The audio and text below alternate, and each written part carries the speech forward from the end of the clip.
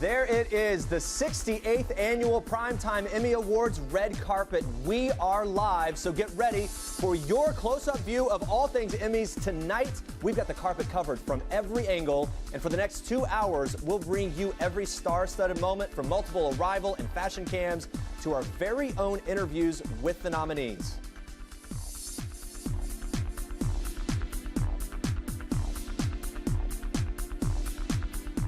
Hey guys, welcome to the show. I'm Jeremy Parsons from People Now Here in our New York studio with the one and only Andrea Belke. Yes, and we're also joined by so much gum. We will never ever be able to eat all of it. Thanks to our sponsor, Trident. Thank you for this. It's going to help us out all night long. We're going to be talking a lot. Right, we're going to have the best breath ever. Well, that's right, and we are not alone. We've got the red carpet covered. People Deputy Editor J.D. Heyman, People and Entertainment Weekly Special Correspondent Alicia Carls, and People staff writer Kara Warner are front and center in Los Angeles to bring you every detail on the ground.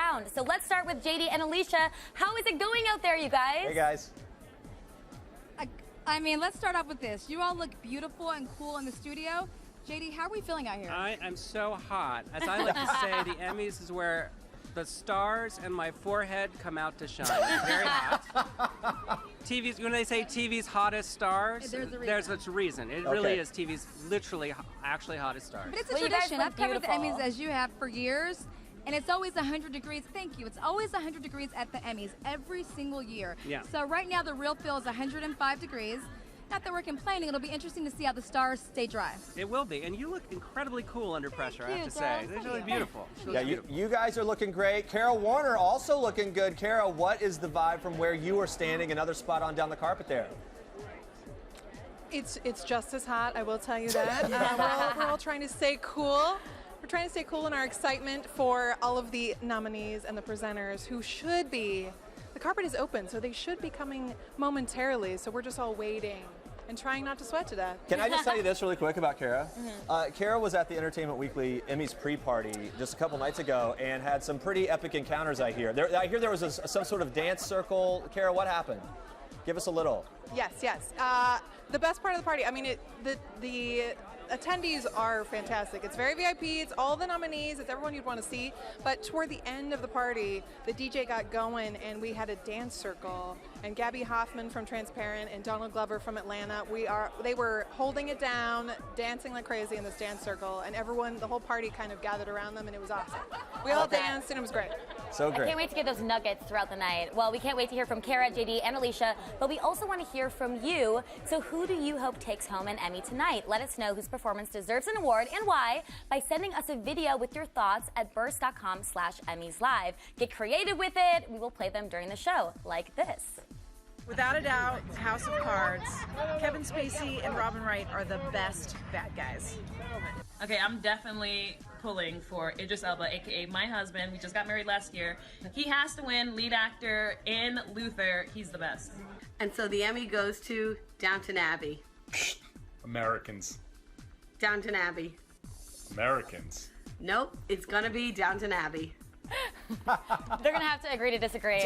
You can also share what's on your mind by using the hashtag EmmysLive all night. And people are already buzzing online. Here's what people are already saying. So we have Jimmy Kimmel. He posted this on Twitter. Last minute Emmys punch up with my best joke writer, which I love. That's adorable. It's his daughter Jane. And then he also posted this. This is what my daughter Jane is wearing to the Emmys. It's pretty adorable. Super cute. And then Felicity Huffman and William H. Macy posted their pre-rituals. William H. Macy, it's going to be crazy to see the transformation of William H. Macy from that video to when he goes down that carpet in a tux or a suit of some sort, you know? Yeah, because everyone likes to show what they're getting ready. Oh, look at that. I think you can hear, wait, I think we can hear what he's saying. Cereal, it's a tradition. You've been partying before? A little bit. They are having fun. They are having fun. fun. Last but not least, Kristen Bell is also getting ready. She says, getting ready for the Emmys, look closely. I have serious doubts that this is actually a lip conditioning sticker my makeup artist applied over my mouth. I'm pretty sure she just wanted me to zip it because she has this thing just taped over her mouth. It's just like a piece of tape. It's just a piece of clear tape over her mouth. It turns out. Yeah. Just kidding. Well, we're excited for them. Yeah, we can't wait to hear from you guys. And of course, we can't kick off a red carpet without talking fashion. Joining us now to do just that is People Style and Beauty Director Andrea Laventhal, along with InStyle's fashion and beauty editor at large, Kalana Barfield Brown. Welcome, guys. So good to have you. Good to be Thanks here. for being here. I'm so excited to break this down. There are some seriously stylish stars on TV right now. Yes. What do you think? I mean, will there be some added pressure for everyone to bring their A game tonight on this red carpet as opposed to maybe previous years? What do you think? There's always pressure to bring It is, isn't it? Every year, Yeah. every year. Yeah. You don't take these things lightly. Every year that it gets more and more like, exciting. And what are you going to wear? So let's break it down, because you two have actually named the best dressed TV characters in your own opinion. So let's start off with this one. Taraji P. Henson, no surprise here, as Cookie Lion on Empire. She is a force to be reckoned with, isn't she? She's so fun. She's honestly the reason why I tune into Empire. I just want to see Cookie Lion in her outrageous fashion. In all her glory. It's everything. It's like the fur, the glasses, the gloves, the boots. It's all there, and it's so entertaining to watch. In some ways, she kind of like, I don't know, just her explosion onto the scene, it sort of brought along with it this whole admiration for her fashion in a whole new way, didn't it? Well, it's well deserved, you Yeah. know? And she told us recently that it's all about the nails. She wears like press-on nails as her character, and when she leaves every day, she leaves them on the table with Cookie's wigs. And she like de-cookifies to Just become like turn it off. Taraji. She like physically Yeah. changes and like Right. leaves it there. And then she comes back, she puts it on, and then Yeah. it's Cookie. Okay, so talking about best dressed on TV, a very different choice. Robin Wright as Claire Underwood, House of Cards. Talk about her. What's going on here? I'll say that for me, Claire is the best dressed person on TV. I love everything about her style. I think she's the chicest lady. Everything just looks tailored. There's this simplicity about it. She's so chic. She feels to me like a very Calvin Klein inspired. Chic and powerful, right? I think That's something chic is the word for her. Yeah. You can picture her with her glass of wine and like shopping on Net-a-Porter, but Right. only buying the really good stuff. Yes. Like I feel like she never makes a bad purchase. She never has Totally. to return. No. Claire And then knows she what she takes, wants. and then she orders everything, and she takes it straight to her tailor, so Yes. it's like fit to perfection. I love that Robin Wright comes with a full scenario. That we just, and I completely believe it. I think that probably actually happened. All right, no one is going to be surprised by your next pick. Kerry Washington as Olivia Pope on Scandal, much deserved. She pretty much came with her own fashion line by the time this whole Right. series kind of rolled out and got the This trend. isn't a new choice, but she has to be on the list because mostly because of the coats. Okay. I mean, Trench outerwear. coats, and I mean, she has collections for the limited. I mean, she is just like the power suit lady. Knows how to rock the maternity too. Yeah, Yeah, she does. I appreciate it. Yeah, right. Okay. Tell us more about Mindy Kaling, all right, on the Mindy Project. You're loving her. Well, Mindy's just fun. Yeah. She just wears bright colors and crazy patterns, and she's like a real shopaholic, which any girl can kind of appreciate. Absolutely, and it's so reflective of her character and her personality. All right, let's talk about Scream Queens. Emma Roberts as Chanel. I mean, she took the spotlight in so many ways. Yeah. Her fashion's right there according to you guys. Tell us what we love about her. Look at this. I mean, I guess it's kind of like what's not to love. It's so over the top. Yeah, right. It's over the top, and to me, it just reminds me of Carrie Bradshaw, Sex and the City. It reminds me of Blake Lively and Gossip Girl. And I just love the designer labels, and I love that every day it's a full look. It's very aspirational. Absolutely. I predict a lot of Chanel's for Halloween this year. Yeah. Okay, you say over the top. That's how I expect my wife to dress every time we go out on a date, right? Just lots of feathers and Totally. Right. Obviously not Pearls true. and lots of Chanel bags. Yeah. Okay, as the carpet fills up, we're all wondering what everyone will be wearing except the guys. Does anyone even really care what the guys wear? I mean, is it just like, guys, throw on your suit, throw on your tux? Yeah, throw on Yeah. a Good nice to suit, go. look tailored, and yeah, we won't slam you. Are you looking for anything particular when it comes to the dudes? Just like them to look like Just put together? Like clean Tailored. and nice. like and- it fits. Yeah. Okay. Yeah. That's an easy standard. Yeah. You would Like be you. Like what you have on. Okay. All right, that's okay. I was trying to get that out. You were fishy. So you two dug through the fashion archives to play stylists. Let's talk about the gowns that you wish would walk the red carpet tonight after walking down the runway. Turns out you both love the black Brandon Maxwell dresses. Let's talk about these. Well, Brandon Maxwell is a hot new designer. He is Lady Gaga's stylist and started designing a line that's really popular with celebs. And look at the tailoring. Look at the Yeah. silhouettes on I mean, they're so beautiful and elegant and sexy. And interesting. You know, they have interesting shapes. They're black, so they're obviously classic, but they have these interesting shapes and cutouts, so that gives some interest. All right, now you also, Andrew, you picked this red Christian Siriano number. It's red on a carpet and in a dress. Is it too much red? Are we worried about that at all? What's your Not thought? worried. So red on a carpet, red on a dress always stands out. And this is like an orangey red. Yeah. Christian Siriano is really like having a moment because he's now known for really dressing, sort of being very democratic about who he dresses. He's not a snob. All right. And we love that. So I thought this one was really cool. It's like a little cape, shows some arms. Okay. Well, you like that one too? I do. You got I the love red it. lips, you got the red dress. I'm all about some color. Okay, all right. How about this sparkly Alexander Wang dress? Let's take a look at what we have here. What do we feel? What do we think? Why do we love it? Well, somebody always wears a different hemline. So I was thinking maybe for an unexpected hemline this year, it's not quite a midi, not quite a full-length dress. It sort of hits at the ankle. This is for somebody who likes to take a little bit of a fashion risk. Trying to see what's going on with those shoes. I would not recommend wearing these shoes. That was kind of a That's weird... a runway moment. Okay, keep it on the runway. moment. Kalana, on the softer side, this J. Mendel dress, it topped your list. Yeah, I just love the color choice. I think it's very soft and elegant. The pleating in this dress is really gorgeous. It's J. Mendel. I could see this on someone like Amelia Clark. She has this amazing new blonde hair and this short haircut that could just kind of it could just play off of the elegant design. Yeah. The edge of your hair. Andrew, are you a fan? Yeah. Lana has really good taste. You both also chose Marchesa, kind of a floral thing. We've seen solid so far on what we've been talking about, but this sort of a floral look here. Look at that. Well, Marchesa this just hit the runway last week, and these are dresses that are made for big awards shows. This is like a stunner. I don't know who could pull it off, but I think somebody can. Somebody can pull it off. Who could? I Who can, could but somebody with Alana, the who could pull flowers. it off? Let's. Well, I like that it's short, so I feel like someone like Emma Roberts could even wear good something call. like that. Yeah. All right. Now, Kalana, really can't go wrong with classic black and gold, can you? No, not at all. And I could see this dress on someone like Tracee Ellis Ross. It's sexy because there's this sheer overlay. So underneath it, there's a little situation going on. You wear some, black undergarments. But it's not too revealing. But I love that the top of it really shows off the arms. It crosses in the front. I just think it's really pretty and elegant, but it's also interesting. That sort of see-through sheer thing. The design having on a that moment. could change. It's having a moment, It's having right? a That moment. that could look really Yeah. nice on the red carpet Yeah. for this. All right, Andrea and Kalana, thank you so much for stopping by. Always good to you. get your advice and your take on everything. And we'll check back with you guys a little later to go over all of the best and worst looks of the night right after they happen. Okay?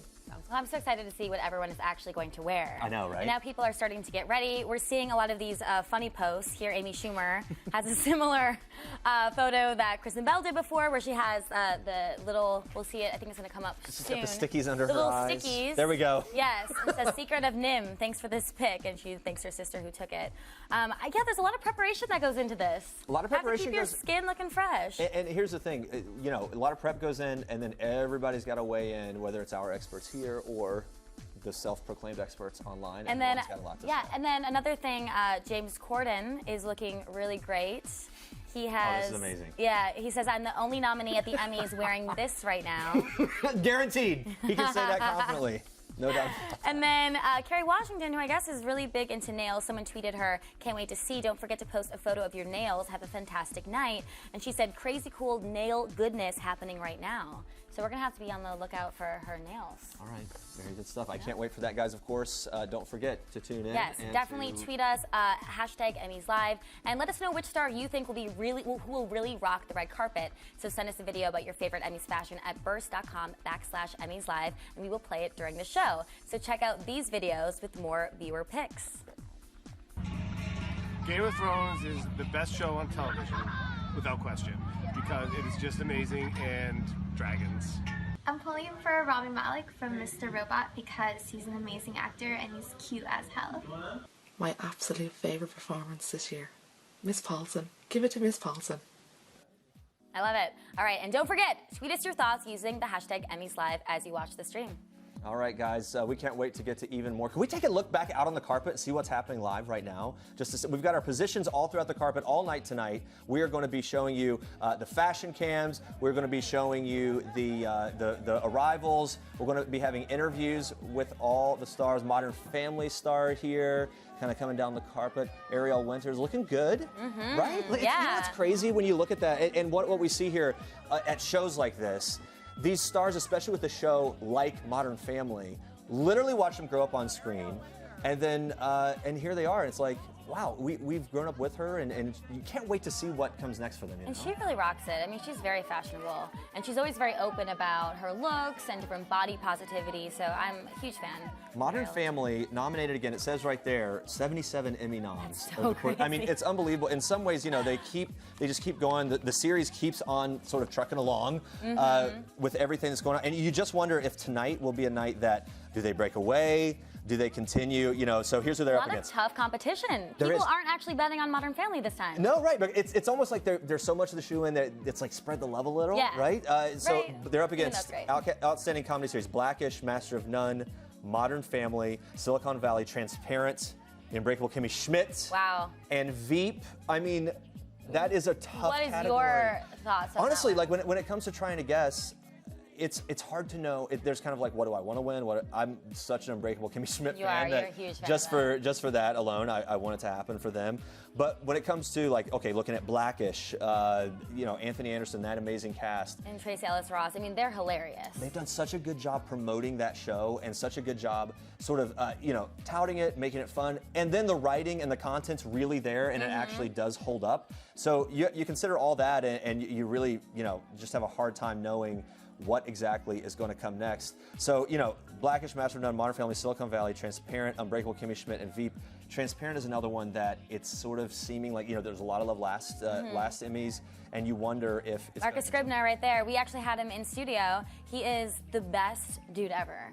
He came in with his dad. He plays the son with Tracee Ellis Ross and Anthony Anderson, and it was kind of asking him about what it's like working with them, and he said that they're just amazing. And they'll text him advice. You know, he's very young. It's so cool when they come in studio. We hear those personal stories. And look, J.D. Heyman, take it away. Who do we have here? A lovely Ray Seahorn from Better Call Saul. One of the scariest, coolest, funniest shows on television. Thanks, I like that description. And extremely cool under pressure, as you can see. Not a bead of sweat on this lovely person. This is varnish. It's varnish that seals in sweat. Is this one of the tricks of acting, just being able to stay cool? No, I'm actually like sweating profusely. We're just pretending it's not happening. Really? Yeah. Well, another Emmy should go out just for this. For this. Perspiring Emmy. I would probably win that. Well, let me ask you a question. On the cast of Better Call Saul, is there anybody who makes you smile, makes you laugh? Is there somebody who cracks you up? It's pretty intense, a lot of it. It is, but it's great. We actually have a lot of gifted comedians and comedic character actors. Bob Odenkirk, obviously, and Michael McKean, comedy legends. Jonathan Banks is a very funny kind of cut up guy to hang out with offset in a way that I think most people would not imagine. Vince Gilligan is very witty. Peter Gould is very witty. We have a lot of because really Jonathan Banks is kind of scary looking. I know, and then he's one of the nicest guys you can meet. He'll be down here in a second. Oh, he'll be down here. Yeah. If I have anything to say about it. He's super dry though. So it's a dry-witted set. We could use a little dry wit around here. It is. It's good. It's good. And Patrick Fabian and Michael Mandel are also just lovely. We all hike together and hang out. It's pretty cheesy. It's good. That's wonderful. Like a family, as they say in TV land. It is. Well, you know, we shoot in Albuquerque, and we'll be there for 5 months shooting season 3. And you get close. It's good that we all hang out and get along. Well, now, before I let you go, who are you wearing tonight? This is beautiful. Thank you. This is Jay Mendel, and I love it. I'm very, very lucky to be wearing it. And beautiful Martin Katz jewelry. Wonderful. Thank Wonderful. you so much. Anybody you're most looking forward to see tonight, besides outside of your cast? Outside of my cast, Judith Light was a big one for me. I'm obsessed with her. But also Rob Delaney and Sharon Horgan from Catastrophe. That's just one of my favorite shows. Met them the other night, and I really hope I see them again because I need to make up for. I was kind of a spaz the other night, so I'm going to try to do a second take on it tonight. You freaked out a little bit. I did. I fanned out a little bit. Little fan I moment. did. Margot Martindale too. I'm not even sure I used a verb in a subject with her. If I saw Margot Martindale right now, I might have a freak out. No, too. I just was like, and she was very polite and then walked away. I'm sure she was very pleased. She got it. She got it. She was like, totally that's so got it. sweet. Yeah, thank you. Well, when you see her down the red carpet, you're not going to do that. You're going to be cool. Not probably. Probably not. Probably not. Probably not. It's just so exciting to see all these people. I watch so much TV. I don't even pretend that I don't watch TV. I think I watch a ton, and I love it. There's so much great television on, which is another reason why our entire cast is thrilled, and Vince Gilligan and Peter Gould just thrilled to be nominated for Best Drama Series, because it's in a sea of amazing television. To be singled out that way is lovely. Wonderful. Well, Ray, part of the brilliant renaissance in television. Thanks. Mr. Gilligan, a genius. Yes. Congratulations on all your success. Thanks for so stopping much. by. Thank you. Nice to meet you. Nice meeting you. Take All care. right, try to stay cool. I want to say, sweat beads. Just got a little sweat. Thank you, JD. So great to hear from her. Man, Better Call Saul, such a great show. Oh, yes. It came out of the gate after the whole, Breaking Bad phenomenon, and was it going to hold up? Wasn't it? It doesn't disappoint. It doesn't disappoint. All right, guys, let's move on here. Whether you're a total television buff or complete pop culture junkie, you're bound to learn something about tonight's awards from People Executive Editor Kate Coyne and People Senior Editor Charlotte Triggs, who are here now to break down everything you really need to know about this year's Emmys. Hello, ladies. Hey. Good to have you here. Yeah. Are you excited? Well, look, we don't have enough for you guys. We'll cheers on your behalf. How about that? This is the weirdest thing ever. We got to get some more in here. That's great. Welcome to set. It's so good to see you. Kate, let's set the scene here for the race this year.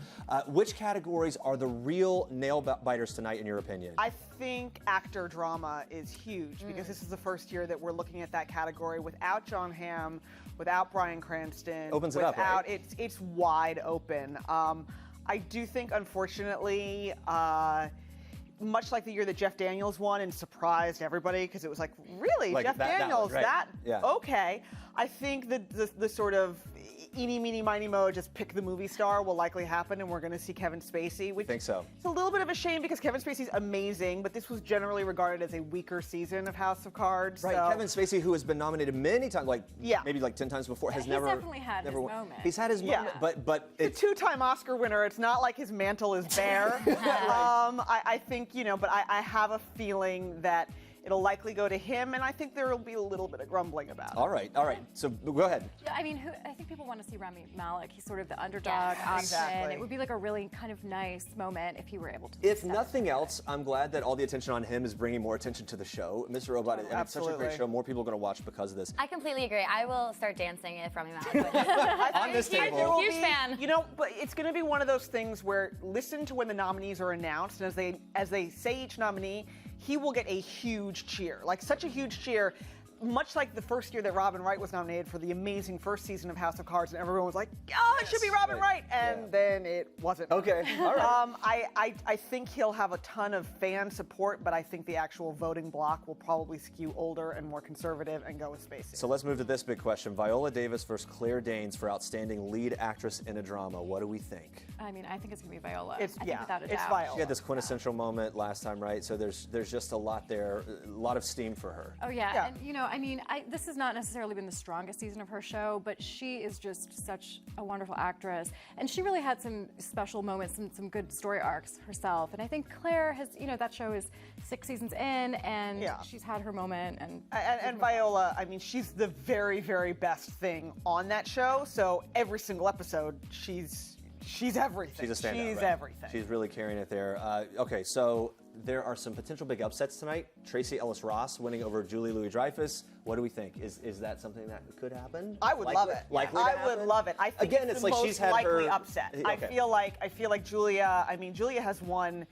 Emmys for 3 different shows now. She's won for Seinfeld. She won for New Adventures of Old Christine. She's won for Veep. The Emmy love has been spread so far and wide for her, and I think that there is a lot of heat on Tracy Ellis Ross right now. There's a ton of momentum for her. People love her just personally as a person. They adore who she is.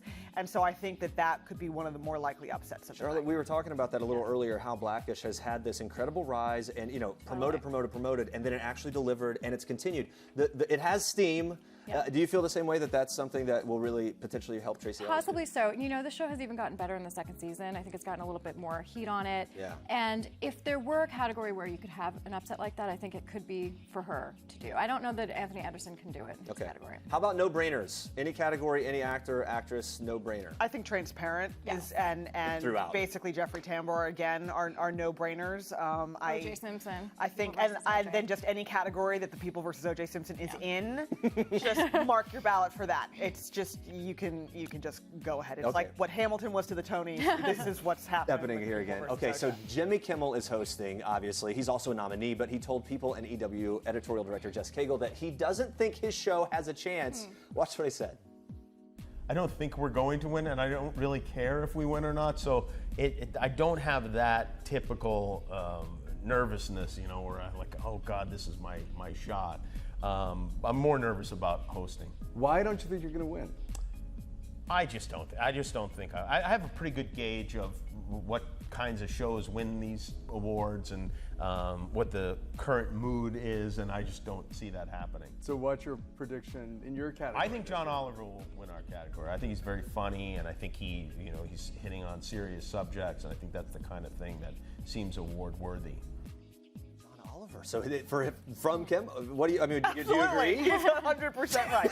He is 100% right. This is John Oliver's year. He has, more than anyone else, really inherited the mantle from Jon Stewart. I wish I could say it was Samantha Bee, because I personally think that that's who's really inherited that mantle, but I adore John Oliver. He's come out really strong, speaking to some social issues, political issues, all things, and he's able to do it in a way that is funny, it's entertaining, it's super informative. You're right, it's taking. If he has any strike against him, it's that he's a once weekly show, and so he's going up against programs that go on 5 nights a week, and so there may be some grumbling amongst members of the Academy, the voters, that could maybe hurt him, but I think it's his to lose. And if ever there were a year for serious subject matter to kind of resonate more, I think that this is it with this crazy election.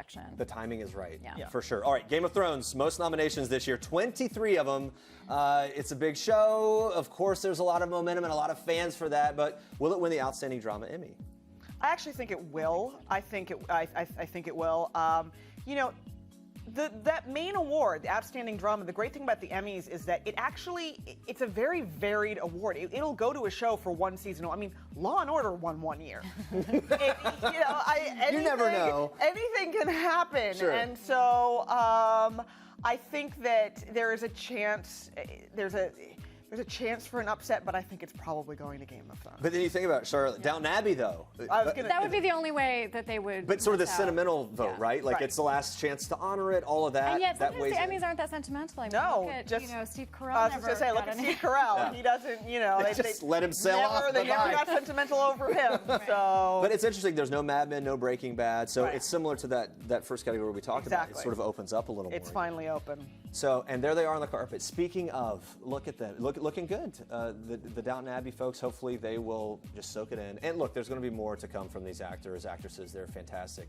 It's also the last year possible for The Good Wife, but the show basically got shut out. Charlotte, do you think the cast will even show up tonight? What's the I wouldn't necessarily be expecting them, actually. Really? I'd be a little bit surprised. I think maybe you'll see, ironically, somebody who wasn't even on the show towards the end, Archie Punjabi, because she has new projects to promote. Okay. So I think, she's got Blind Spot now and in a recurring role. I think you may see her, but I and also fielding all the questions for anyone that has any question about right, Good Wife. Exactly. And Christine Baranski, I could see Christine Baranski showing up because she's on the Good Wife spinoff, which is just launching in February now.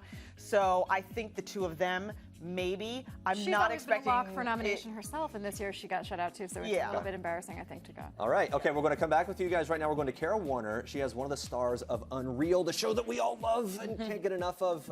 Kara, how's it going out there? Let's take a look. Character on Unreal, just to keep it in the family since I'll already be there. What would you love most about playing that character? Being such a hard ass and not being so vulnerable all the time. We like to see all of those sides in those ladies. All my shades, yes. Great, well thank you so much. Thank you so much, I appreciate it.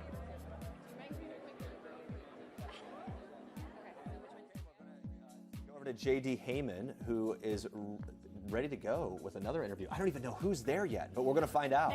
we don't even know, but let's see who's there with J.D. There we go. J.D. and Alicia. All right. Oh, shit. Hello. Hey. We're here with the intro. Well, we're here with the wonderful stars. You don't have to fight over it. Oh, no. Okay. We work Alicia, together. This is Catherine Hahn and then JD. And Jay Duplass. They're from Transparent, which you may have seen on your television set.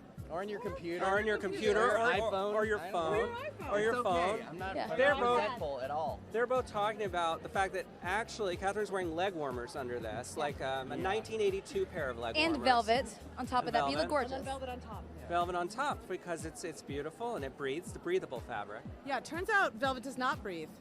But it's not Little fashion headline for us. So last time I interviewed, oh no, go ahead. Last time I interviewed you, we were talking about your kids helping you get ready, et cetera, et cetera. Who picked your outfit this time? Did the kiddies help you? my daughter helped me pick out my earrings, and she was like, she liked them all, so she had me pick like just. I'm wearing them all basically. I'm wearing like it. every Oh, you choice. you just went with We're wearing everything. literally one of each. Oh, good. Because we couldn't decide. Yeah, thanks. Good stuff. Well, that's amazing. All right, now who outside? Well, no, it is truly amazing. It is truly amazing. amazing. We've been Listen, talking about her earrings all I morning, mean, it's like, guys. it is, if you stop and think about it, listen. It's a little stuff. If you think about anything for just long enough, That's it's gonna right. blow your mind. Just like we're blue here eyes. on Really? planet Earth. number one. My daughter blue picked them eyes. out. I have one blue in and one green. love it. No, it's blue. No, these are my actual eyes. But let's not talk about me because no one, let's face it, really cares. But I do. transparent, amazing show, hilarious show filled with funny, brilliant people. Who do you not really like on the set? I hate everybody. Yeah. I He does. mean, He hates everybody. everybody's a bad actor. Yes. Nobody's nice. We're not doing anything important, and we're not shooting in our neighborhood. So it's a real pain in the butt to do this show, and it's a bummer. A lot of people don't realize that Transparent is actually shot in Saskatoon, Yes, it Canada, is. because it's cheaper there. That's true. It's true. Saskatoon. Yeah, it looks hot outside, but it's actually freezing cold. But they make us wear shorts, and that's how we do it. Yeah, we, a wise woman once said to me that acting is 90% pretending that it's a different weather outside, and we just like to Yes. So right now we're acting like it's frigid. Hold on, let me take that note. Well, I gotta say something. You can't take that. Don't do it. Then you're gonna owe me $15. Okay. Because it's all right. trademark. Well, I don't have $15. Okay, I just want to, because I knew you don't didn't have have cash on. $15. Where would you put it in the suit? I don't know. We don't So get paid. streaming TV or streaming shows have changed the game. It was only in 2013 where streaming got their first Emmy nomination. Yeah. Now here we are. What are you most proud of having accomplished with Transparent and just what it means to be on a show that's not traditionally on TV in that sense?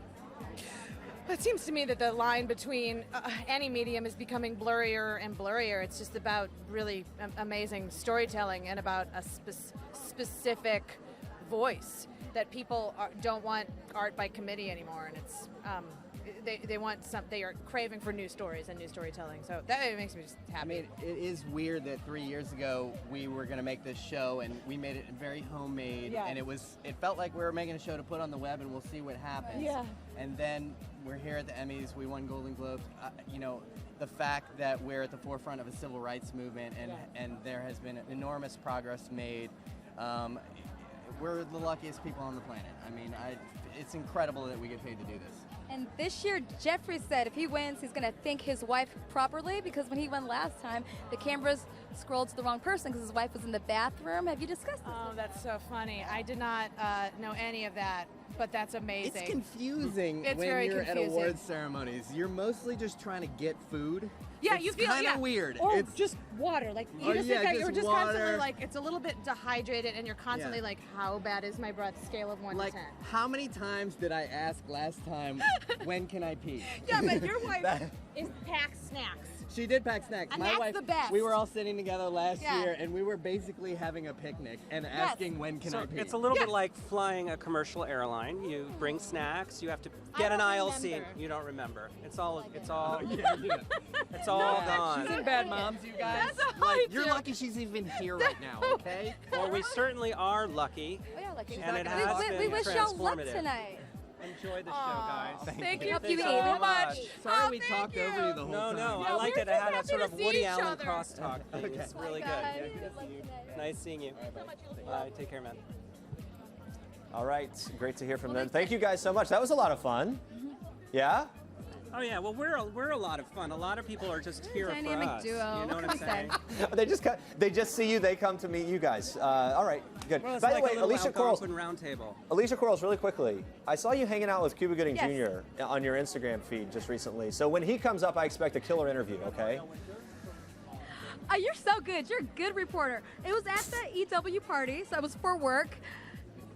I will tell you the full story when he comes up. Okay, see, the little tease. We can't wait. In the meantime, they may be a couple later. We don't know. We'll see what happens, but let's talk couples here. We're back in studio here. And by the way, all things have been corrected. Take it out to the wide. We finally got, can we properly do this now? We finally got the, Lena, Andrea, get in on this. Come on. Right. We didn't do it at the top. We're going to do it now. Just wouldn't be the Emmys without just a little bit of that. No problem. No actual drinking on air.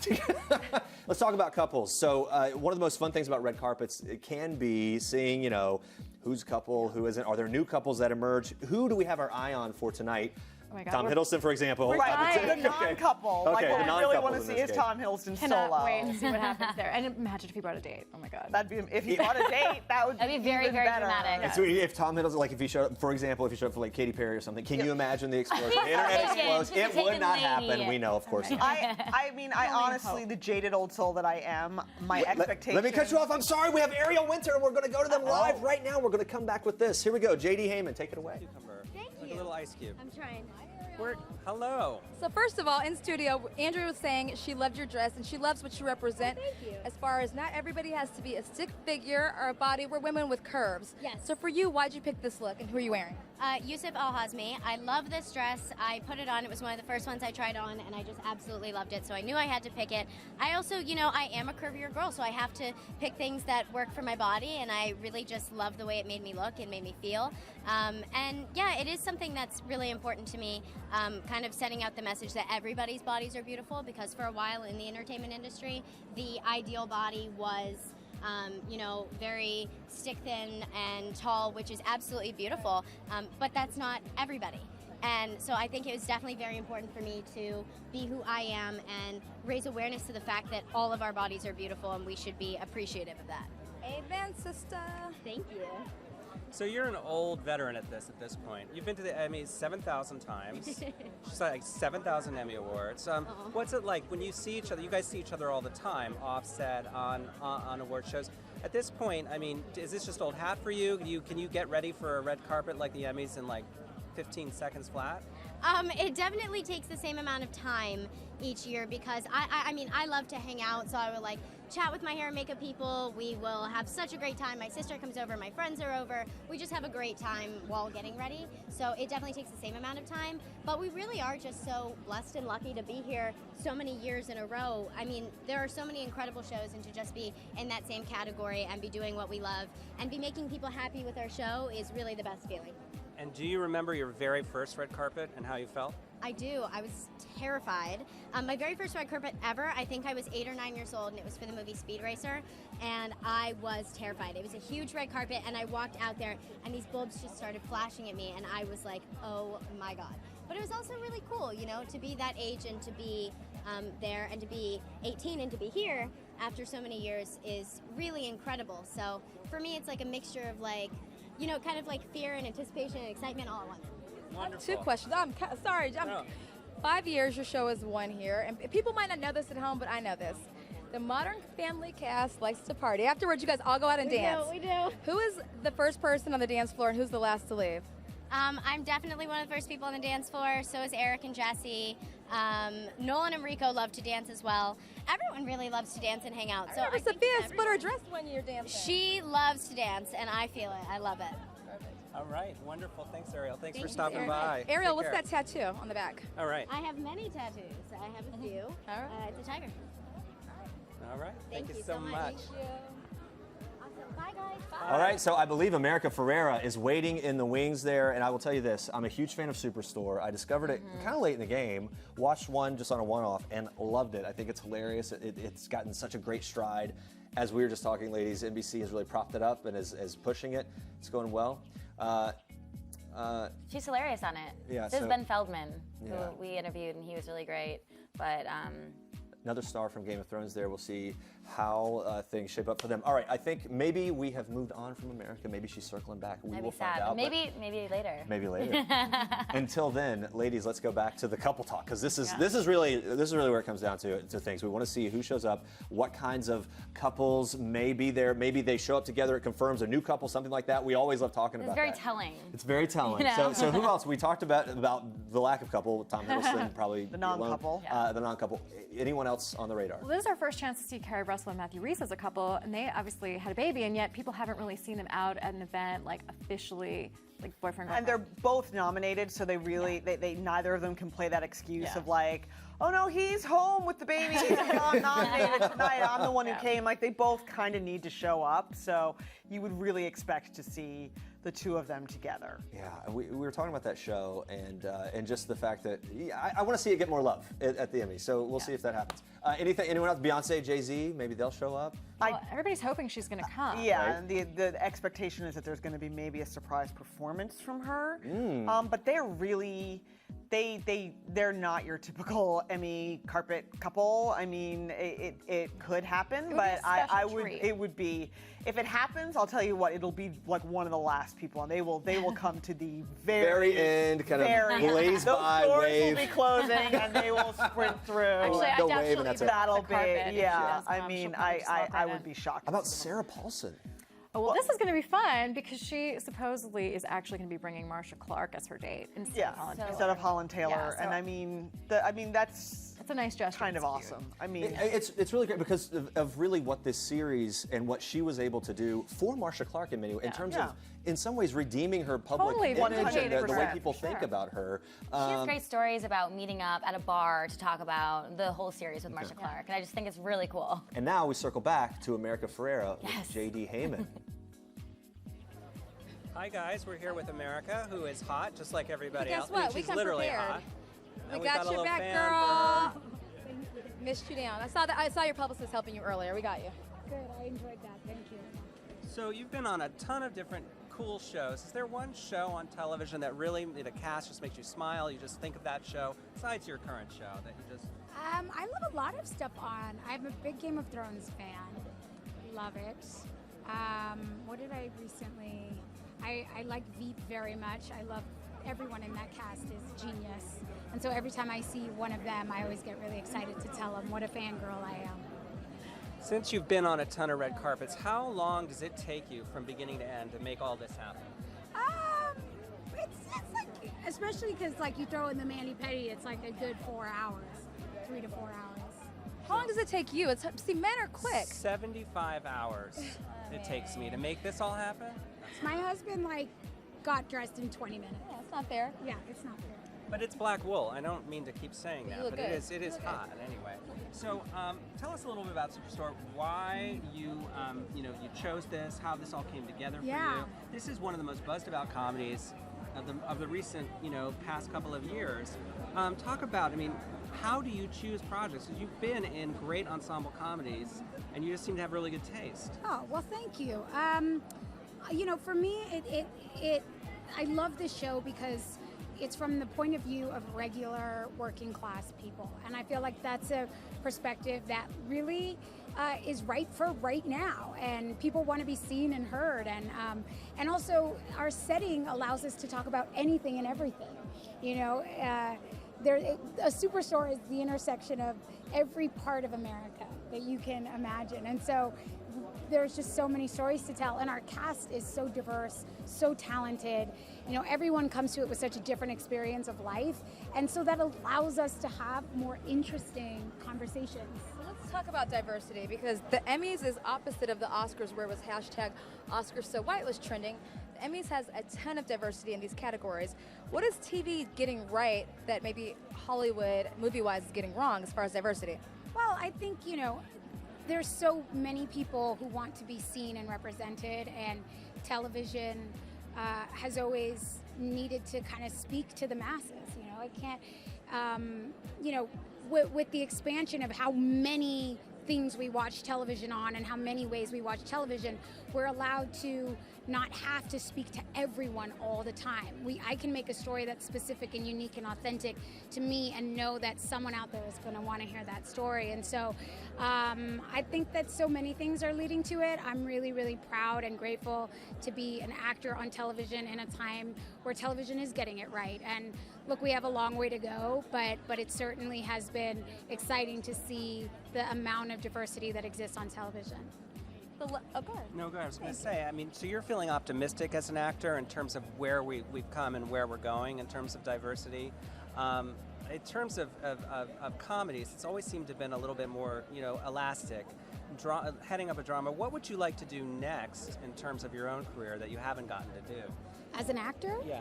Well, I don't know. I'm not really thinking about that. I'm on a show that I love right now, and that's what I'm focused on. But, as a producer, I've been developing TV shows and with writers and trying to create TV shows that also are in that vein, new angles and ways about telling more stories told by people from those authentic experiences. And so every day I'm working on trying to create ways for those voices to be heard and those new stories to come through.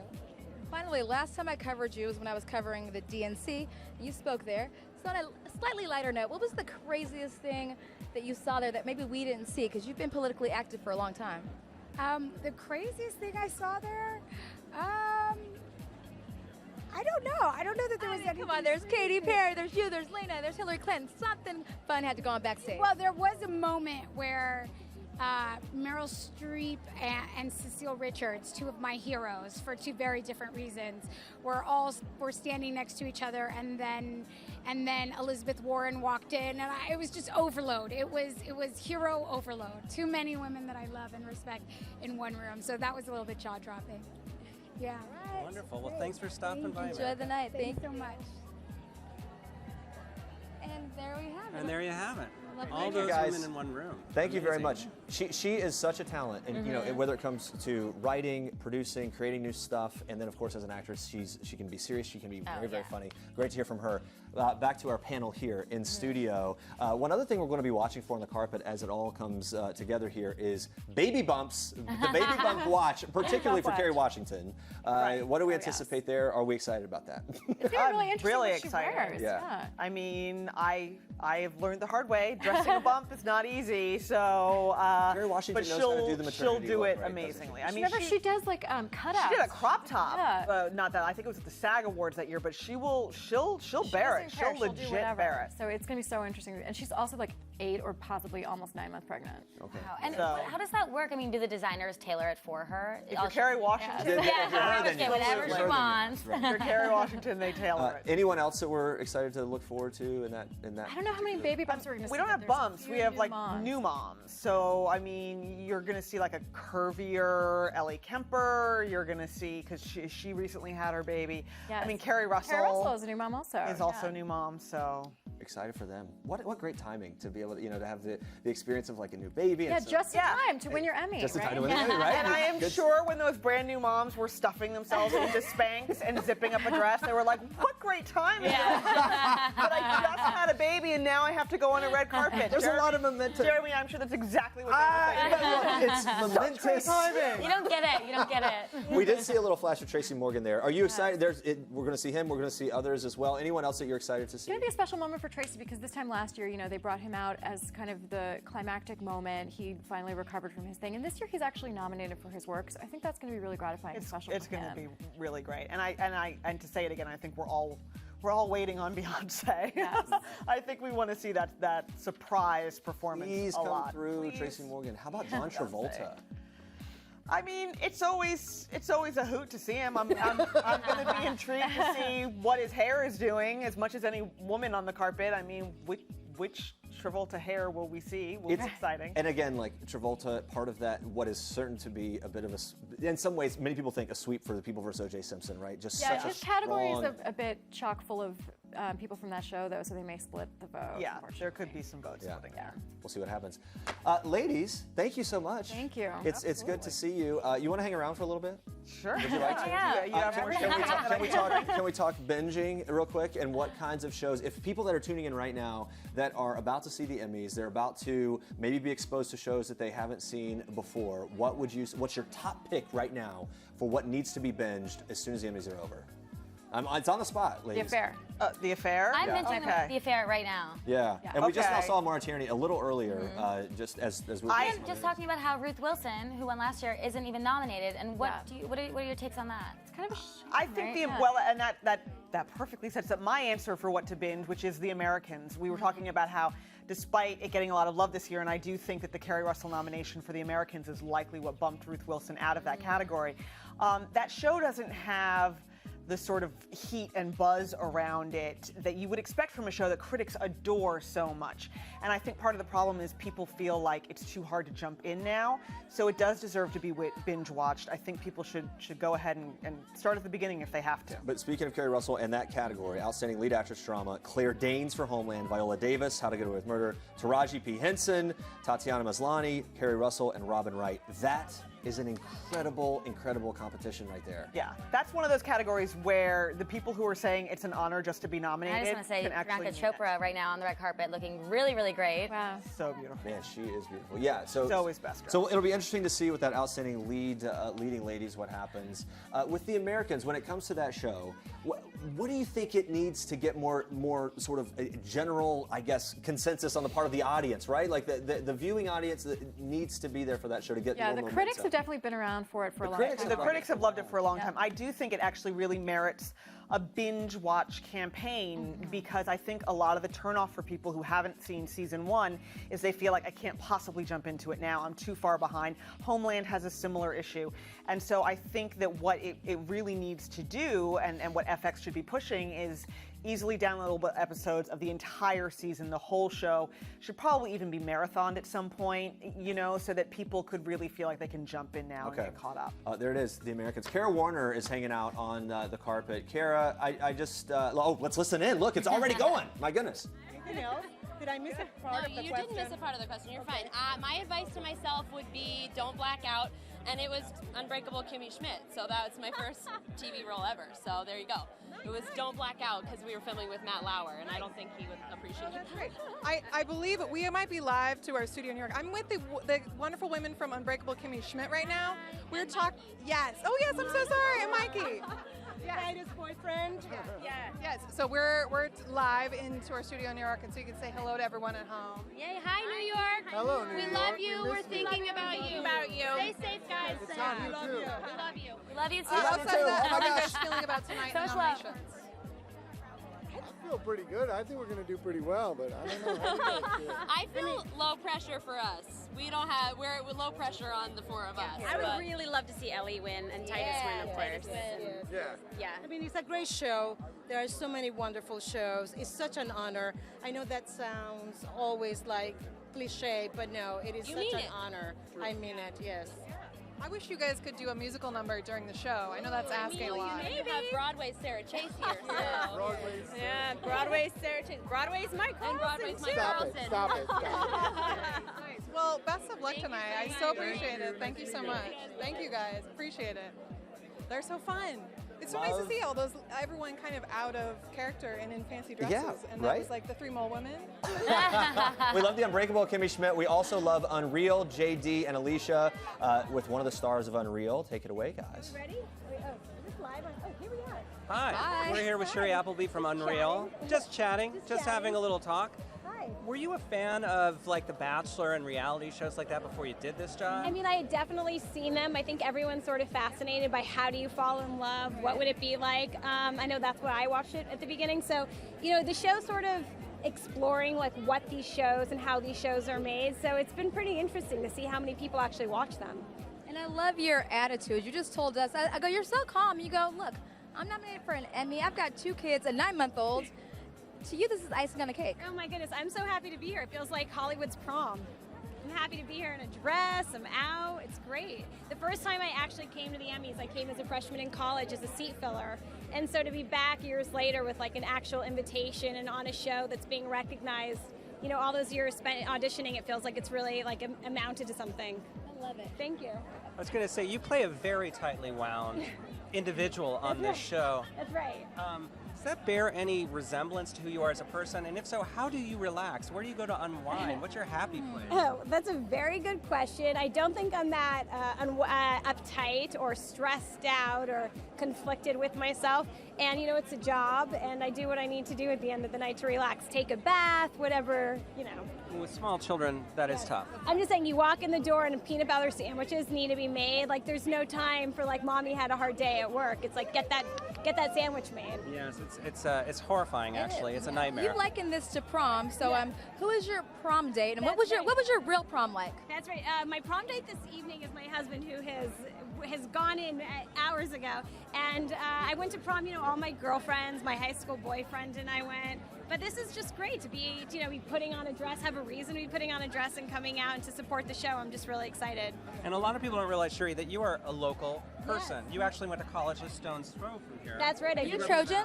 I went to USC. Yay. I did. I went to USC. I was a Pi Phi at USC. I grew up in Calabasas. I went through the public school system. I actually grew up in LA, and I think it's a wonderful place to live. And a great place to work when the work is here, actually. We shoot our show in Vancouver, so I couldn't agree more. Yeah, well, it's nice to have you back here, south of the border. Thank you so much. Thank you so much for having me. All I right, appreciate thank it. you. Have fun. Thank you. Enjoy You too. prom. Thank you. Thank you. Blaine? All right, thank you guys so much. Kate and Charlotte, thank you so much as well for being here. Thank you for your insights. Thank you. And of course, we can catch all the reporting throughout the night on people.com. And ladies, I mean, you got to part ways with some try You gotta take a go. Hello.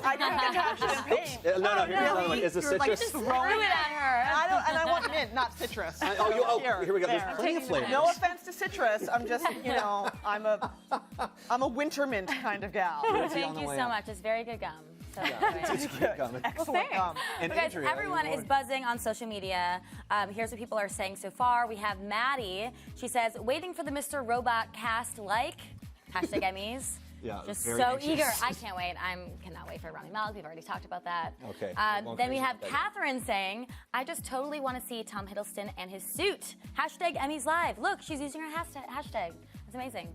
And then we have Jasmine saying, also, The People versus OJ better win everything it's nominated for. I think a lot of people agree. We all love Sarah Paulson. I feel that it will. And then Van Dominic says, tonight I'm rooting for Blackish across the board.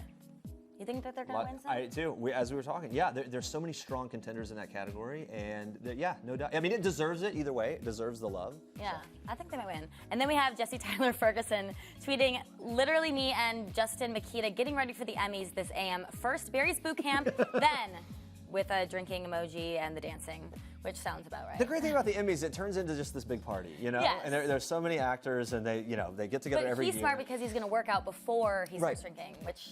Another thing we were talking about when it comes to a lot of these casts as repeat, appearances at the Emmys, they get to know each other, they get to know this routine, and then I feel like it gets more and more fun for them as they see each other again and again. I'd be curious to know which cast party the hardest or have the most unique kind of party.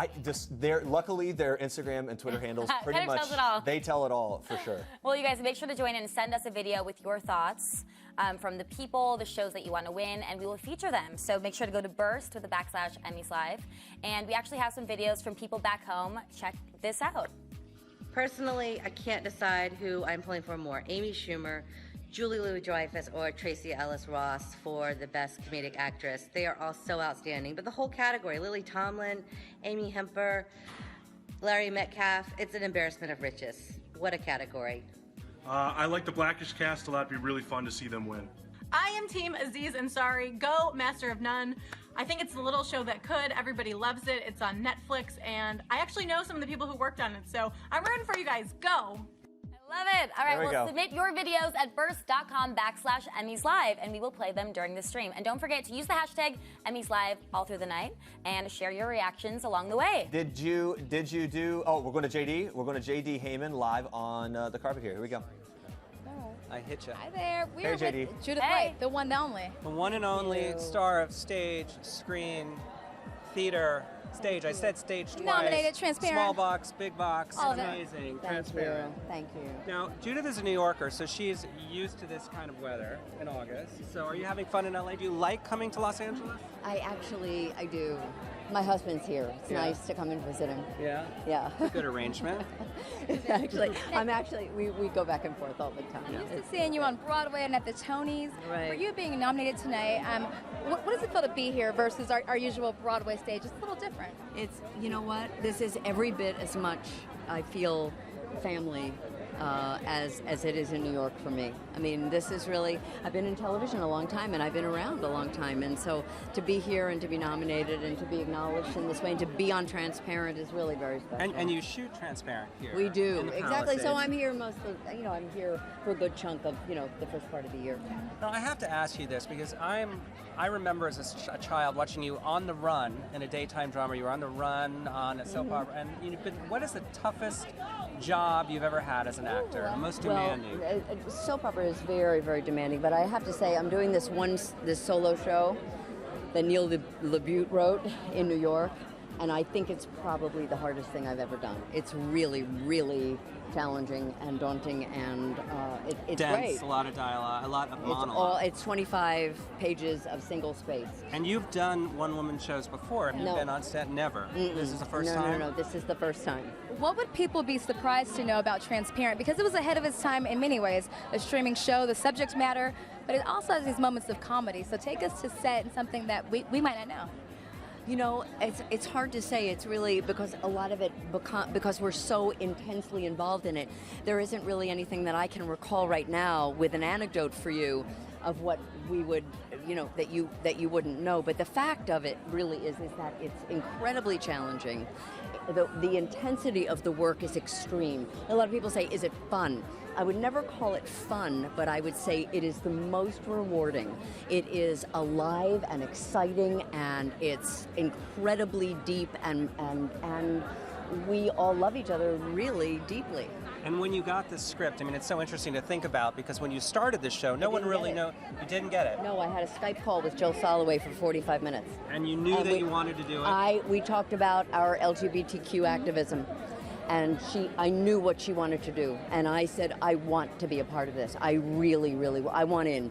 And Jeffrey Tambor and I have been friends for many, many years, and I just wanted to work with him again. And I just hope that she would. It's like, please pick me. And you've been part of something that's really changed the culture. I mean, it's almost unimaginable how much the culture has changed since the show started. It is remarkable, and I mean, it was out there. And as Jeffrey says, we were part of the arrow that got shot into the zeitgeist. And now it really is dynamically changing the world. Tonight is obviously about the work, but it's also about the fashion. It is fun to get dressed up and celebrate it. I don't think it's vapid, so I think you look great. I want to know what you're wearing. I'm wearing Alexandra Vidal. She's a wonderful New York designer and European designer also, and she's really a very, very special person. I'm wearing Verdura jewelry, and I have the most beautiful, Johnny, the purse. Is that the hubby?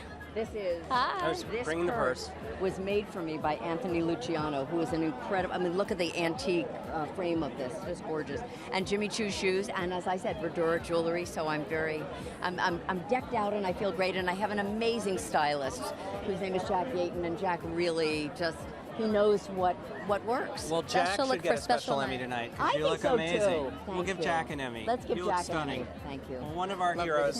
Judith, thanks for coming by. Enjoy tonight. I'll see you in New York. Thanks. We have swapped everyone out. Here we go. We have Essence Entertainment Director Corey Murray, Entertainment Weekly Senior Correspondent Nina Torero, and Wiki. It's a Wiki. It's a Wiki. There's a record scratch in the beginning. Every time you're introduced. It freeze frames on me. Record scratch. Wiki. That's how Host it of works. Entertainment Weekly, the show on the People Entertainment Weekly Network. Good to have you guys all here with us. Thanks for having us.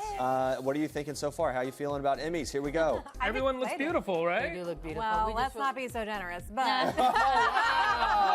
seen some looks that Record was scratch like, again. Corey, what were you going to say? I was just watching Angela Bassett on the cam, and I'm like, oh my God. She's like 1,000 years old and looks like she's 3. That was a compliment. I know that was a She looks compliment, but gorgeous. if you met Angela Bassett in person, She's gonna would you say, cut me. girl, She's you are gonna cut 1,000 me. years old. 1,000 years old. But I have to say, to your point, she's wearing chartreuse, which is a really hard color to pull off, and she looks gorgeous. She did. I think that's what she really meant to say. And- That's what I really meant to say. Ricky Wiki, you were even pumped about Angela Bassett as well. I mean, Courtney B. Vance and Angela Bassett, I mean Ryan Murphy's new crew from The People vs. O.J. Simpson and American Horror Story. Is People vs. O.J. is that your go-to? That is maybe not my go-to, but it's an incredible show. That first season was unbelievable. It was incredible. It was. Guys, we're going to Rico Rodriguez with JD and Alicia. What's up, guys? What's up? Is that I'm here with Manny from Modern Family. We're just hanging out. Just hanging out, just having a good time. I mean, I love your energy. I feel like you're at like high school prom right now. You're so relaxed. Well, thank you. Thank you. I've never been to high school prom yet, but thank you. That's amazing to me. Okay, so how many Emmys have you been to, but you haven't been to prom? This is my 7th Emmys. It's mind-blowing to say that, really, but it's an honor. Modern Family has won the last 5 years for Best Comedy. At this point, do you just say, I think we got this in the bag, or do you get nervous? Oh, of course not. I mean, every show deserves to win, and just to be here, really, to be nominated is a real win, because it shows that, your hard work pays off, and it, makes you go, okay, next week, when I go back to work, I'm gonna really work hard. I'm really gonna do it. So your show makes a lot of us smile. What show makes you smile? Ooh, I love Unbreakable Kimmy Schmidt, Marvel's Agents of S.H.I.E.L.D., I love those. I mean, I have so many shows in my mind that I'll take up way too much of you guys' time. I just interviewed Ariel earlier from your show, and I've been covering this for a long time, so I've watched you all grow up. It's interesting to me that you say you didn't go to prom. Do you feel like you've missed anything for the career? Because this is phenomenal, but there's other experiences. Well, as an actor, I feel like I'll be able to attend high school prom for a few years to come, so I'm not too worried.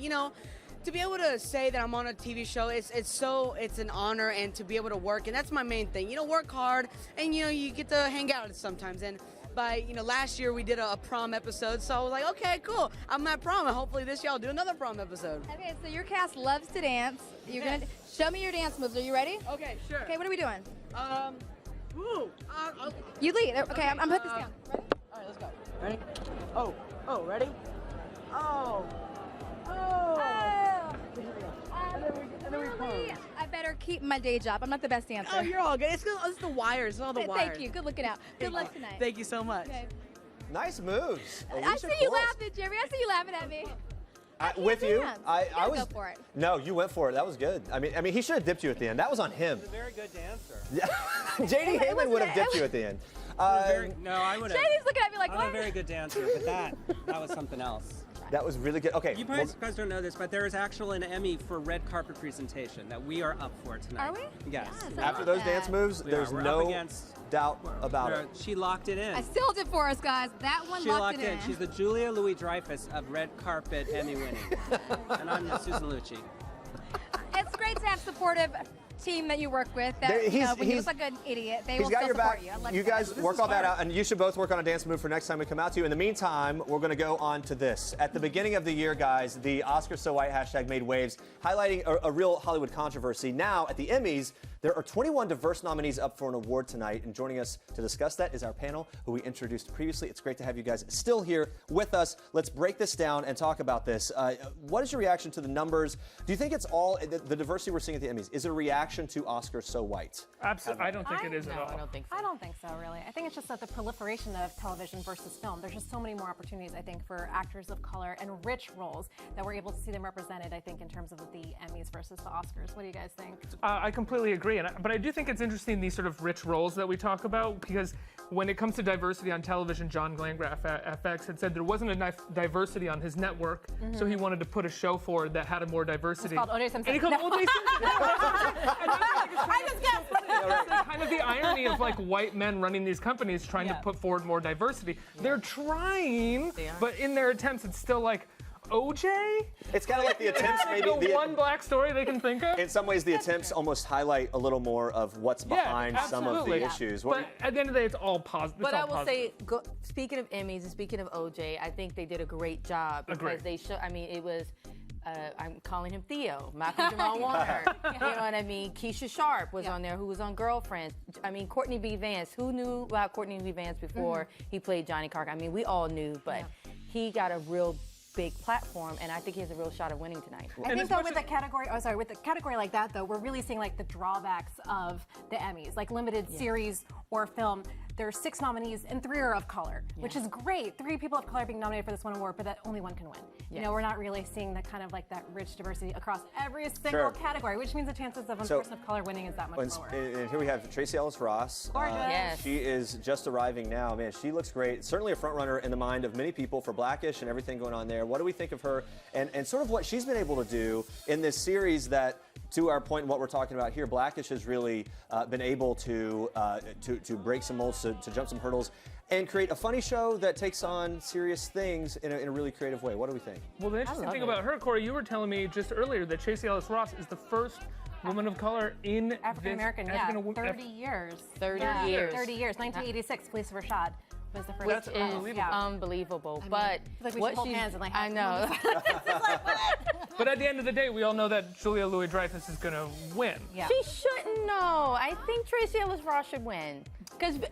And only because Julia has her Emmys. How many Emmys does Julia have? Probably too many. A ton, right? Like a ton. And there's that issue of like spread the wealth or whatever. Anthony Anderson there we see. Anthony Anderson, we've been talking about this all night, has done such a great job really getting behind the show. He's used all of his power, like every chip he had to sort of cash in Hollywood, whether it be through PR or executives or whatever. It seems that he's done it in such a gracious way. He entertains us the whole time, and Blackish is doing well. It's all paying off for him now. What do you think about his chances tonight?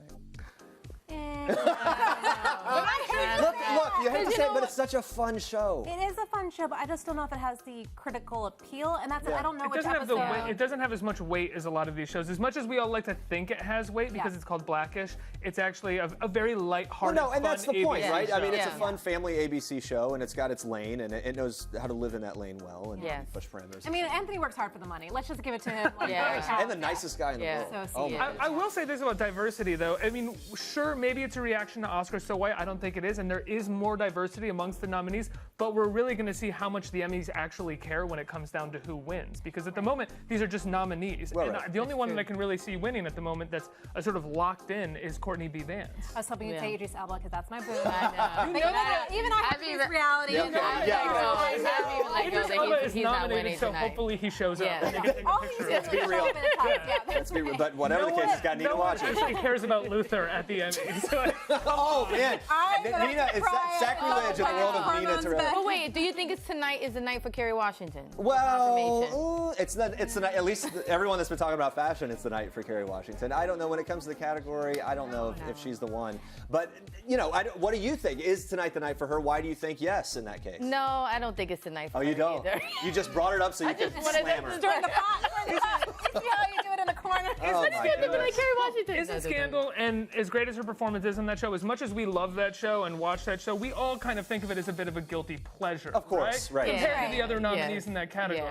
Yeah. All right, Regina King, American Crime, go. Love it. She's so solid. She's a heavyweight. I love She's it. been working slowly and steadily. I mean, this could be her year. Who knows? But I also equally like Lily Taylor, though.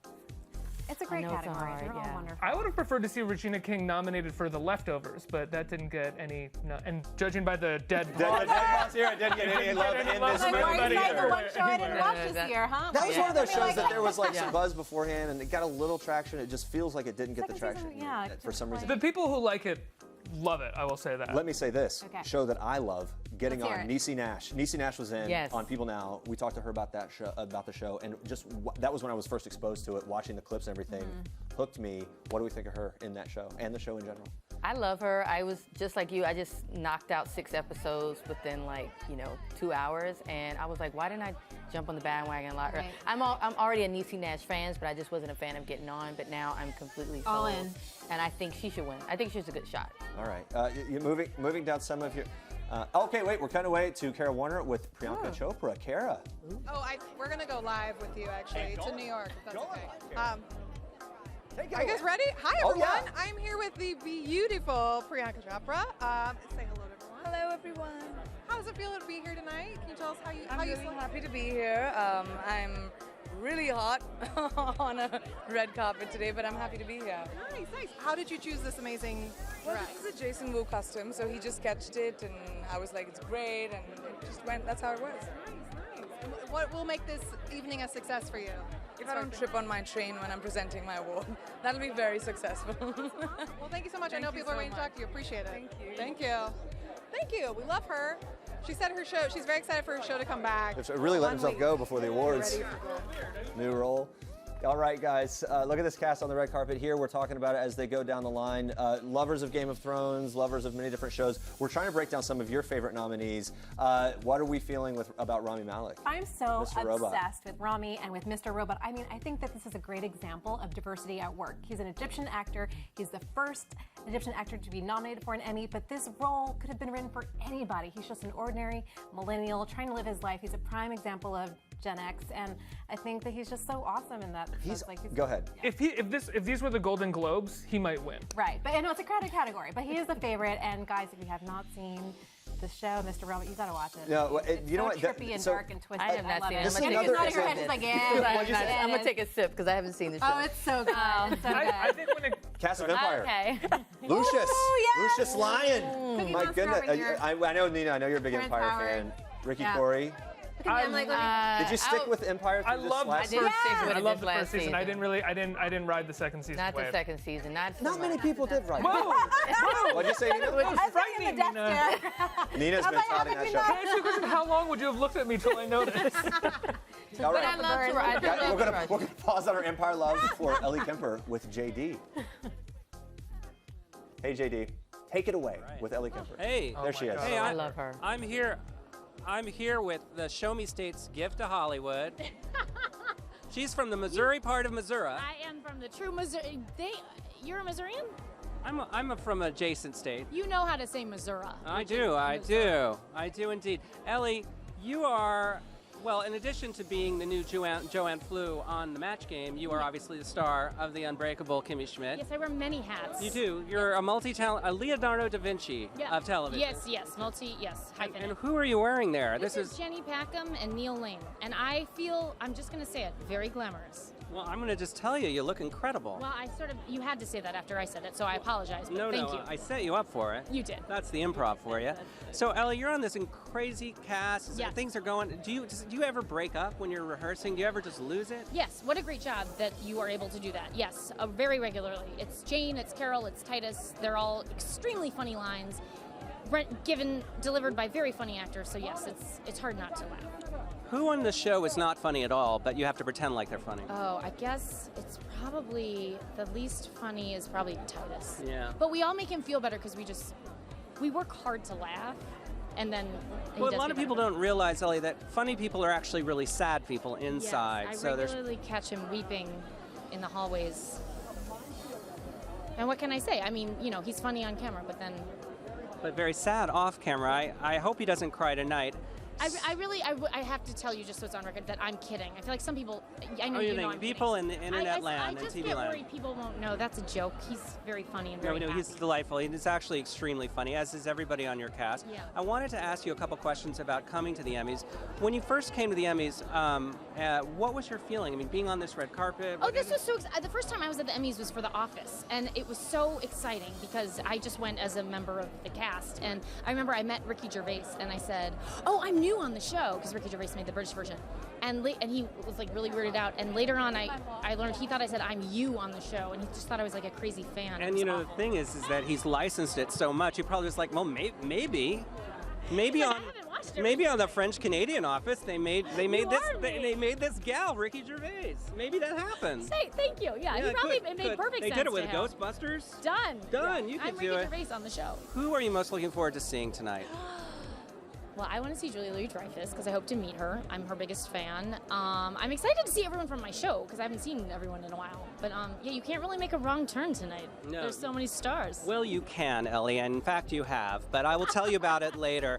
Thank you so much for stopping Thank you very by. much. Thank It's you. great to Titus see- is funny and happy. He's a good person, and there's nothing wrong with him at all. Nothing. Thank you. Great talking with you. And I'm her #1 fan. My goodness, I love her. I love the show. Please let it continue forever and ever. and Wiki Ricky also loves her. The show's gonna go on forever, like I hope 20 so, years. JD, don't you? My gosh. Yeah, it's gonna. I do. I love that Unbreakable Kimmy Schmidt. At first, I must say, I was a little weirded out because it's kind of disturbing, and then I loved it because it's kind of disturbing. The concept. Kind of the move. Being in Okay, a so vault. we're back here, JD. We're gonna be back to you in just a sec. Here with our panel, talking about binge-worthy shows and what we need to watch, what we want to watch. Nina Torero is anxious, chomping at the bit. I can tell. Wait, because I'm going to talk about Luther. Wow. to Wiki Ricky's disdain. Luther's You know, fine, he but can you're drink the, while I talk. That's you're- fine. you're Oh my the- God. I'm gonna drink if I'm gonna have to watch Luther and listen to people I mean, talk it's about Idris Elba speaking in his natural accent, which is good. Which takes it through, like, just cranks it up, right? Yes. Go ahead, Nina. But he's a good actress. Sell Good Luther. actress. Sell it. For years, I would go to British dramas instead of American because they were so much better. And I think Luther is a prime example of that. It's dark, it's twisted. Idris Elba stars as the title character. Let's hold for a second. More Idris talk in a second. Right now, the one and only Jerry Seinfeld. Jerry, what's going on? Okay, JD Hayman. Oh, hello, America. We are here with the king and queen of comedy, Yes, we are. Jerry and Jessica Seinfeld.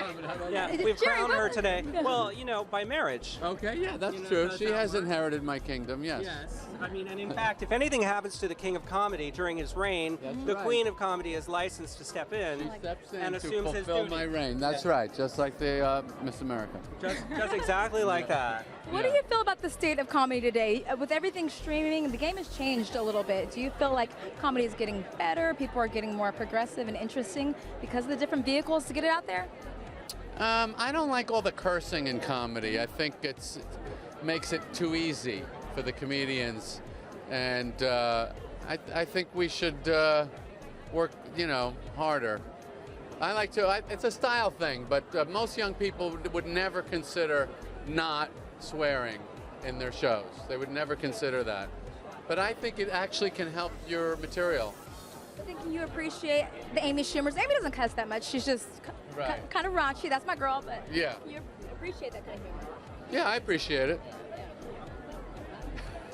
Straight face. Talk a little bit about Cars, driving around with allegedly funny people, and how Why do you conceptually. say allegedly? I'm just saying it. I don't know. Yeah. Who know? Well, they're all that's a obviously very important That's word. very obviously funny people because Yeah, you these wouldn't are let the them funniest people on in the earth world. after the king. Yeah.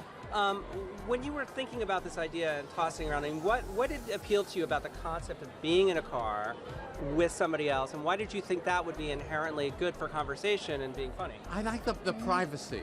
When you watch talk shows, a lot of times people are mostly thinking about how is the audience going to respond to this story, the anecdote, the joke, and there really isn't much opportunity to just converse.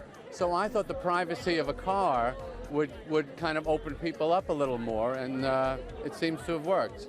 Do you find that being in a car for the passenger, I mean, once you talk, do they forget that they're on television? They're more loose? Yes, everyone after a while just relaxes, and but we still try and think of funny things. But when you're in a car or a coffee shop and there's no audience there, you do tend to relax after a while. Who do you want to get in your car and why?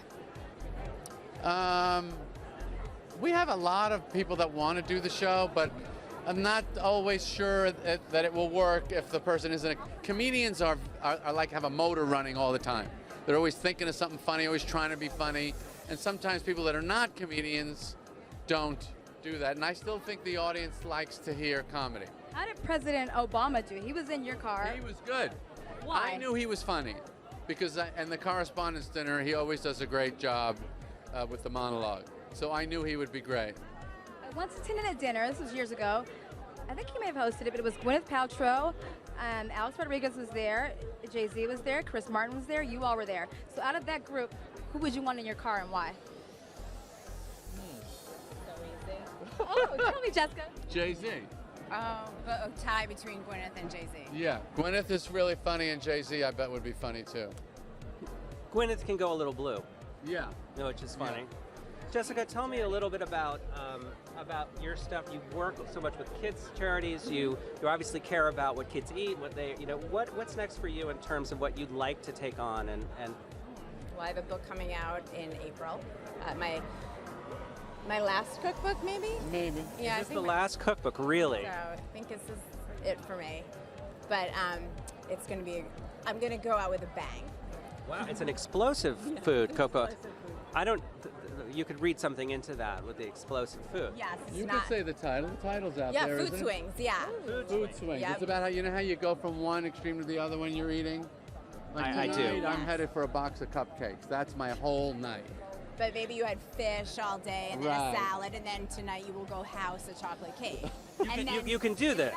This is the best news. You heard it here Jessica, first. I think you went blonde like a year ago, and I loved it. So do blondes have more fun? I don't know what other blondes feel like, but I am very happy with this color. Kira, are you happy with this color? Is it like a new woman? Happy. Yes. Yes, she's bright and perky and funny and blondie. Go eat your cupcakes and have fun. Well, you both look stunning, and your hair is amazing, both of you. Thank you for stopping by. Really appreciate it. Good luck with the book. I can't wait to have license to eat whatever I want once in a day, probably, or every once in a while. I'll find out. All right. You have to pay for this information. Thank you. Nice to meet you. Nice meeting you. Thanks so much. Thank you. And Jerry's hair looked great too. It did. It looked amazing. Love Jerry Seinfeld. And wife. Thank you guys so much. That was really great. We're going to come back to our panel here. It is almost impossible to, for everyone to see every single one of these shows. So we've come to you, the experts, to talk about what we need to binge. What is binge worthy? We're going to begin with you, Nina Torero. Okay. Let's rattle them out. Here we go. I was talking about Luther before. I'm a big fan of British drama. I think, yes, we credit American TV for being so groundbreaking, but I think in a lot of ways, British television does it first and it does it better.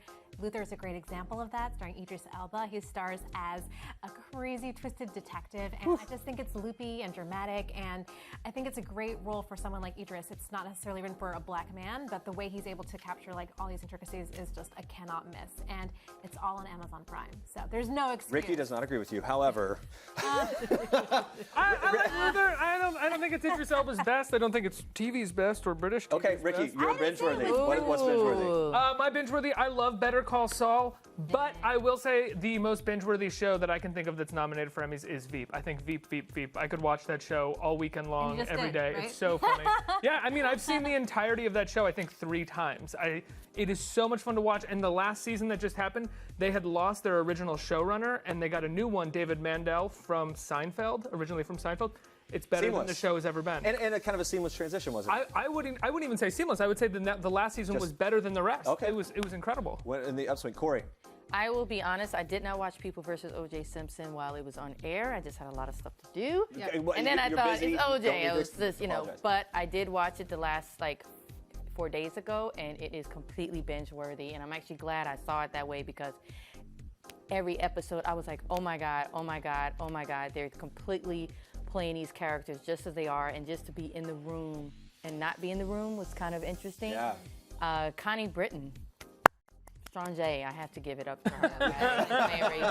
In her 2 scenes? Yeah, notable scenes. But she really held me in. And Selma Blair as Kris Jenner, and well, the Kardashians, I have to say that too quick. The show's already won 4 Emmys, and the Emmys haven't even aired yet. Creative Arts. Exactly. So gotta say, if 22 nominations for that show, second most nominated of all. So I think the show tonight is certainly going to, if people haven't seen it yet, it's certainly going to make people want to tune in and see it. Yeah. Guys, thank you so much. It's really great to see you. Thank you for those binge-worthy suggestions. And guys, you can check out Binge-Worthy on the all-new People Entertainment Weekly Network. We call it PEN around here. It's on Apple TV. It's on Hulu. It's on People.com. Thank you. Let's do one more cheer. Can we do this? Yes. Love all of your insights. Here we go. It's officially Ricky's third drink, to be clear. All right. And the pregnant woman puts it down. Can we do this again, guys? All right, guys. Before I go? Yeah, top it up over time. You finished One that? for the road. Oh my God. One for the road. There he goes.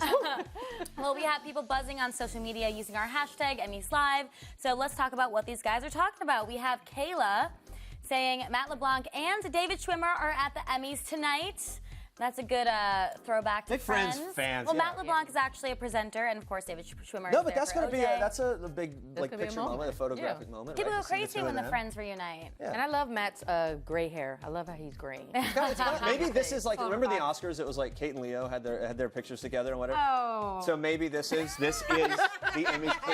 Okay. David Schwimmer and Matt LeBlanc are. Yes, it is. Yes, I agree. Then TV has not come as far as movies. I think we can end the conversation now about whether or not TV has surpassed movies. Work to do, perhaps. All right, Anyhow, next keep we going. have Lydia says, one of life's greatest mysteries is how celebrities don't seem to sweat. I would be a red, blotchy mess. Botox in the pits. Is that Wait, what you what? do? Save up your allowance, kids. Like legit. This is a big tip. Nina, Botox have you in tried the pits? Botox in your armpits? I wish I had money to be shooting Botox in my armpits. No, but it stops like the sweat glands. No, Have you done that? Have you Okay, done it? okay. Have you done They're it? wrapping us up. about it. They're wrapping us up, guys. And if you don't remember anything else in this show, remember Botox in the pits. Thank you, Nina Torero. Look at Rami Malek here. Look at Rami. You want to say the white Rami Malek tux? is Looking here. good. Yes, that's what we've been I can call waiting it for. white. And we have some more bursts from you guys, so check this out. Hi, I'm Kathleen from Mount Laurel, New Jersey, and my top picks for the Emmys are Tom Hiddleston for Best Actor in a Limited Series and The Night Manager for Best Limited Series. I'm pulling for Carl Chandler for Bloodline, but really because I love you, Coach Taylor. Who should win? Kerry Washington for her role as Anita Hill in Confirmation. We love you, Kerry. Emmys! Woo! Woo! I love them. People are getting so creative and having fun with those. What would your burst be? I don't know. Let me think about it a little longer. I need some time. What would yours be? Just talking about probably Mr. Robot. You were talking about Mr. Robot the whole time. I would talk about Stranger Things, even though it doesn't really count for this image. I know. I would do that the whole time. All right, Make guys, sure you keep tweeting us with the hashtag Emmys Live, of course. Let's take that carpet full because I think we need to see who is showing up here. One of the things that we love about this Arrivals carpet, you don't know who's going to show up, and the looks have been varied so far. I loved Rami Malek a little earlier in that white tux. We just saw a flash of him. What a teaser. Yeah, and what we do know is everyone certainly has strong opinions about this year's Emmy race. We want to continue talking about those strong opinions. Oh wait, look at this. We got Sarah Paulson and Marcia Clark. We were talking earlier about how they were going to show up together. Sarah Paulson, of course, did such a great job in The People vs. O.J. Simpson. Oh, that dress is amazing. That's beautiful. Dress is great, and you know what? We were talking earlier about how much she did for Marcia Clark in terms of reviving and sort of almost resetting her public image, right? Like, I mean, she made Marcia Clark, you got to see the struggles that she had during that trial. And you also saw this real human element. I think this is so heartwarming. No, are you? Yes. You're really moved, my goodness. No, it's really cool. Fantastic. And she, you know what? She is one of, I think, the safest bets in many of the categories tonight. All right, guys, so we're moving on inside here. We keep switching out our panel, and I love it. It's just, we're moving around. We've got a lot to talk about. Everyone certainly has strong opinions about this year's Emmys race. We are back now with a great debate over who should win. Torre and Jessica Shaw are the hosts of Binge-Worthy on the new People Entertainment Weekly Network, also known as PIN. Guys, thank you for being here. Congrats on the new PIN show. Yes, bring it all in. We're doing this. Torre, big kudos on the socks, my friend. The sock game on point. Can we bring it up here? We got to look, talk about fashion. Yeah. We got to recap the sock game. Nice. Thanks to my wife, she helps me. Okay, all right. How are you feeling so far? I feel good. I mean, I don't have polka dot socks. But no. Okay. You got a nice dress, though. You're doing it. What stands out to you so far and what you've seen on the carpet? Anything? Oh my God. What's in that? I loved Emily Ratajkowski's eye, her turquoise eye. I loved that. I'm trying to think what other dresses. Sarah Paulson and Marcia Clark showing up together. Yes. That was amazing. Such a shock. You two don't always agree on things, right? We know this. There is one category, though, you actually do agree on, lead actor in a comedy. Who has hands down earned the award in your minds? Tell us. Anthony Anderson. Yeah. Really? Blackish. Yeah. I want to see a lot of Blackish love tonight at the Emmys. Me too. I think that show is just. Sometimes we do disagree on stuff. I mean, when we do Binge-Worthy, we usually end up disagreeing on stuff. Although there is a lot of great television right now, so. You know, you can't deny the greatness of Queen Sugar. You can't deny the greatness of American Horror Story or The Get Down. Yeah. There's a lot of stuff we love, but there are times when we want to strangle each other. But speaking of Blackish, we're on board with you here, and we have Tracy Ellis Ross live right now. Perfect timing. When you ask me? Yeah, I'm asking you about my favorite TV show. Hello. Hello. We're with the one and only Tracy Ellis Ross, nominated tonight. That's me. Okay, so we all love your show. Thank you. But before we get to more of your show, what's the one TV show that you watch that makes you smile every single time? Blackish. Is that? Well, yeah. Blackish. Good answer. It makes me smile too. Is there another TV show that makes you smile? No, you're actually on that show. Yes. Yeah, so. So that doesn't count? Well, no, it can be, I guess. But, I mean, why not? Listen, it counts. it's We your watch night. it and we love it. You know what I mean? Our panel has just been talking about how much Okay. they love the show. Thank you. That is very exciting. How transformative and amazing everybody is on the show. And what do you love about this cast in terms of, well, actually, no, you know what? Who don't you like on the cast? There's probably somebody you really can't stand. Yeah, Anthony. He's awful. I can And you know what's hard about Anthony is he's not talented. Yeah. And he's not have to funny. carry him. And he's not funny. Yeah. And he's like, I'm a little smaller than him. Right. So carrying him is hard. Right. But I go to the gym, so I'm willing. Well, you know what I've always heard is that acting is a lot about listening. Yes. And sometimes listening to really tedious actors. Oh, it's so hard. No, I don't think there's one weak link in this cast. I mean, let's go down the list. Like, Lawrence Fishburne? Yeah, he's done a few things. Yeah, he's pretty good. You know what I mean? The kids, Marcus, Yara, Marseille, and Miles, like, I just can't wait to see where they're going to go, actually. Jennifer Lewis? I mean, it's about time we all know about that. Speaking of about time, we were talking about diversity on TV and how it's much different than movies. So obviously Viola won last year. Prior to that was Felicia Rashad back in '86. No, that you actually no. You got break it down for me, girl. Viola, yes, but in my category. In your category. Overall. Okay, you meant overall. I meant overall. Okay, overall, because I was going going to to school. say. No, I meant overall, but school in your category. No, I just wanted to make sure we weren't getting the stories crossed. Okay. Since Felicia, you're only the second African American woman to be nominated since 1986, correct? I am the first since Felicia Rashad and one of 5 altogether. Altogether 5. Yeah. It's hard. Like, how do you say it? But you said it correctly. I was getting to it. We're trying to work up to this, but it obviously is a huge deal. And when you found out, the first person you called was? My mom. And what did she say? She said, "Oh boy, this is great." And we giggled and screamed for a little bit. And the second person you told? I can't even remember. It's all a blur. It became a blackout. Anybody who knows who your mother is, that's Tweet like 1 through 10. I mean, no, I have a dad. Yeah, but your mom, it's no, but kind of huge. In my world, she's mom, and then there's dad. But not in anybody else's world. No, he's amazing. I was gonna say, in my Dad, world. and they're equally important. Yeah. Let's get that straight. Question. I've seen you host a lot of award shows, and you are funny. Would you ever want to take on hosting the Emmys? Yes, I would love to take on hosting the Emmys. Sure. Without a doubt, I would take on hosting the Emmys. Why not? Do you have any good luck charms on from your mom? I'm looking at the earrings, and I have a good luck charm on from Ralph Lauren. This dress was designed for me by Ralph Lauren, and it is bringing luck to the moment. Let me ask you a question about the work you've done. You've done ensemble comedy. Yeah. Is there a kind of acting or a job that you haven't? Obviously, this show's going to run for 1,000,000 years, but that is the hope, right? That is the hope, and almost certainly the destiny. But what would you like to do or tackle that people haven't gotten to see you do as an actor? I would love to do some dramatic stuff. I'd love to. I mean, I was such a fan of The Night Of. That show was extraordinary. Something along those lines, where it's what you've never seen me do, and new for me too. I've never, yeah. So maybe on one of your breaks, you'll do like a gripping Ibsen, a drama. Something. Yes, Ibsen is such a good idea. Ibsen.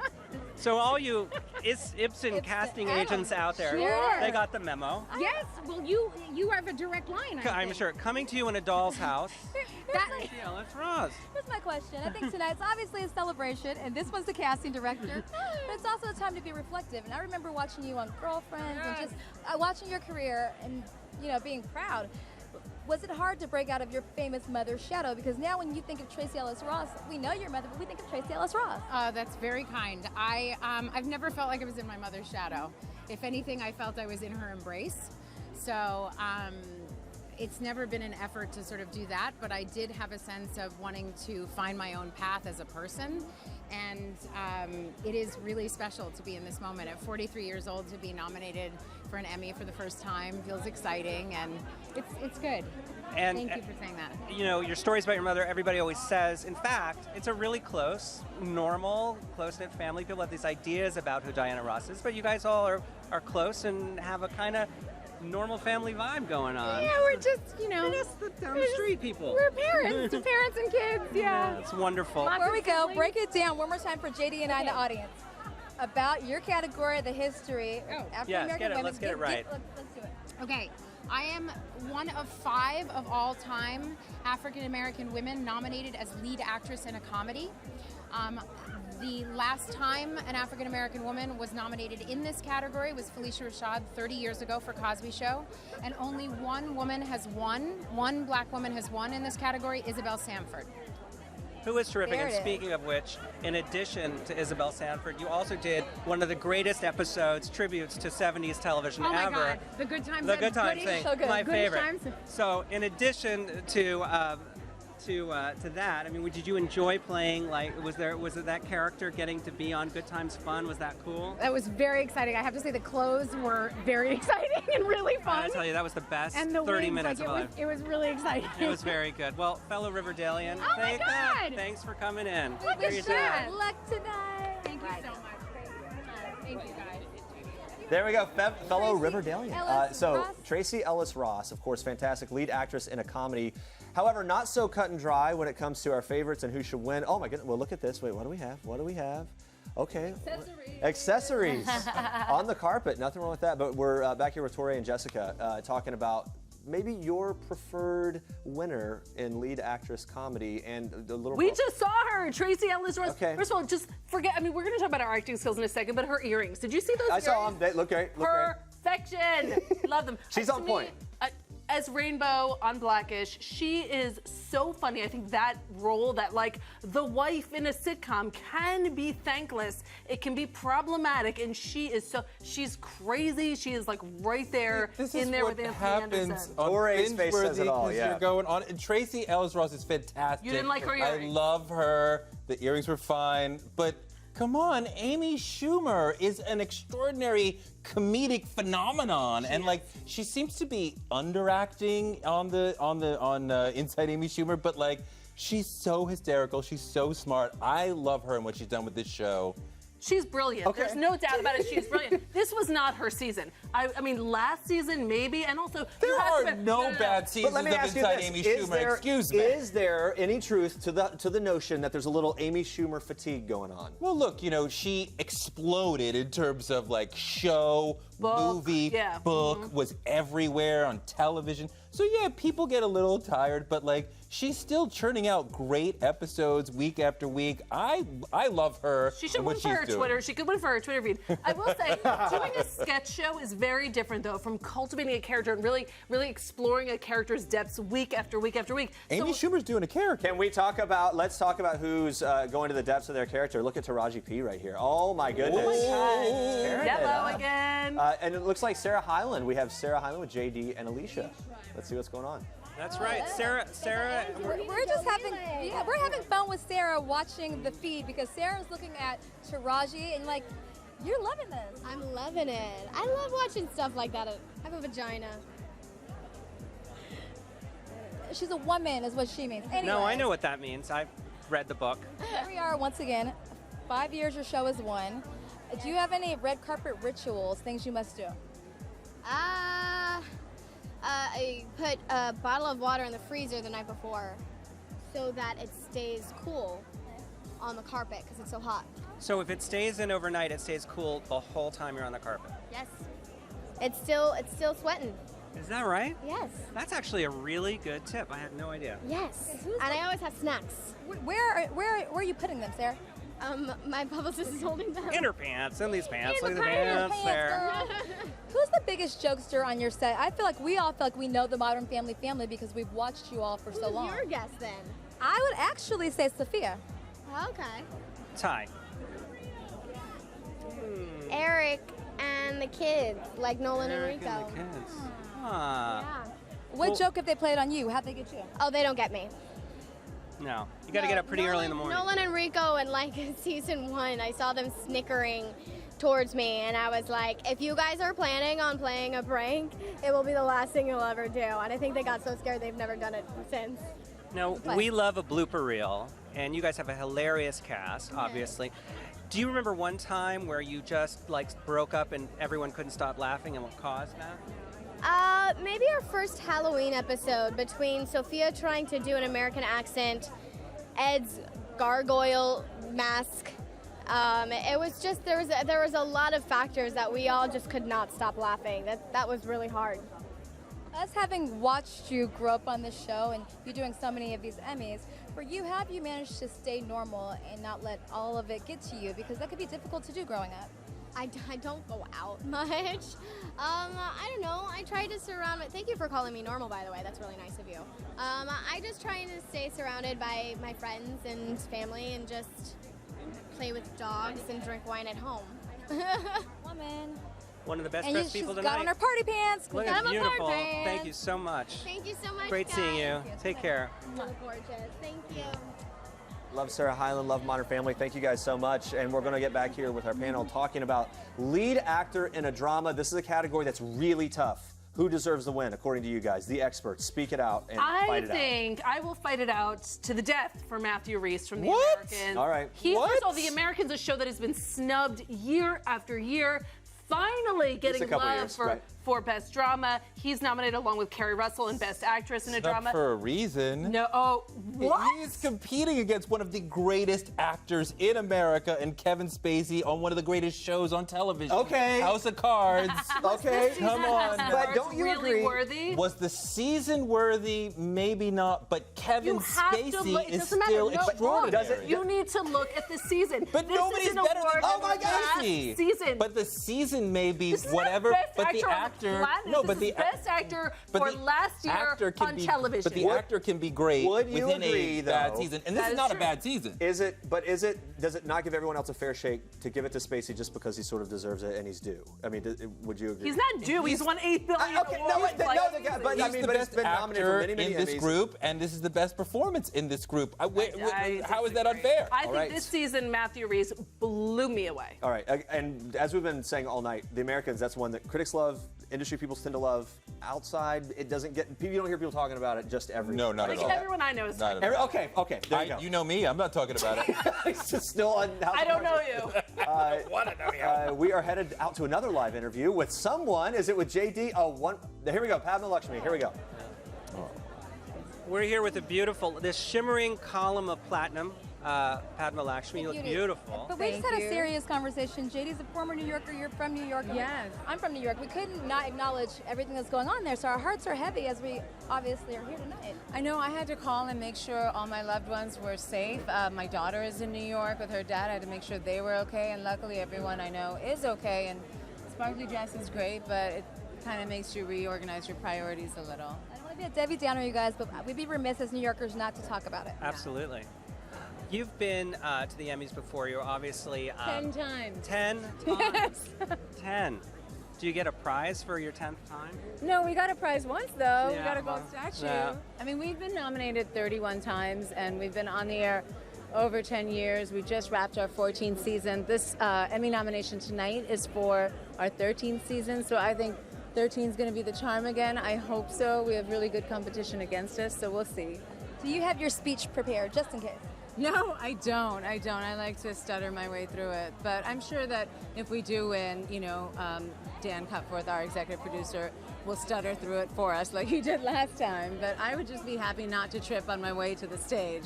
So there are a lot of great casts here, and obviously your show is amazing. Is there one show on television besides your own that you always watch and makes you smile, makes you happy? Tons of shows. I mean, TV's having its golden age. I love Mad Men. Not Mad Men, sorry. It's like 3 years still ago. love it, though? we I still still love love it. Mad Men, but Modern Family is what I wanted to say. I love Modern Family. I love Orange is the New Black. I love House of Cards. I love Transparent. This is fantastic television. Even Unreal. I love Unreal because I'm on a reality show, so I notice all the details. I also am in love with Silicon Valley. I geeked out yesterday with all these people. I totally love scripted. Well, we know you got to get inside. We hope 13th time is your charm, but we're already celebrating because you're on the New York Times bestseller list. That's right. It just came out this week. So congratulations. Thank you very much. Yeah, my book this spring made the Times bestseller list, and then I actually have another Encyclopedia of Spices coming out in 3 weeks. So I'm gonna run home after tonight and start book tour pretty soon. Amazing. Girl. Well, this is going to be your time. I feel it. Thank you. 10th time's the charm. Going to add to that Put it in golden teamwork. statue. We're going to put it in teamwork. You put it in there. Till your Best 13th time. Go. Yay. Yay. Thank you. Love Good luck. I love Thanks like so a much. group chant. That's great. Keep cool. You know how to do it I out wanted there. to be a cheerleader in high school. I just could never do it. I wasn't good at it. Well, no. We've Don't got cut we've got yourself a lot short. of Emmy spirit. We've got a lot of Emmy spirit. Lots of Emmy Yeah. spirit. Thank you guys very much. We're going to move on here with Tori and Jessica about lead actress in a drama. Jessica, your team, Viola Davis. How to Get Away with Murder. That's right. Yes. Defend your answer. First of all, we were talking about this a little, or like maybe not the best season of the show, Okay. but oh my God, her acting when you find out about her baby, like I watch that show and then I hit rewind and then I rewatch her scenes and then I hit rewind because I'm like, how is one person this talented? We love her on screen. We love her off screen. How is one person this talented? Cookie Lion is perhaps the greatest character on television today. Taraji Partly P. because of Taraji P. Henson. No other actor, and not just actor, no other actor could do that Cookie Lion part. She has to win this. If she doesn't win this, then something is rotten in the entire state of Denmark. I love Cookie. I love Taraji. To me, it's down to those two for who is in my heart. I just think Empire Season 2 was a little... The season, but you could almost back to that whole House of Cards argument. But overall, her performance, and you can't imagine. I mean, that Empire is character never Taraji. great. It is great, No, and I love it. But it's never. No, it's not. It's a mess. But you love it anyway. So let's move on before it gets too heated here. When it comes to outstanding comedy, which show had you laughing all season? Master of None? Oh, Master Torre? of None was huge for me, and it's very intelligent. I love Aziz for doing this. I love this Netflix way of just doing a smart show that's not meant to make you like laugh. You could fall all the time, but you're constantly engaged and laughing. I love the show. I want to see more. And it lends itself well to binging. That said, Yes. I would Sure say does. Yeah. Veep is by far, I think, the funniest show on TV. To be that good in season, 5? I mean, and losing your showrunner. They had a new showrunner for the 5th season, and it was brilliant. The scene with her mother. I mean, when her mother died. she is. No, I know. And they lost their showrunner. Yeah, and then they got a new one, and then it kept going. It got better. And the craft people changed. Do you understand what craft happens services. when the craft services changes on a show? That changes the whole dynamic of the show. When they're fed well, the quality goes my up, and God. it shows there. All right, outset Julie Louis-Dreyfus on the carpet. What good timing! Wow, Look at this. that's good control room work. That is. Give it up for the control room. They're doing a great job. Jessica, You like the pan what down. do we think? What do we think of I this? love Julie Louis-Dreyfus. I think she looks amazing. She is amazing. Sometimes she does like a lot of sequence, like a column of She was sequence. great and on the I like Amy Schumer show.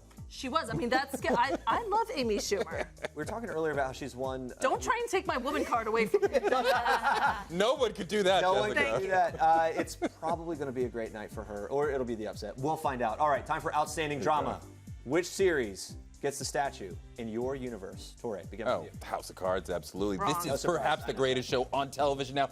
Even if they have a subpar season, they're still better than everybody else. All right.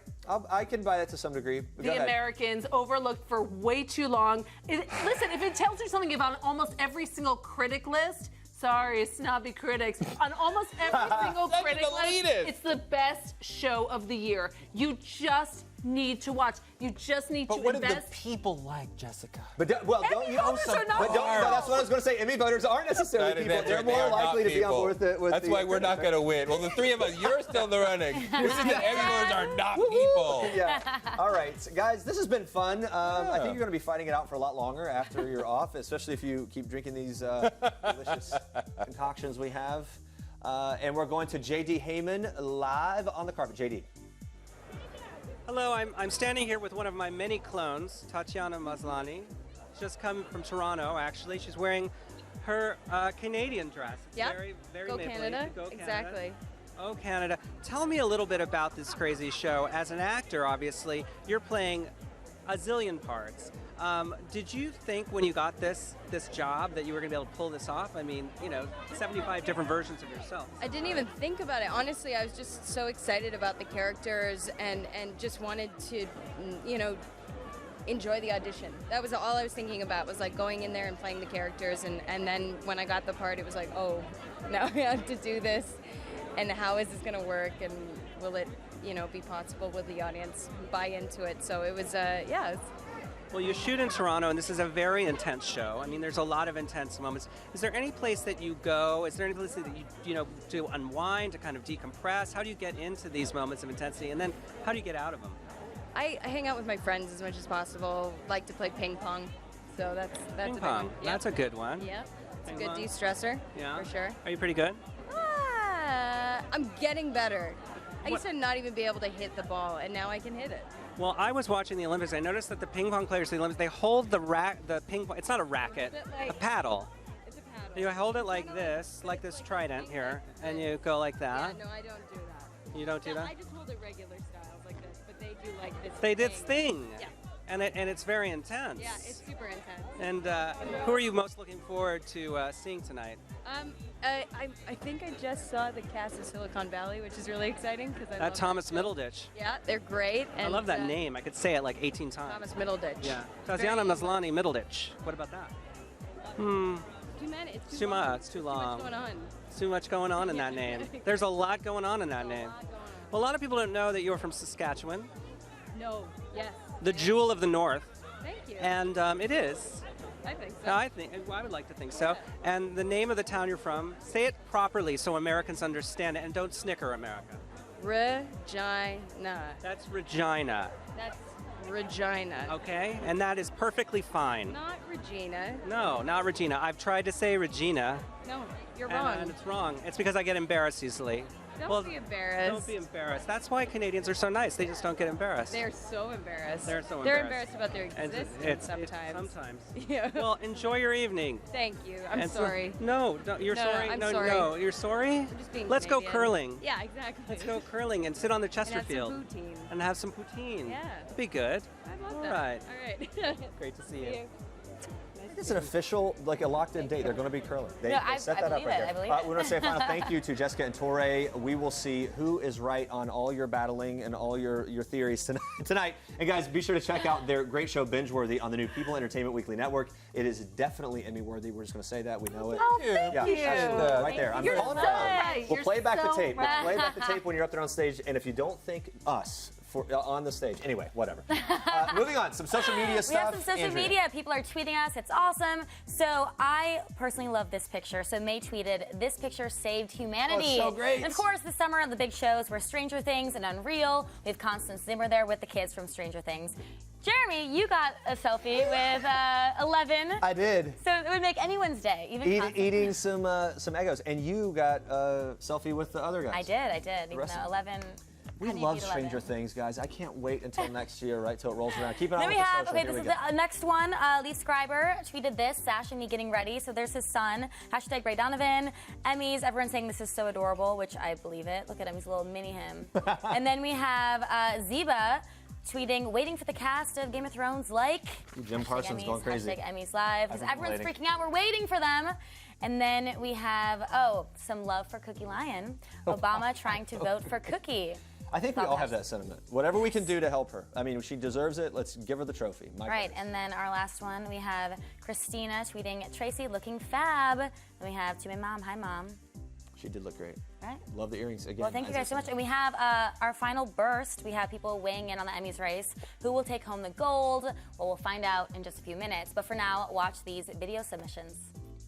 Game of Thrones has to win tonight, A, because it's an easy bet. They have the most nominations, and they're really awesome, so you can't lose. So Sarah Paulson has been amazing in everything she's in. She's been nominated so many times, and I think tonight is the night she's going to win for Marsha Clark and People vs. OJ. She's nominated for 2 Ryan Murphy shows in American Horror Story and American Crime Story, but I think she's going to win for Marsha Clark. I'm excited about that. So, who do you want tonight? I gotta tell you, I really still love those science geeks at Big Bang Theory. Oh, no, nerds? Yes. Oh, no. All right, Ray Being Donovan. a former nerd myself. Former? Former. I'm not a former. I want Ray Donovan. I want Liev Schreiber and Avi, and all of them. Avi. And that's who we want. And they're going to win. Okay. Well, Okay, let's go see science. Let's see what happens. All right, guys. Thank you so much for those submissions. Keep them coming. Guys, we are getting closer to the start of the 68th Annual Emmy Awards. Very exciting stuff. We've seen so many celebs on the red carpet. And back with us now to break down some of the looks we've been seeing on the carpet so far, People Style and Beauty Director Andrea Laventhal and In Style's Fashion and Beauty Editor at Large, Kalana Barfield-Brown. Thank you so much for being back with us so far. If you had to give tonight's overall style a grade, what would you give it? It's going to sound really like a downer, but B, because B's pretty high. Okay. I haven't seen everyone come yet. I feel like they're really late. Like, come on, people. Have you not had a moment of like a total like, oh wow moment yet? Or Not really. No. Yeah. Not really. We can't lie to you. There have been No, thank you for being honest. beautiful dresses. Some Yeah. beautiful dresses, and I think what's most exciting is it's great to see color. Okay. What about Sarah Paulson's dress? I loved her dress, and I thought she looked great, and I love that she did green. That's the thing. It's really unexpected, and I love that. Okay, let's break it down here, starting with Emily Ratajkowski. She got some heat from some of the stuff that she was wearing in previous days and whatever. Or not really wearing. Or not really wearing. Okay. Let's be honest. But what did you think of what she had on tonight? Well, considering she's not nominated or really on TV, I think it's pretty awesome that like she's wearing one of the prettiest dresses of the night. It's a Zach Posen like mermaid silhouette, navy. I mean, she looks gorgeous all over social media and on the carpet. And I think even what really set it off is she has this amazing blue eyeliner. And you know, you always hear, don't match your eye makeup with your dress, and she completely pulled it off. All right, so yeah, like you said, we've been seeing color, we've been seeing, look at this. I've seen a few white outfits, and particularly back to what we were talking about in our first segment, not necessarily looking for what the guys are wearing, but Rami Malek rocking the white tux. Yeah. I like that. I think it was a good look. Yeah, it's fun when the guys like experiment a little bit and do something different. So I take back what I said. That we just wanted to fit. And Andy Samberg right here. Is that a navy blue with a black lapel? If my eyes aren't deceiving me. A midnight blue. Yeah, midnight blue. Very chapper. It is, isn't it? He looks good in the glasses. He does. Yeah, you know what? He's wearing Emily Ratajkowski blue. Officially called out. Thanks for waving, Andy. There he goes. All right, next we have Sarah Hyland. She was rocking some pants tonight on the carpet. An interesting decision. We didn't see, I don't recall seeing many pantsuits, anything like that. No, she's definitely the only one that we've seen wearing pants tonight. This is a look, it's always polarizing. Totally. So people are either gonna love it and say risk taker exclamation point or risk taker sad face. Yeah, I mean, I think what's great about it is that it's age appropriate. You hate to see a young girl, you know, dressed in this really stuffy gown, so it's fun and totally, you know, age appropriate. All right, so again, look, another white dress. Every time you guys are wrapped up, we see another one. What do you think of white as a choice for this time of the year, all that kind of stuff? I'm all about breaking the rules. Yeah. So I love to see white. For sure. Yeah. It's a standout. It's like a command. It's a way, it's like the alternative to wearing red. Red always gets attention, but so does white. It's a little underrated. Oh my goodness. Now, speaking of bright colors, look at this top. That is Lake Bell. Wow. No, Manza Pete. Was it? Sorry, that's Amanda But Pete. the I was a little blinded by that pop of neon. Several yellows tonight. Taraji P had yellow. Yeah. She had yellow. Did Angela Bassett? Angela Bassett had yellow. It's another way to stand out is to do bright yellow. That's a hard color to pull off, by the way. It's a very hard color to pull off, especially under this kind of lighting. That sounds kind of maybe like a weird thing to say, but you don't know how it's necessarily going to react. No, because it could be like highlighter yellow, or it could read kind of mustardy or sunshiny. It depends. So let's talk about Game of Thrones star Emilia Clarke. How'd the mother of dragons do tonight? Oh, good old Khaleesi. I thought she looked gorgeous. She went nude, and you know could be tricky with her skin, and I thought that it looked really beautiful. She wore her hair up, her makeup looked flawless. I thought her body and that's Atelier Versace. That thing is tailored within an inch of its life.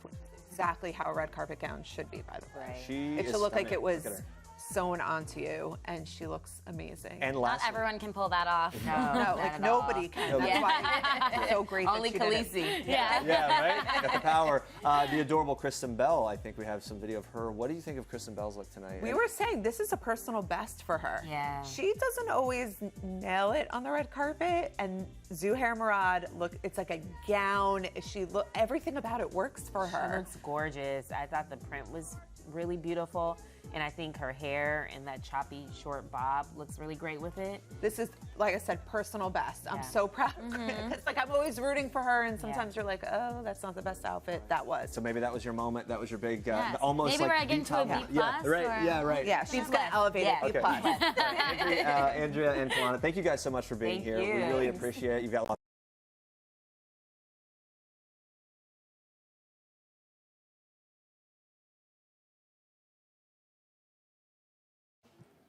Hey everybody, I'm Mark Istook joining you on television's biggest night. And no question, all the big action will be happening on the Microsoft Theater stage. Jimmy Kimmel, the show you're watching on ABC, should be a lot of fun. But if you want the behind the scenes action, this is the place to be. Because for the next 3 hours, we will have you covered wall to wall with analysis, interviews, and camera angles that you will not find anyplace else. I'm talking about the social cam, the trophy table cam, the photographer's cam, the producer's table cam. And this is actually one of the special cameras I want to show you.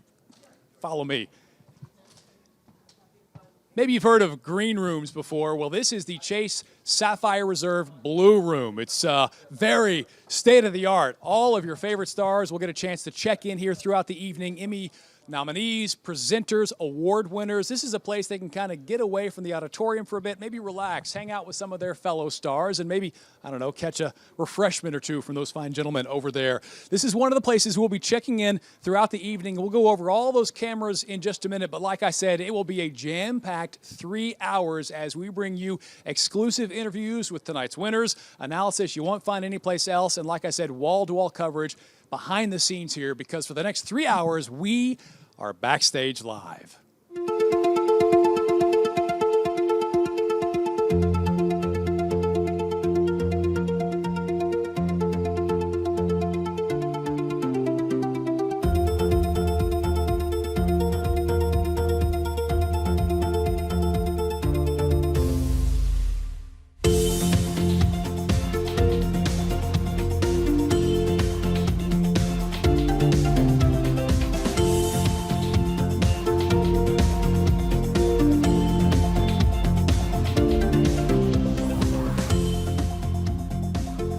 Here it is, the award that everybody wants to take home tonight. This is the Emmy, and I would like to thank the Academy for the opportunity to hold this award and be with you for the next 3 hours tonight, because as I said before, we do have a jam-packed evening. The fun has already started. Behind me, Jimmy Kimmel and the show. It's off to a great start, and hopefully we're off to a great start as well. Thank you guys for joining us. I'm going to hand this off. This is awfully heavy. As I should tell you what else we have in store for you this evening. I mentioned those cameras before that we've got positioned all over the place here backstage at the Emmys. Wanted to give you a look around so you'll know what you can enjoy this evening. And there is one of our backstage cams peeking in on the producers as they call the show tonight. Hopefully it will go off without a hitch. Someone's got to keep Jimmy Kimmel in line, make sure this thing doesn't run 4 hours long. But so far, so good. That's the trophy table. The Emmy that all the winners pick up on stage tonight isn't actually the one they take home. They get that Emmy here, and then they take that with them to the governor's ball later on, get it engraved with their name, and maybe they get a selfie with whoever that girl is right there. This is the photography room where stars take their pictures with an Emmy for the very first time. I want to make sure that you get a chance to experience all the action backstage tonight. You can choose your video stream to watch from all of our camera options. Our director's cut, of course, is in the main window. You can also watch 2 other streams featuring our backstage cameras as well throughout the evening. And as I mentioned before, one of the ones you'll get a chance to enjoy is this one. That spot's empty right now, but I'm going to be at it in just a few minutes. I'm right here, obviously, now, but that's where we'll conduct our interviews with tonight's winner. Give it a few minutes, and we'll get over there. And hey, there it is, the Chase Sapphire Reserve Blue Room. Showing you what the stars are doing minutes before they hit the Emmy stage, thanks to our exclusive Blue Room camera, sponsored by Chase Sapphire Reserve, a new travel rewards card from Chase. You can join the conversation by tweeting #Sapphire on location. And since we're looking in there right now, let's listen in for just a minute.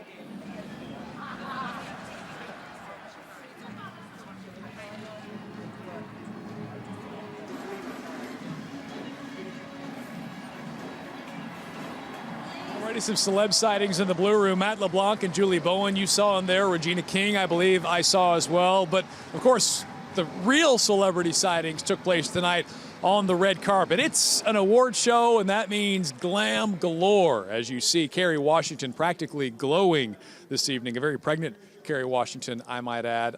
I don't know where you find a dress when you are as many months pregnant as she is, but it looks beautiful on her. How about Claire Danes, nominated for her work in Homeland? I think that is the exact shade of an Emmy Gold. Rami Malek, nominated for his work in Mr. Robot, an excellent show if you haven't had a chance to see it yet, by the way.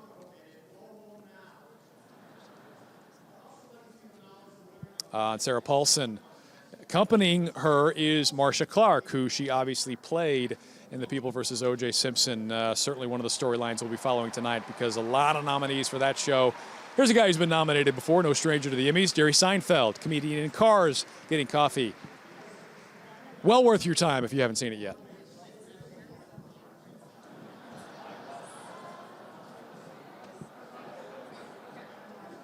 John Travolta, also recognized for his work in The People vs. O.J. Simpson.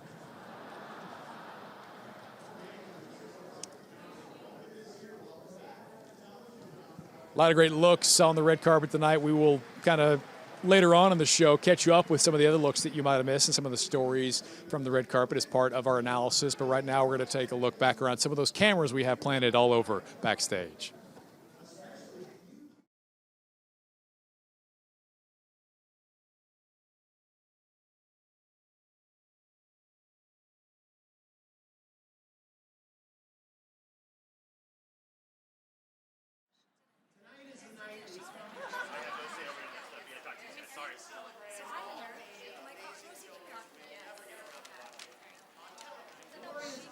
Television has the ability to make us laugh and cry, and during certain key parts of Game of Thrones, masturbate. That's what I'm talking about. Jon Snow. Hi, Jon Snow. You're my freebie, you know. I'm so glad you brought Jon Snow back to life. That was a nice surprise. After 68 years, television still manages. You know, it's not just the stars that will be part of this evening. You can get a chance to be part of it as well. Tweet us tweet us at Television Acad and give us the questions you would like asked to some of your favorite stars tonight, some of your fingers crossed winners, and we'll try to get those asked for you, and we'll be checking in on social throughout the evening. Want to take a look at a couple of social hits already tonight. Of course, as you saw in the open, Jimmy Kimmel and James Corden hanging out. This is Jimmy Kimmel's last-minute Emmys punch-up with his best joke writer. That's a precious picture, by the way, his daughter helping him out with tonight's humor. And James Corden, the only nominee at the Emmys right now wearing, I believe that's a Rams cheerleader outfit. I don't know where you find a Rams cheerleader outfit that would fit James Corden, but it's hideous. Either way, good stuff from him and Jimmy Kimmel, definitely. We're going to take a look around at some of the cameras right now as I listen to Jimmy's monologue over my shoulder. Enjoy. It shouldn't be hard. I see a bunch of them right here. Just take a moment to reach out and say thanks for your bravery. There you go. Make a rainbow. Isn't that beautiful? Isn't that nice? Television brings people together. Television can also tear us apart. I mean, if it wasn't for television, right now. Really fast. Really fast. Dude, it's not my first day. Who is to blame for Donald Trump? And I know you don't care, but I'm just saying, because if I have to kick them out, I may have to kick you out, and I don't want to do that. So what challenge are you here?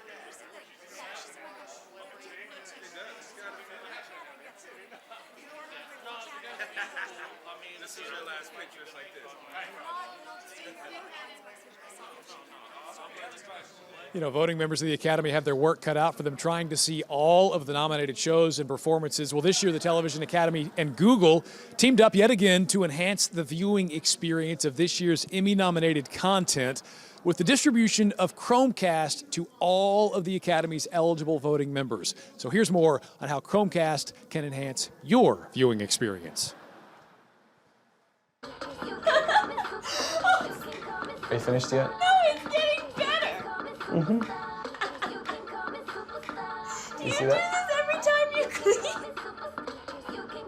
Are you done? Or? No. No. The Emmy goes to the next name on the list. It's called the Maggie Smith rule.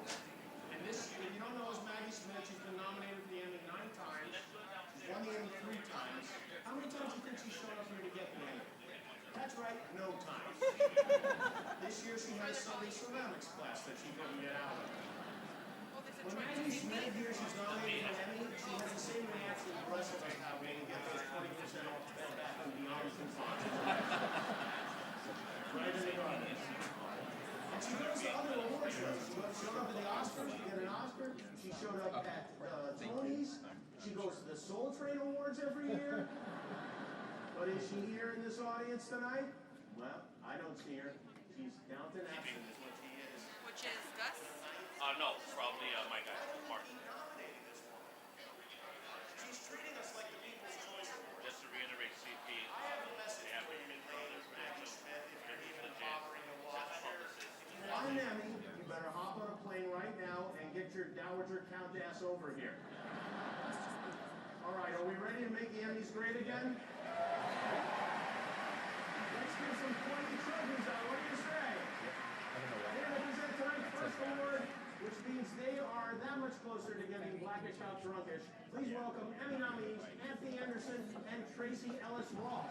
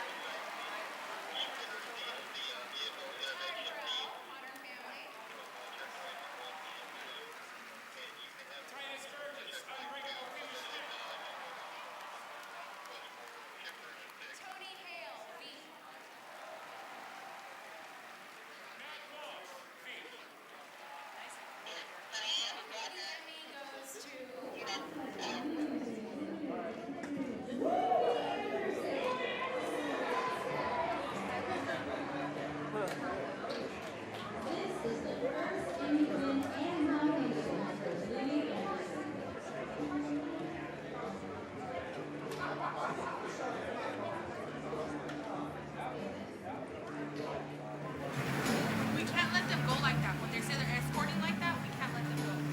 No, not let them go.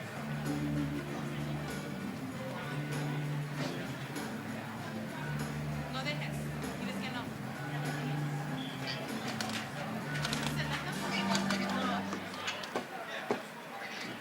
Porque dice que la está mandando para atrás abajo. Mom! We did it!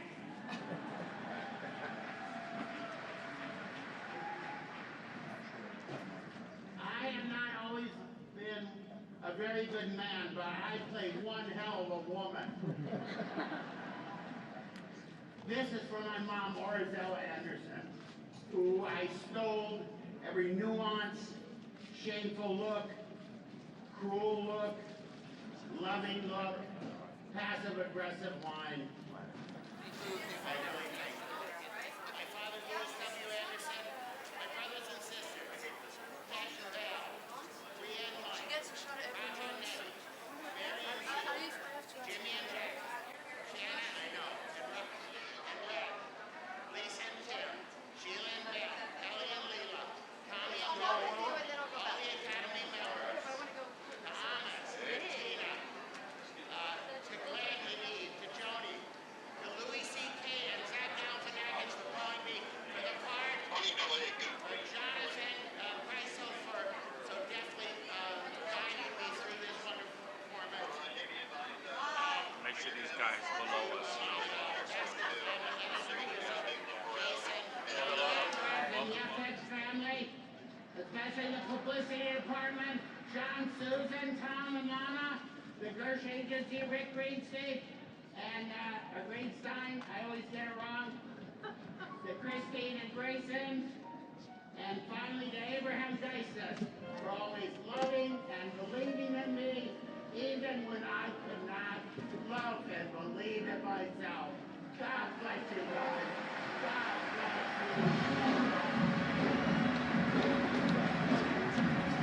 Hey, congratulations to Louis Anderson, this evening's very first winner. And by the way, if you haven't seen Baskets yet, do your favor, check it out. His performance is amazing in it.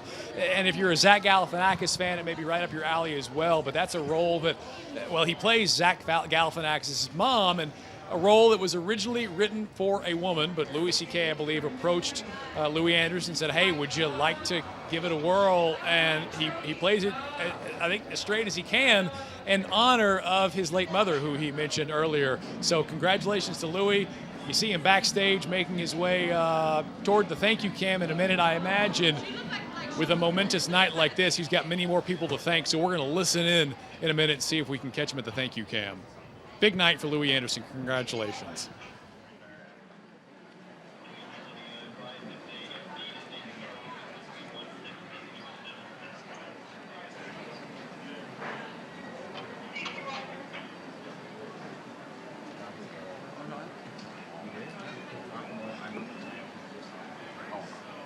Hey, I'm just so overwhelmed. I'm sure I forgot a lot of people at FX and Baskets and a lot of my family. I have 27 nephews and nieces and 22 great nephews and nieces. We run a rabbit farm, obviously, of children, but it's such an honor to get this award. I really give it up for my mom. This is like her being here, and I'm happy for her. She was a star in her own right. So I couldn't be happier. And now I can finally go to the bathroom. I think that's it, right? Hold on a second. Hello? Make sure you watch right here. Okay. So make sure no one's touching the stuff.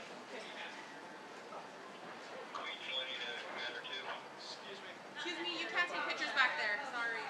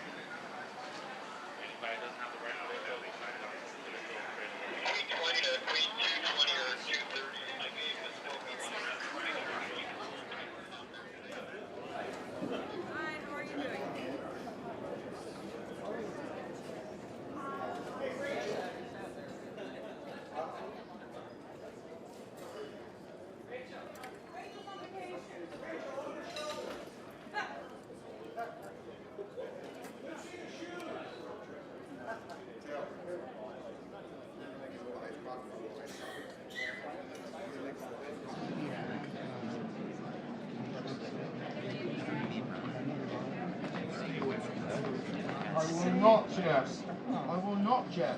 Going else. How are you?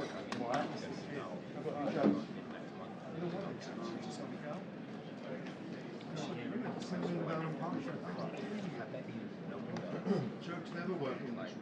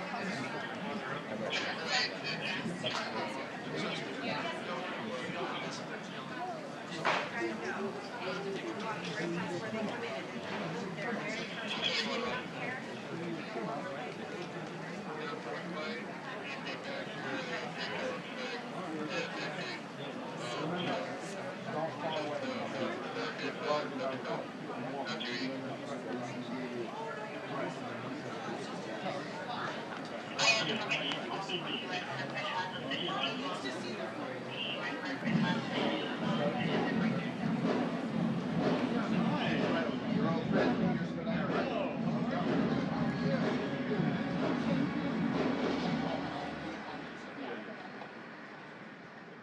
back to the show. Oh, there's so many beautiful faces in the audience. There really are.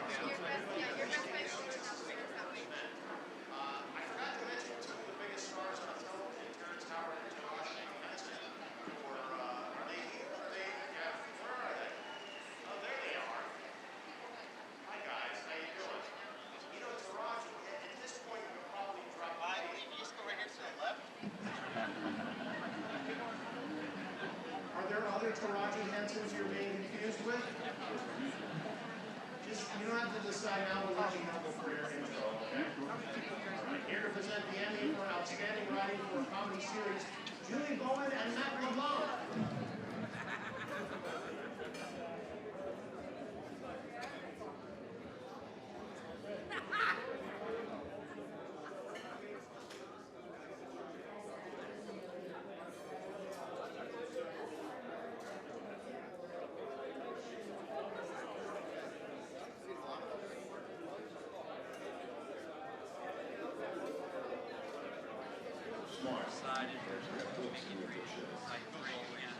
We write shiny stuff with our names on it.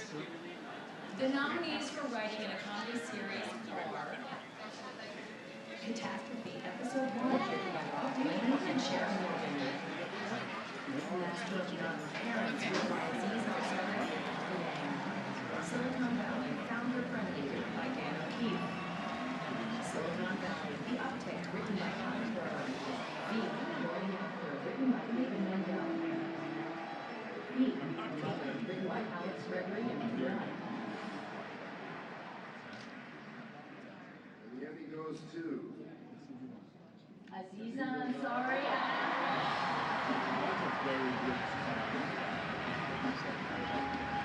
This is the first Emmy win for multiple nominees, Alex Gregory and Aziza Ansari.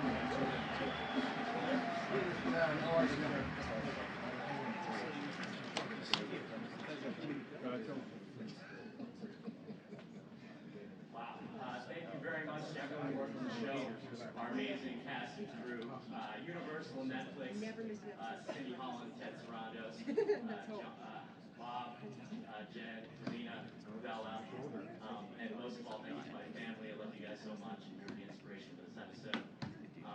There's 17 million Asian Americans in this country. As I said before, at the Chase Sapphire Reserve Blue Room, a lot of celebrity sighting, and in fact, that's what we're seeing right now. Jeffrey Tambor, looks like James Corden, Key and Peele hanging out in there. Just, you know, a bunch of Emmy-nominated folks kicking it on a Sunday night here at the Emmys. No big deal.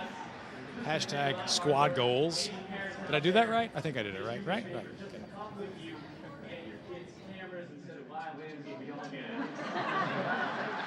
That's good.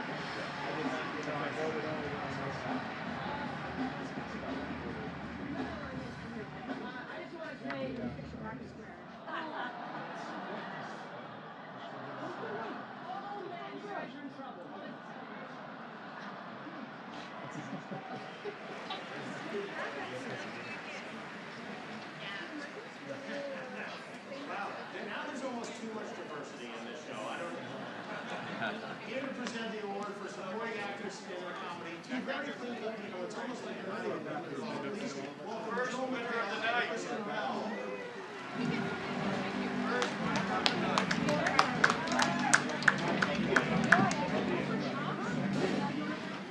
Thank you.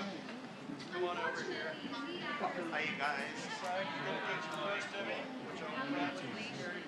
There must be glue or holding together an ensemble and making everybody look better. Oh, we're the leads, Kristen. So we're monsters. Here are the nominees for Outstanding Supporting Actress in a Comedy Series. Saturday Night Live. Niecy Nash getting off. Transparent. Judith Light, transparent. Allison Janney, mom. Anna Klumsky, Veep.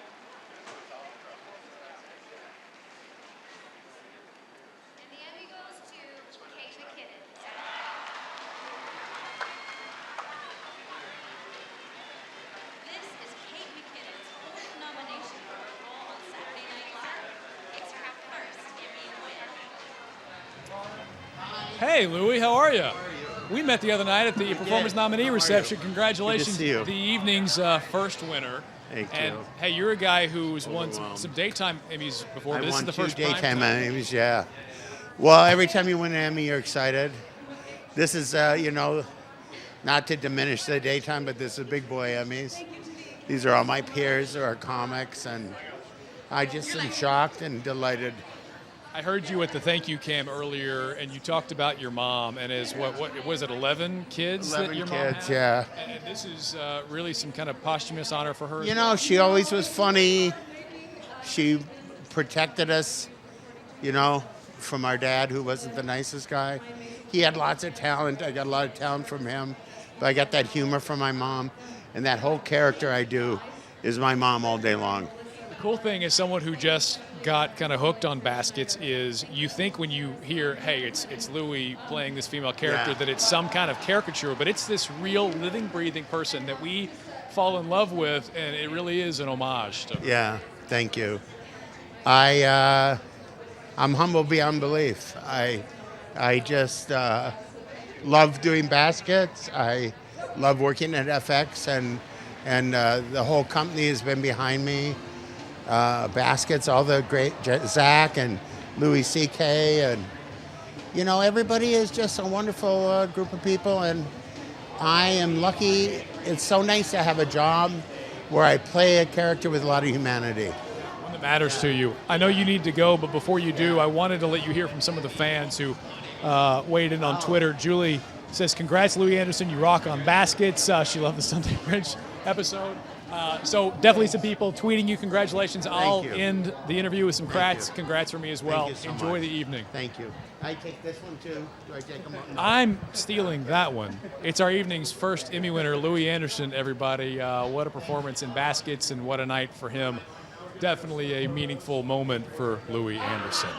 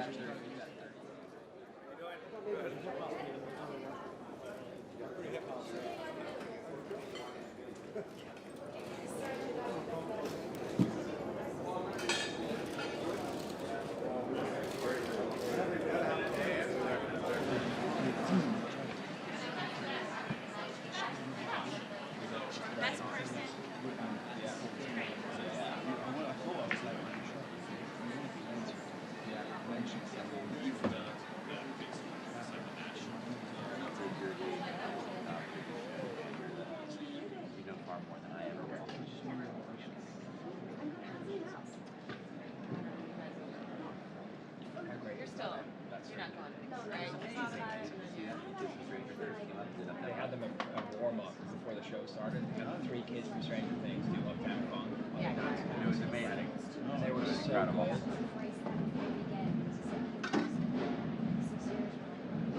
Yeah, those kids were all, I saw Chelsea Handler, she had them on. They were just so cute. Kids, and just like, the girl's only 13 years. She's amazing. Amazing.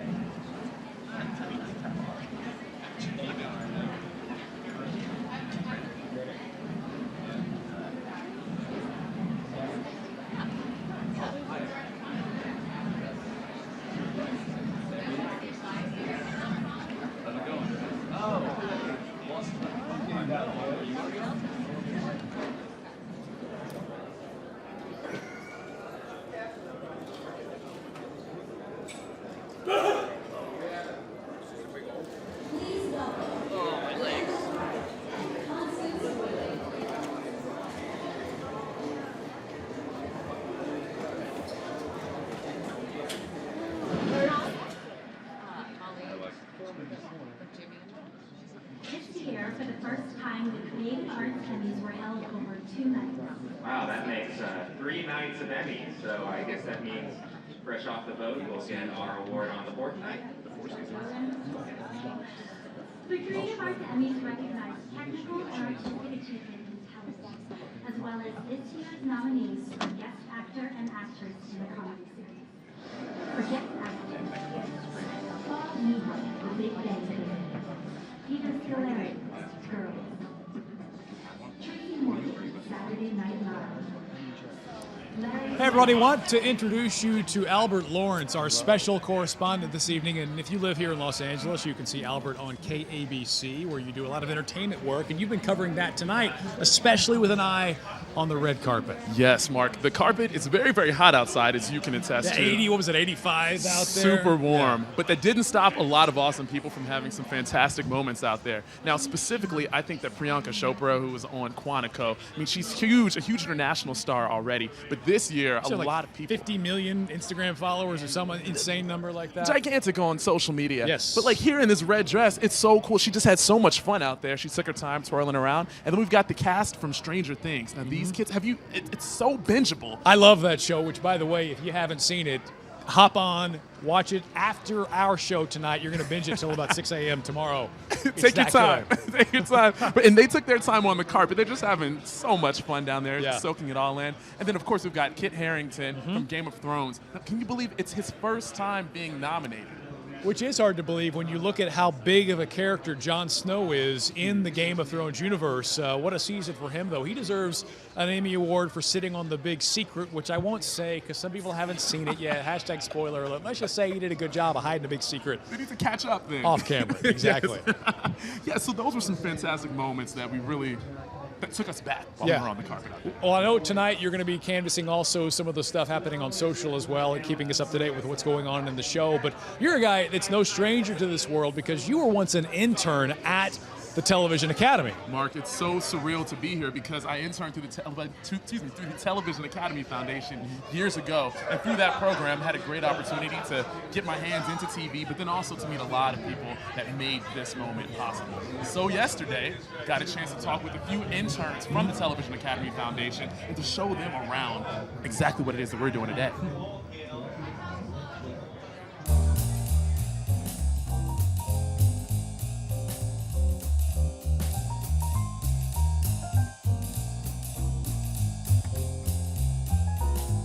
What's crazy about this is since the Television Academy Foundation has created this internship program, it gives the chance for people like you, because you've already done it, and like me, because I've already done it as well, to really experience this part. So, Lizzie, what was the category that you ended up entering through? I was in the unscripted category, so basically reality TV.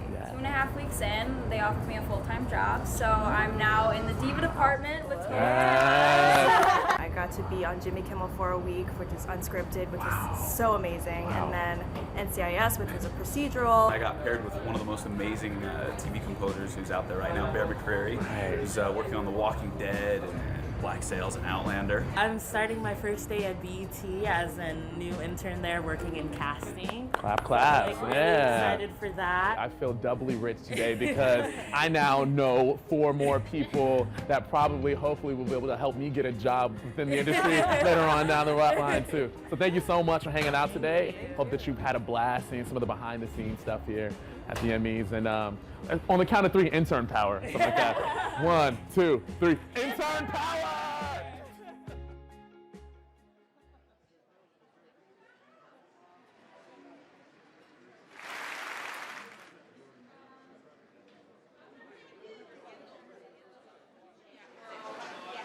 You invited me to do this thing that these people call television. What time are you here till? I call it revolution. Oh, okay. I'm off at 6:30. What time you get here? That TV show allows me to take my dreams about unlikable Jewish people, queer folk, trans folk, thank you to the trans community for your lived lives. We need to stop violence against transgender women. Hey, we heard from Louis Anderson here just a minute ago, his first interview after taking home his Emmy Award tonight. Now let's check in as he hangs out behind the scenes, enjoying his night as an Emmy Award winner. Yes, where are you? Hand up. Hand up. All right. It's Jeannie Wolf. Hi. Oh, right? hi, Jeannie. You know, you constantly talk about channeling your mother in this character. Yes. And congratulations. of Thank course. you. What part of this, though, is Louis? What part of it, some of it has to be you because The part that is trying to make everything right. The part in all of us who wants to, you know, if you have a chance to do it again, if you have a chance to remake the egg rolls and have everybody be happy with them. The Amplified. Hi, Peter Scolari. I'm this year's winner for Outstanding Guest Actor in a Comedy for my work on Girls. And I appreciate this opportunity. I wanted to reach out to my family, my son Joseph, my son Nicholas, my son Keaton, and my daughter Callie Elizabeth back in New York, because everything that I do as I get older seems to connect with them and be all about them. And of course, my wife, Tracy. I had to think about her name. No, I didn't. It's Tracy, my reason for living. So congratulations to all nominees and all winners tonight. Thanks for having me. Thank you so much. Okay. Thank you so much.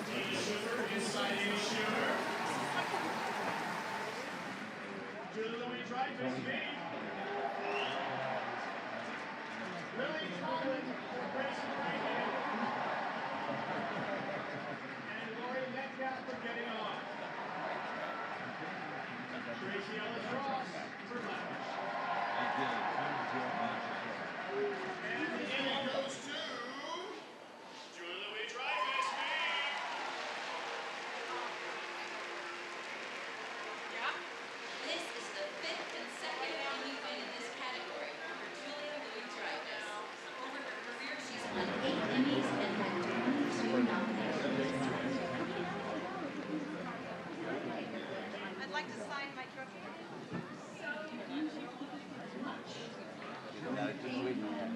For the Academy, I'd like to thank HBO, Casey Boyd, Mike Lombardo, and Richard Flagler. His friendship has been demonstrated through extraordinary ways, particularly this week. I'd like to thank Dave Mendel for letting me trick him into running the show. Dave is a miracle worker, and I'm forever grateful. Really. I'd like to thank my pal Frank Rich, who helped me trick Dave Mendel. And then Frank Rich and Dave Mendel and I tricked Morgan Sackett to help produce the show. I'd like to thank our spectacular writers and directors, our ridiculous cast, and I'd especially like to apologize to the best crew in television. The hours that you work on our show are unforgivable.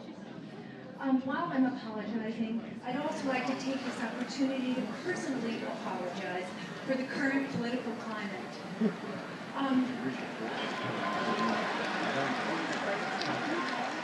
I think that Veep has torn down the wall between comedy and politics.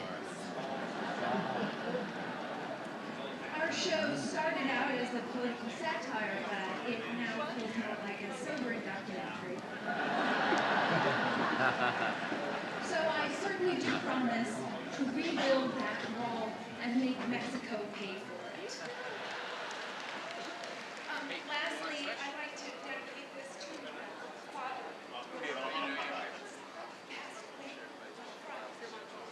And I'm so glad that you liked me because his was the one that was in that. Thank you.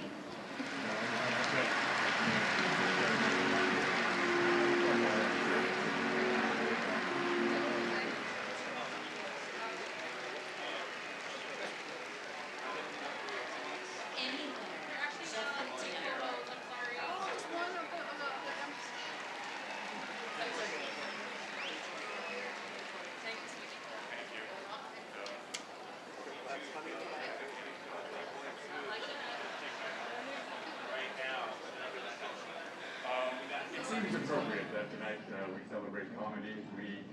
We remember a legendary stand-up, fantastic Emmys host, a great real late night host, a great fake late night host, a great fake late night host.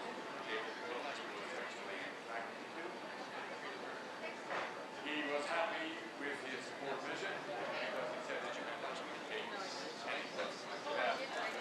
Anyway. No, we don't say her.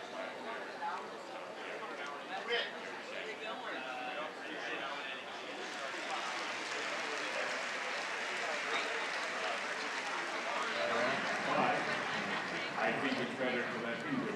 So, Gary, hey now. You know, I say one last time when I'm in bed, it feels like I'm with a woman. And a woman never gives you a clear signal that it's okay to come out. Isn't this true? And I need a clear signal. I need a woman with flashlights on. We have the most innovative TV show in 2 different decades. That's called a legacy. How do you decide what's great and bad from what's good and bad? I mean, does size matter? Louis, walk it this way! Thank you,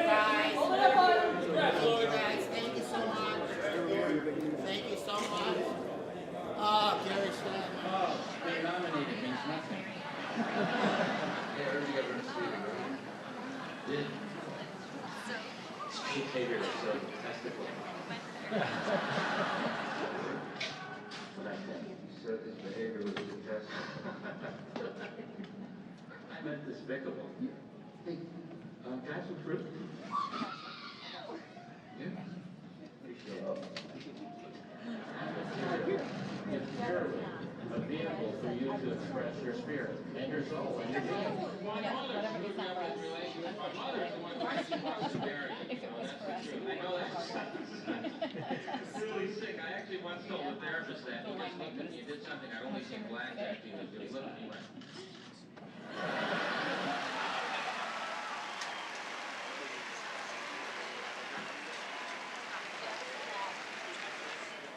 I have no idea. They have 2 new bodies right here. I have no idea. You guys are on camera now, and I'm not over here. Only unless someone I really love. I'm sure it's happening because someone brought Louis up here. Okay, great.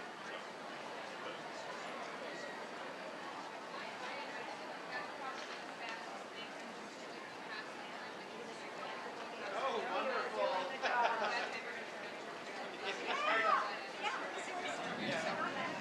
Yeah, I mean, listen.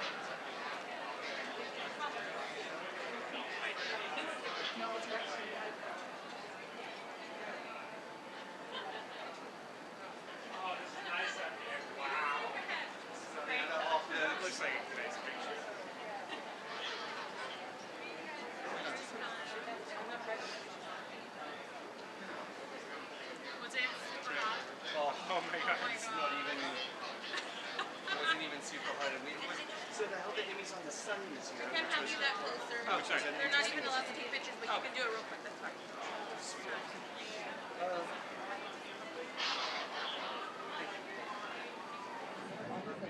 Downstairs or upstairs? Can you hold that box? Like everything is part of the house.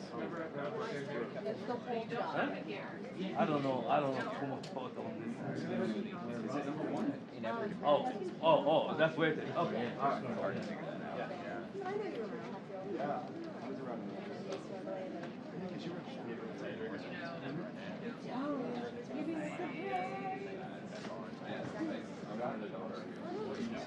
So we will be with you tonight here on Backstage Live throughout the Emmys, but when the Emmys are over, the party does not stop. We're going to send it over to our friends who are hosting IMDb Live after the Emmys, and that's Dave Karger and Jill Kargman, and we'll be checking in with them every once in a while to kind of get their take on some of the stories they're looking for.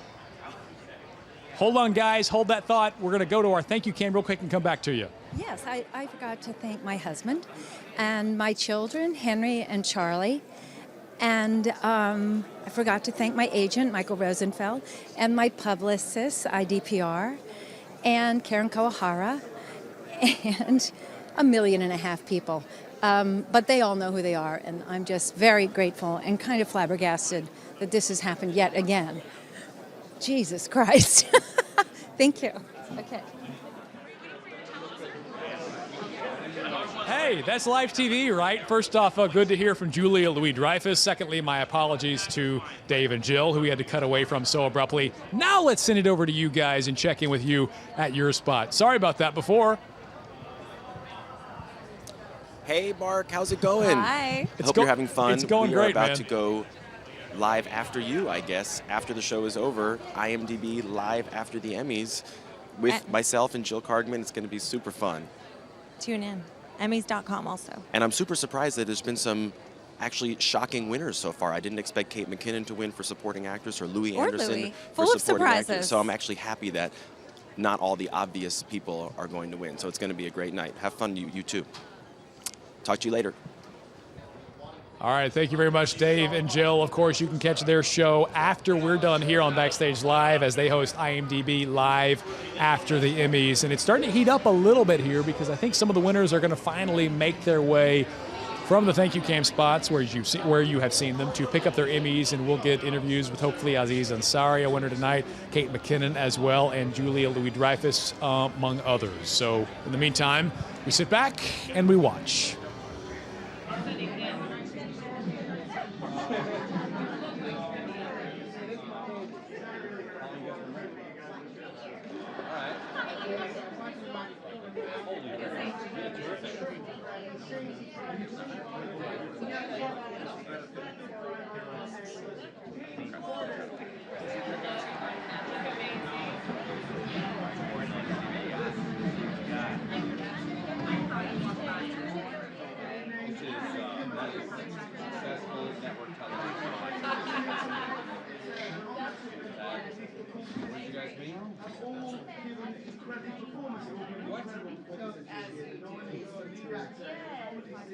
We met on shoedate.com.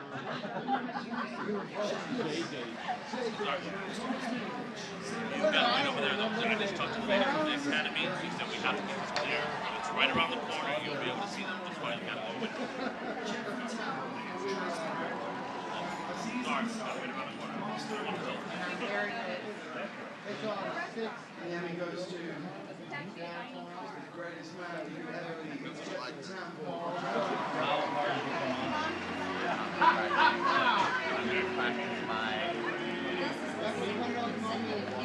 Got some extra content for you tonight. Throughout the evening, you can check out Facebook Live, where you can take an exclusive look behind the scenes in our Emmy Magazine photo lounge as the stars glam it up for the camera. You can also catch exclusive thank you cam messages from tonight's lead actor and comedy winner, as well as the casts of this year's Best Comedy and Best Drama later tonight. That is exclusively via Facebook Live.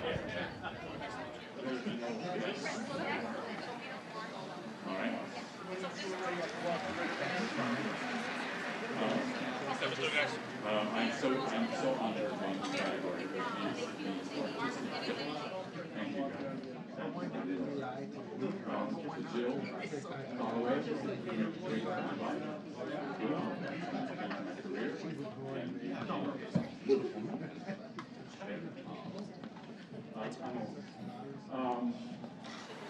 To this wonderful cast, this would be Marco will be up here with the radio.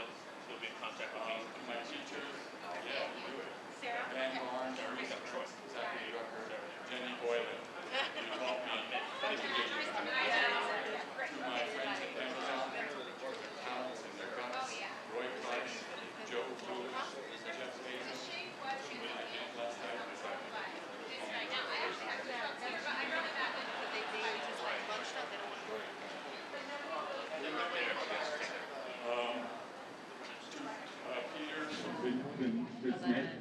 I don't know his name. I can never do it. But this guy at Amazon too, and he is the reason I am Mr. Hare to Leslie, my agent, Jody, Leslie Seymour first, and Jody Bernstein, and to Emma and Terry. I'm a virgin, Terry Bailey, and Marie Slade, and Mason Queen Wilson. Now listen to me. I'm not going to say this beautifully. That's check it from off the second. I'm not going to say this beautifully.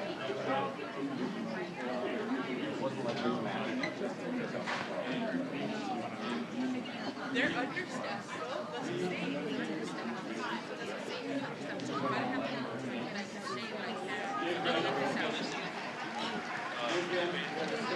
I got my man Brad to be there.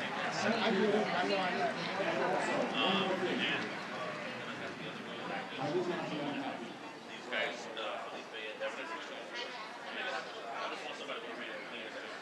Kind of it might end up being you.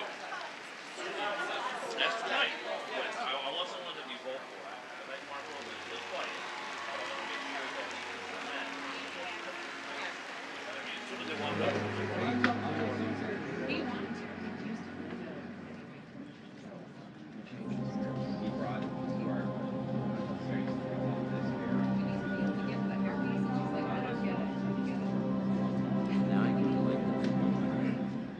Please welcome America Ferrera and Leslie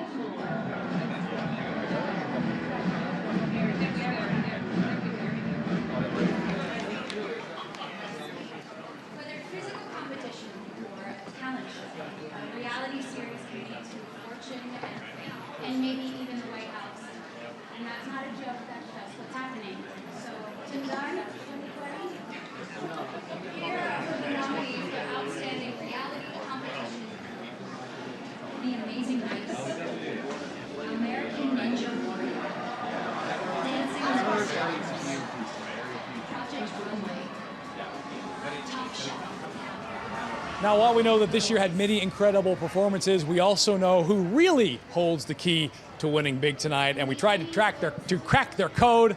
Take a look.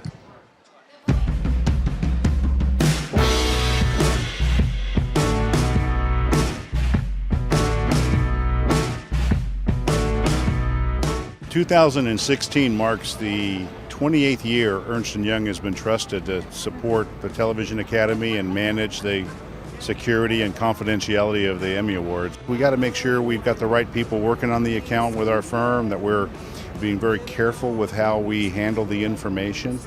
Only a handful of us know who the winners are prior to handing off the envelope on stage. Every year is a little different, and we try to make sure we keep it different. There was one year, interestingly enough, when we brought the envelopes in a laundry bag. We have to change things up every now and then. So these briefcases that we have may or may not include the envelopes. We have multiple sets of envelopes that we produce, and we bring them separately to this show. Never lost the key to the handcuff, but I'll tell you, I made the mistake one year of putting the key in the pocket, the same side pocket of where I cuffed myself. I end up having to go to the LAPD and asking their assistance, and they were happy to oblige. I have not slept with this briefcase, although some people suggest it would be an enhancement to security if I did. But we're pretty comfortable that the security is fine the way it is.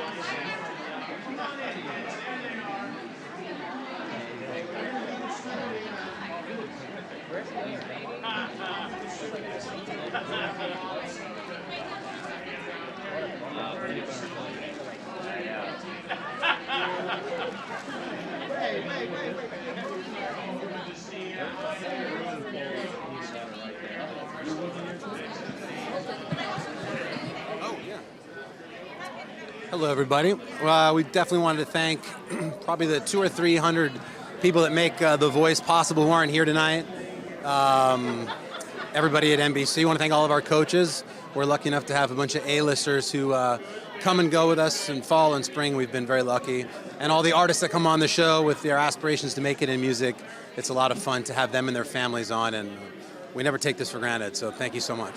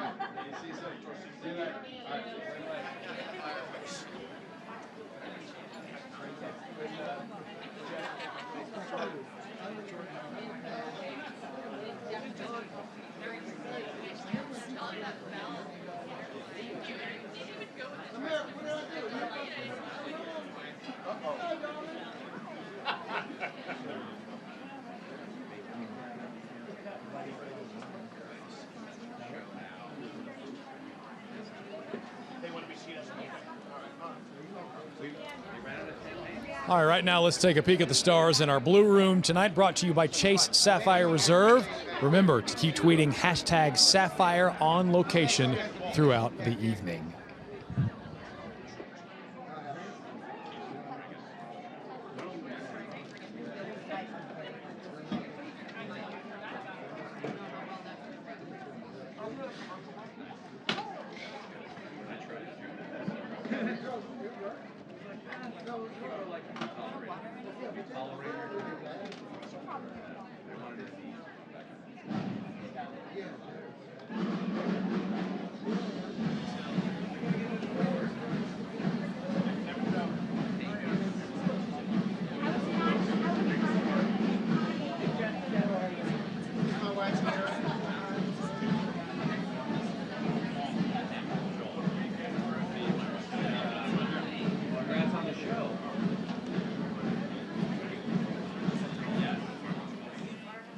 That's the last one I always just tell people that if you have an area that's maybe sustained, fire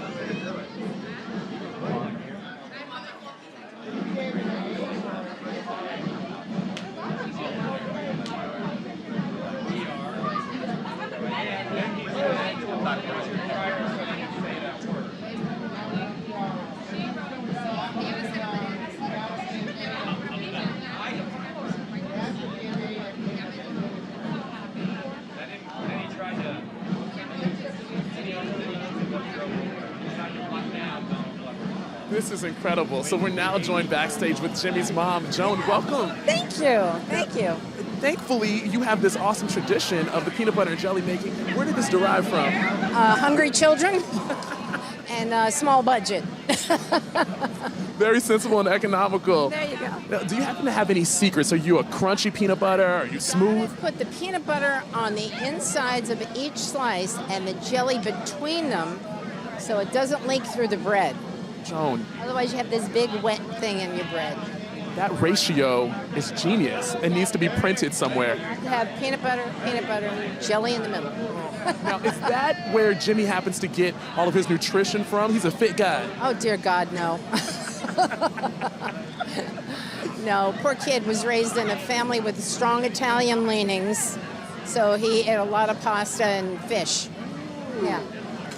Now, final question for you then. Is there anybody here in the house tonight who you would just love to see eating one of your sandwiches? I would love to see you eat one. Hey, okay. Thank you so much, Joan. Enjoy. Appreciate it. It's a long show, so I'm going to keep the snack on. Thanks. Thank you. Well, this is getting to be kind of an annual thing here, getting a chance to chat with you with an Emmy in your hand. Yeah, thanks so much. It's never a normal, circumstance.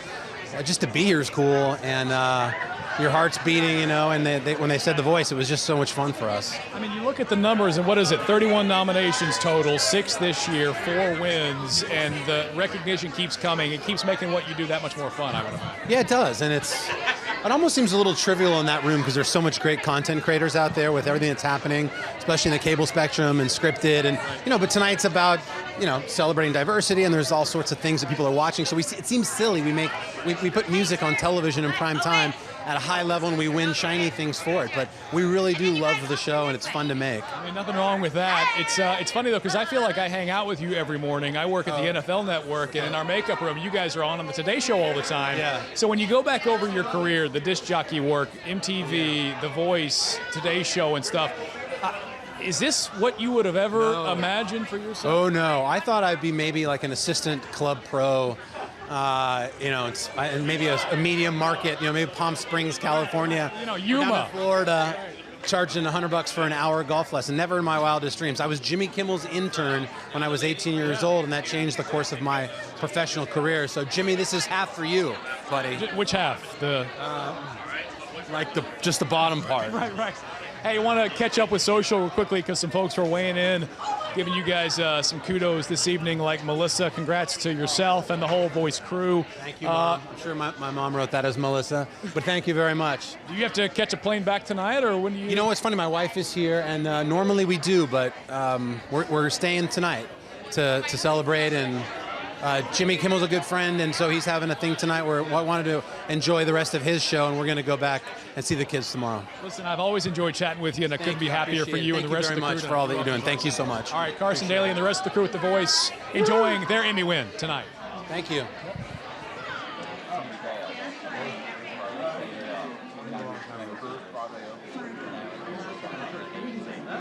I just got a picture. Oh, wow. And all of a sudden it was like a defining moment to see it. It was great.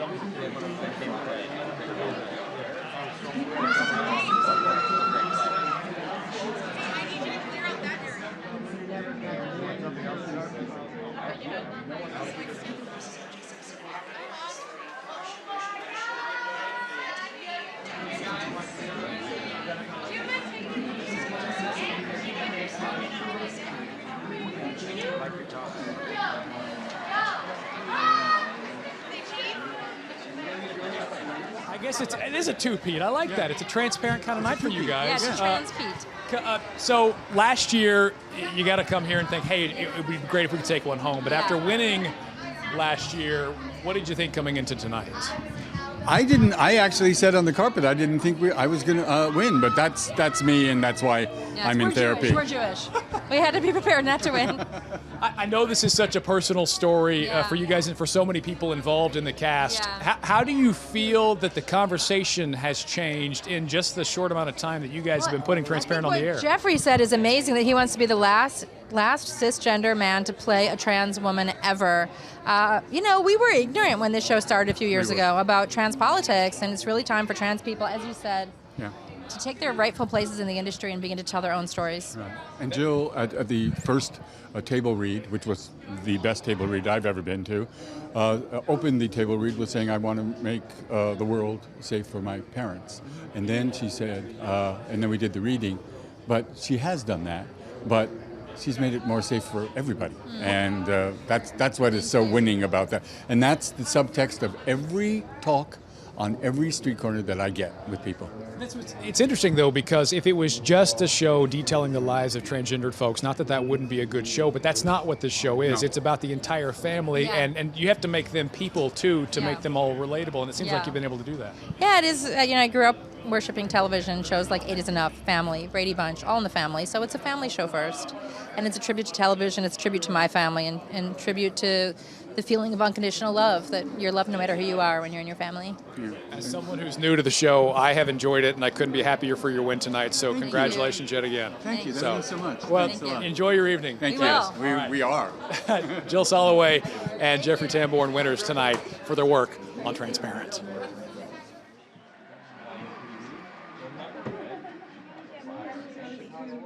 All right.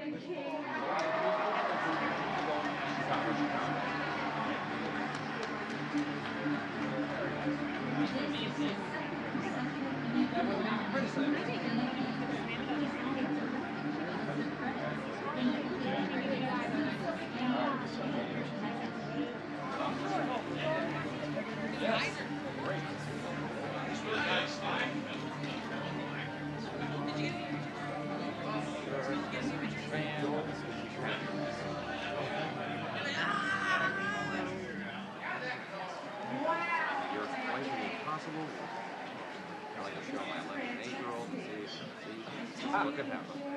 Thank you. I'm so proud of the show, so proud to be part of the show, to have the opportunity to tell stories that bring conversation necessary for John. Thank you for including me in telling your story, being part of that. The most amazing cast and crew. I love you guys. I love you guys that stand here. Every cast and crew member was awesome.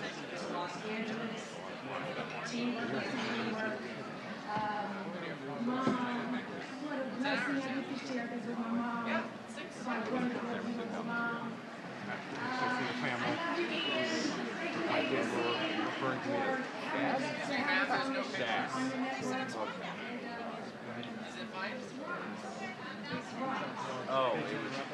Oh, yeah, you got it.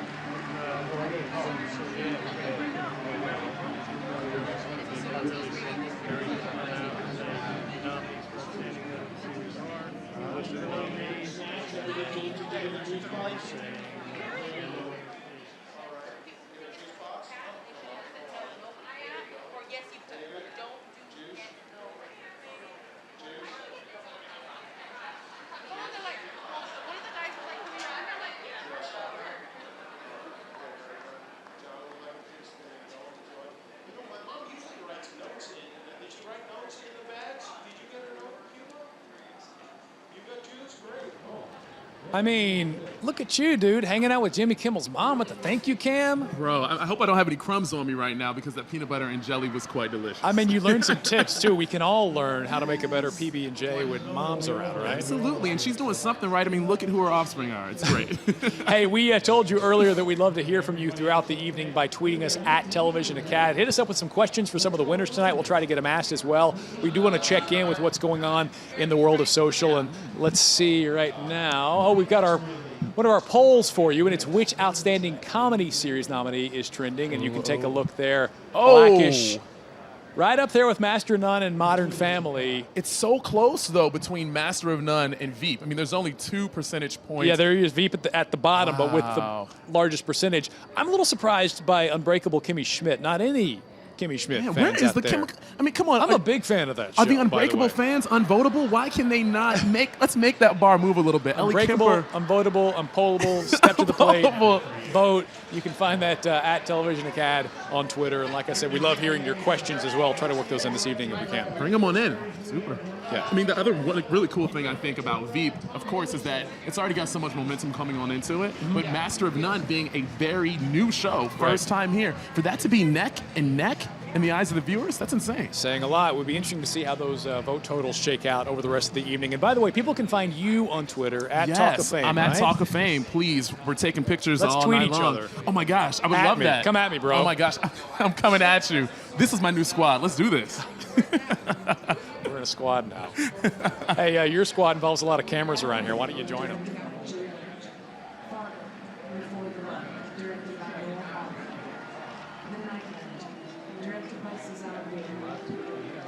The People versus O.J. Simpson, The Ashes of Tragedy, directed by Ryan Murphy. The People versus O.J. Simpson, American Gangster, Marilyn Manson, directed by Anthony.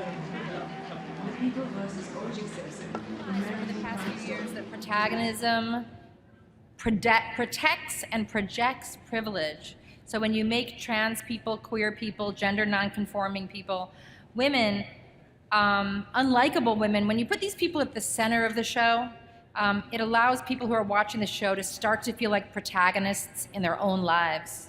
And when trans people see trans lives on television as the subjects instead of the objects, the world changes, including laws change. I think that's the most shocking thing, is when people tell us that they think culture is changing laws and storytelling is changing culture, is changing laws. So we just feel privileged that we can go to work and feel like we're changing the world in a comedy. And I just hope that there are more opportunities for transgender talent, and that I would very much like to be the last cisgender male playing a female transgender role. I think we are there now, and I think the powers that be and the creators and the writers need to tell these stories and hire these people. Yeah, it would be one thing if trans people had been telling their own stories for hundreds of years, but they haven't even gotten a chance to tell their own stories. So when cis male producers, straight white producers are taking the narrative for trans people, for queer people, for people of color, rather than letting them tell their own stories, it's a real problem. It's time to hand out the keys to the kingdom, open the gates, and let more people into these roles of writer, director, producer, protagonist. All the way to your left over here, Shalom from Israel. Hello, Jeffrey. We just met in Toronto this week. Yeah, we did. Shalom. Shalom. Sheket bevakasha, as you said. A shout out to our Hebrews. You used the cisgender just now and in your acceptance speech. How much do you think the terminology is key to working on this show in terms of educating, playing an instrument to, putting those terms out there? Well, you just said it. You said educating, playing an instrument, telling the story, specificity.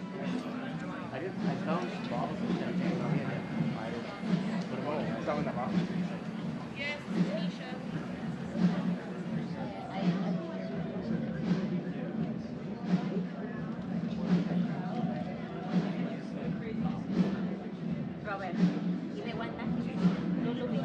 You don't have any more lines?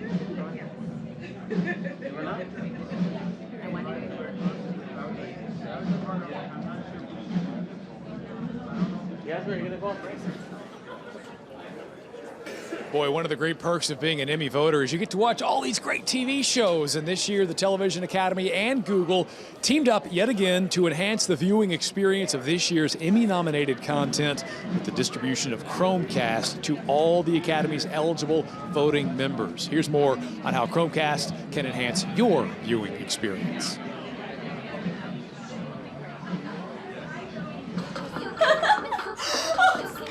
Are you finished yet? No, it's getting better. Mm-hmm. Do you do this every time you clean? Are you done? Or? No. No.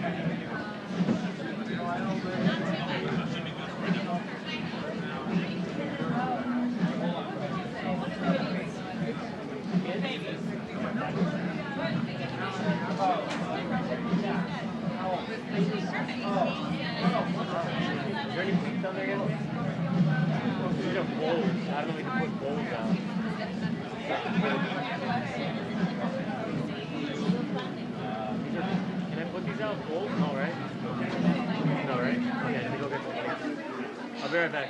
Roberto, you need anything from up there? Okay. I'm gonna have to run to the warehouse and make some. See you. Okay. I'm gonna go to the warehouse, go grab ice cream.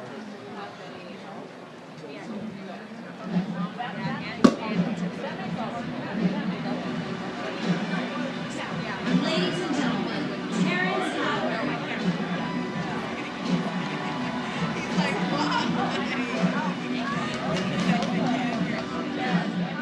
There we go. I'm trying to remember to hold my belly there. All are memorable, all believable. Here are the nominees for Outstanding Supporting Actor. Ok, te tengo que explicar, ven. Jessica. ¿Esa es tu radio? New York, David Trump, John Travolta, Simpson, American Crime Story. Sterling K. Brown, Simpson, American Crime Story.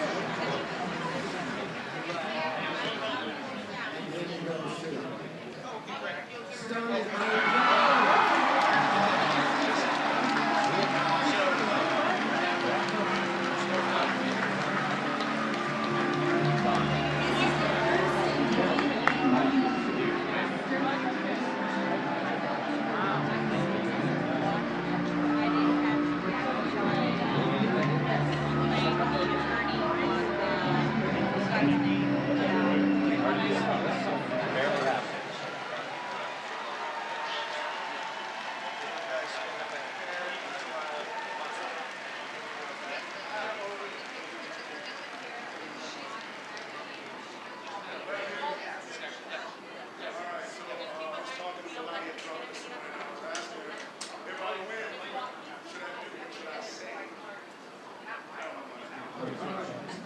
Thank you to the Academy. A lot of you. I love her. Marry her, hurry up. Marry her. To the community that has supported me up to this point in my career. There's a lot of people. I can hear you. I love you. Sterling Brown Jr. I changed what people called me at age 16 so I can hear doing it every day of my life. Okay, ready, cheese?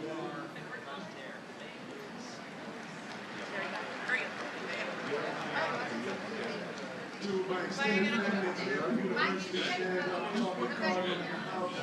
To all my journeyman actors in New York City and my friends, yeah, I love you. Dana White, Mary Lynn, Yeah, because she said I can't use the earpiece, right? thank you for allowing me to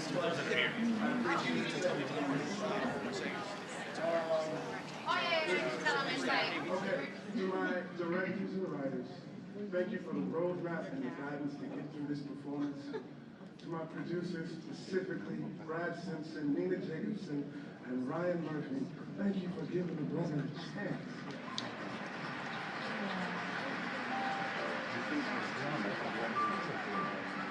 Lastly, I was sort of a polygamist during this whole thing, and I had 3 sister wives.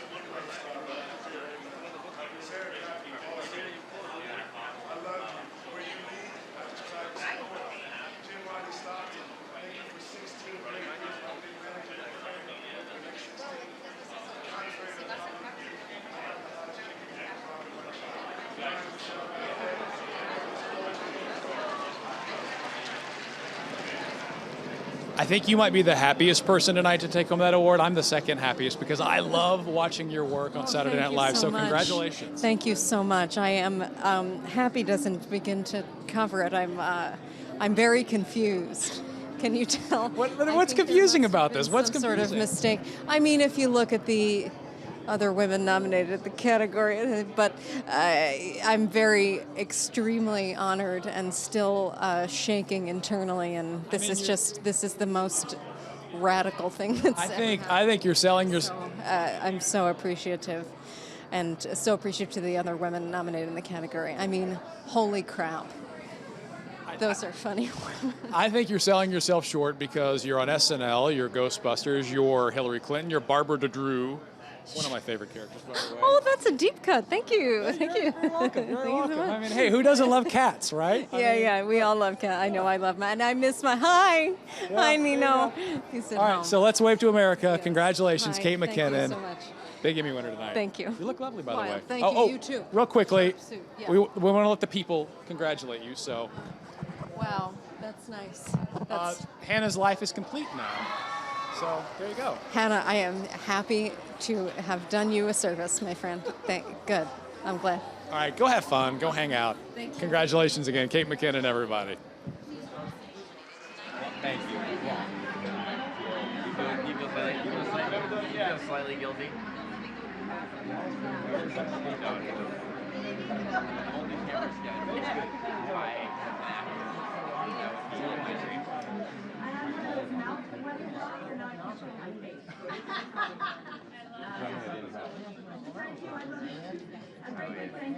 Tell me my belly button wasn't sticking out. That works.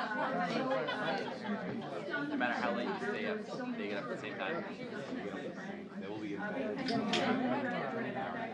we'll be up at 6:37. Daddy. Oatmeal.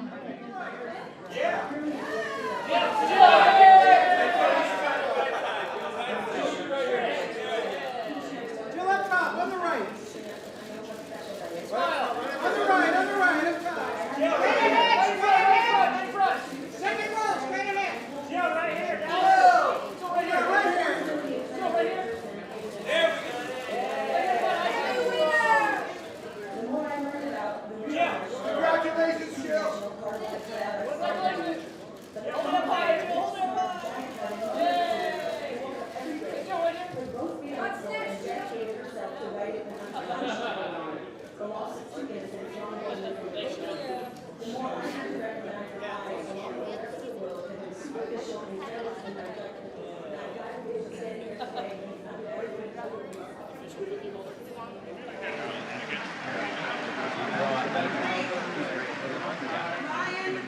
What's next, I owe you everything. It was because you thought I could that I needed Derek. You've been the most tried and true boss man, collaborator, mentor, and most importantly, my beautiful friend. You've changed my life.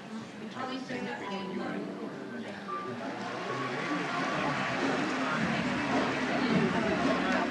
That was a good treat.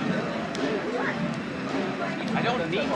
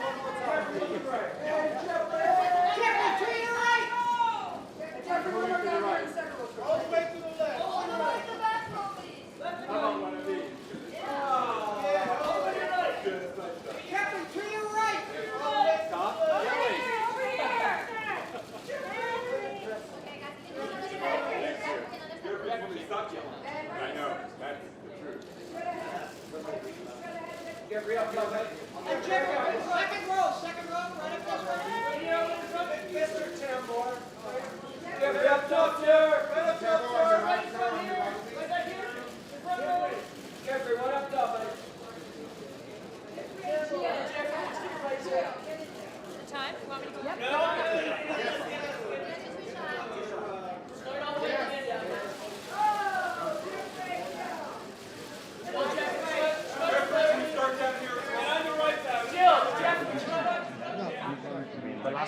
The last thing he needs is an agent giving him advice if he wants to do something good with the world. I'm not sure, but I think My wife's like, we're gonna take our son to acting. He wants to do theater. I'm like, no! You know how hard it is? You got it. Well.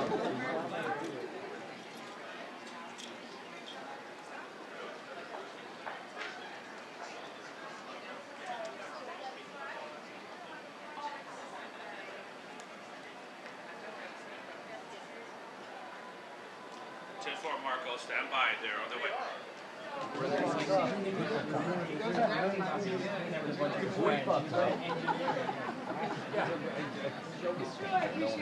Once you see me, if we get an ETA on the EMT coming up here. Butterflies. He likes butterflies. My kid doesn't like sports. He likes bugs. He likes insects. 5. I have 5 and 1.5. So one's super into bugs and insects and dragons. Together we're just like wants to climb shit. Yeah. He's like, I'm gonna climb anything you say I can't climb. Hey folks, let's take a look at who's enjoying their evening in the Blue Room, presented by Chase Sapphire Reserve. You're like, dude, electricity is not safe. Not safe. About what do you? Yeah. It has like a clear cause and effect. Yeah. Clear cause and effect. Of course it's a toy. Use it like an Indian. Toy for adults. That's great. That's a good costume. Yeah, and so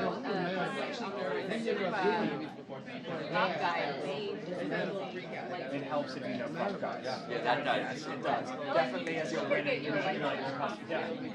It's like hair, makeup, and prop people.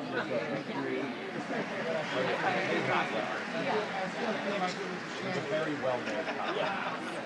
That's great.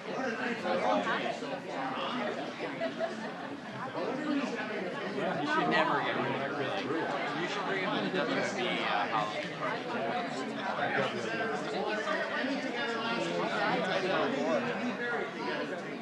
They're getting the Oscar. Like a pretty great day. Like, we always went to all year long.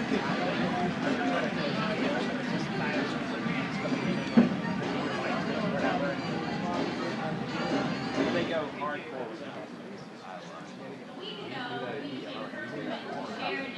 Yeah. My first.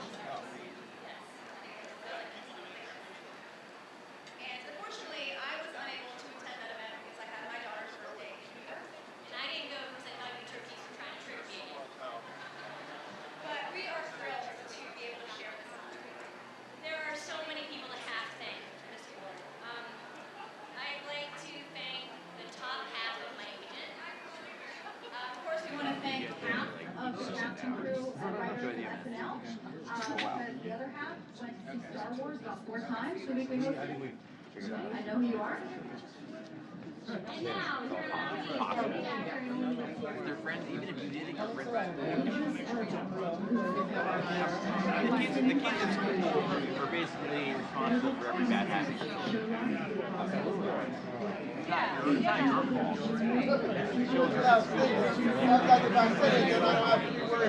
My wife Sarah.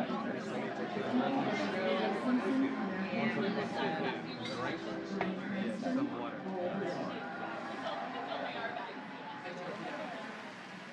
and the Emmy goes to Courtney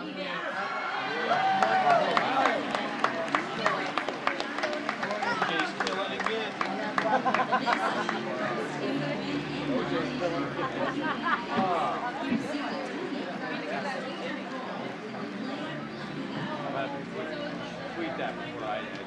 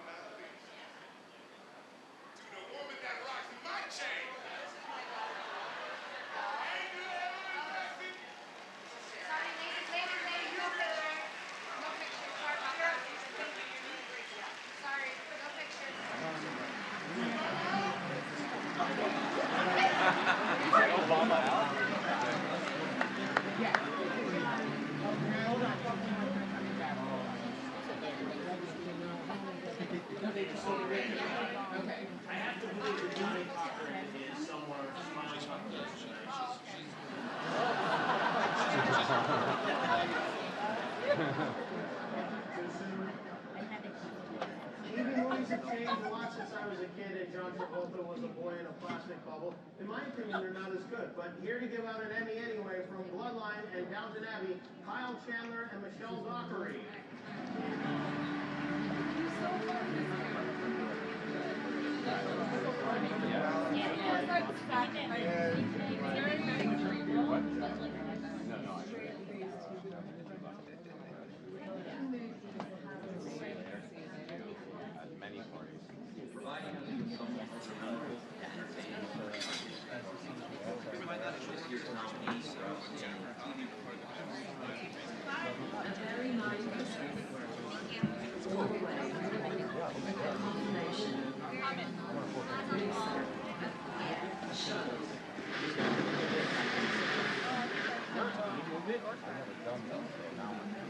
Y'all know they just brought out fresh sushi.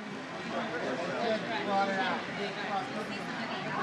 That's fresh. Everybody wants something before it goes bad. This is the time to right now it's good. And then I got a shoe on We're talking about last week's house, my favorite. I mean,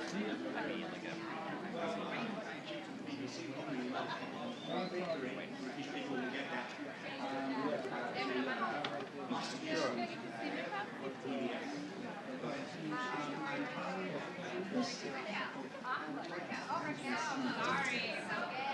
I'm not going to because it's been a long night and they're all British. So I'll just call me Oh, okay, so I'm very So what are these best reason for all. I'll let you know whatever that was. But, she actually produced the shows. No, we don't know this. We don't know this. Yeah. Oh, you did the right. Oh, okay. Something like right. So I was just like, they're back there. I don't want nobody goes back. Any nominees?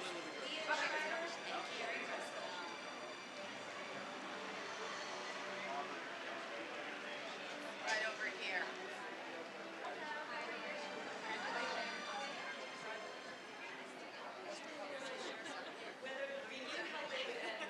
They all grabbed our attention. The nominees for Outstanding Limited Series are... How are you? How pretty you look.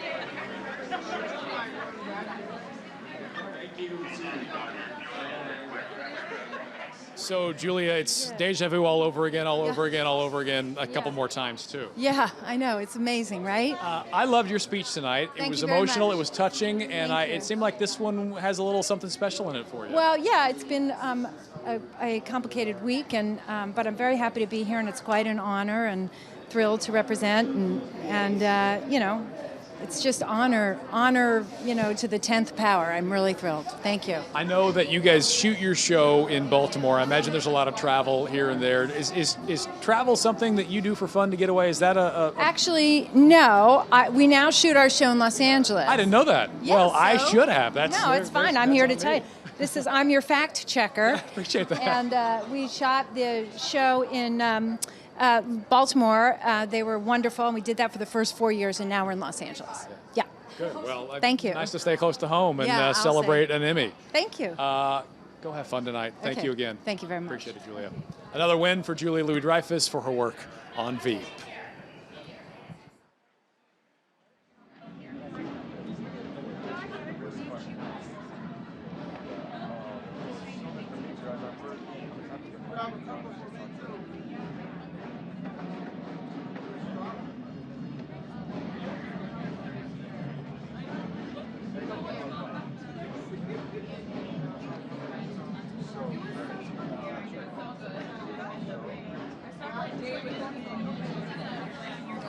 Perfect. I'm ready. I'd like to thank my George Brown from Detroit Country Day. I'd like to thank the Detroit Country Day community. I'd like to thank Mrs. Hannett and at my high school, Detroit Country Day School. I'd like to thank all the teachers that ever put up with me, and there were I was a little rough for folk. I'd like to thank the Harvard community. I'd like to thank the Boys and Girls Club community. I'm a big supporter of them. I'd like to thank Yale Drama School. I'd like to thank Lloyd Richards and the Fences cast and crew. I'd like to thank the 6 Degrees of Separation group, Jerry Zaks. I'd like to thank, I thanked my children already, but I'd like to thank my mom. Again, I love you, Mom. I know you're watching. And this one's for you, too. I love you. Mwah. Thank you.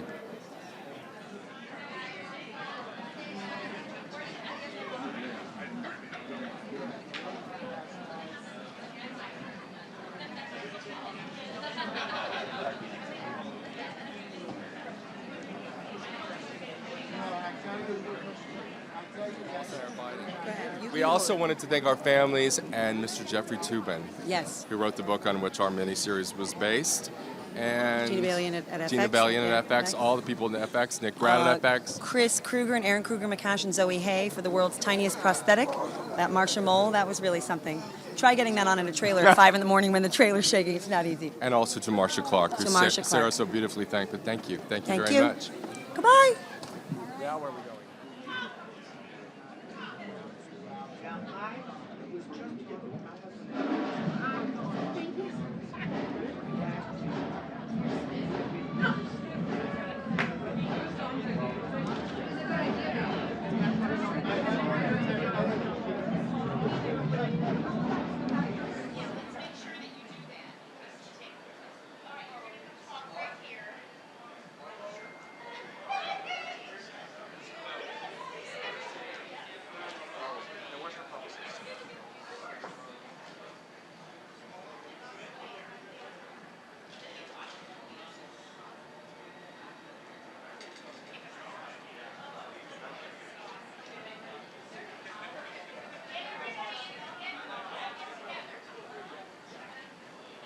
All right, I'm going to see if I can work the microphone for all four of you here. Congratulations for your win for Sherlock. By the way, watching that show, I have to go back and rewind segments because there are so many details. How difficult is it putting this on the air? Well, I mean, being Victorian, it was harder than usual, but I think all the references and the Cannondale, Stephen and Mark. Mark can't be here today because he's rehearsing for a play, but I mean, they know the Cannondale stories so well that they just jam them in. Quite a few that we didn't even know, I think. So it's one of those, though, as I watch it, I think it is amazing to me that people can conceive of the elements of the story and write this story. It seems like a challenge, though I imagine you relish, especially now.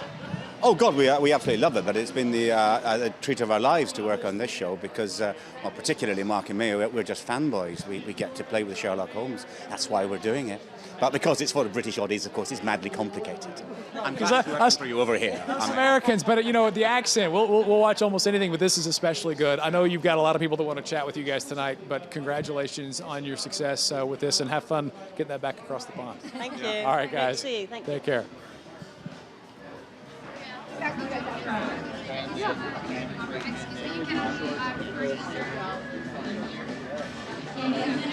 Maggie's not here, but she's awesome. Jimmy's going to come out. Jimmy's going to Oh, I love it. Okay, good. Yeah.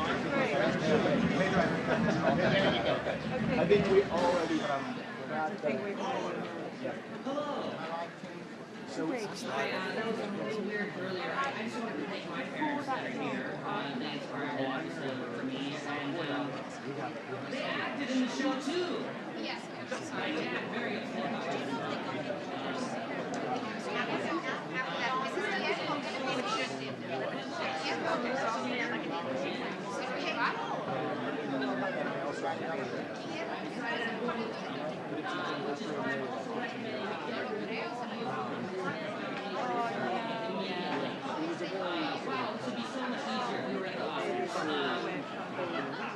Mom, Dad, I know I just thanked you, but I need you guys to put it out right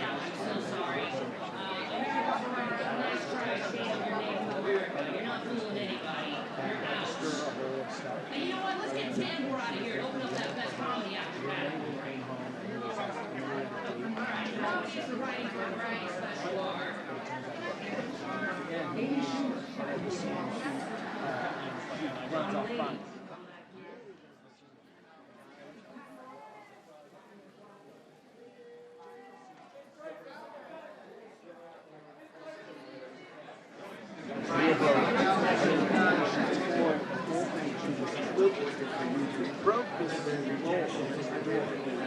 almost threw up, and then ran and started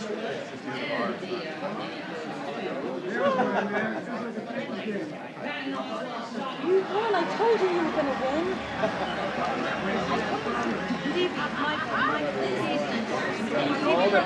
all the gentlemen were living behind me.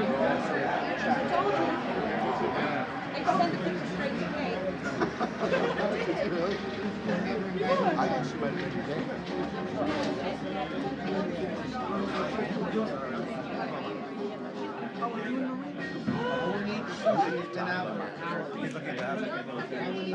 You do too. It's been out for hours.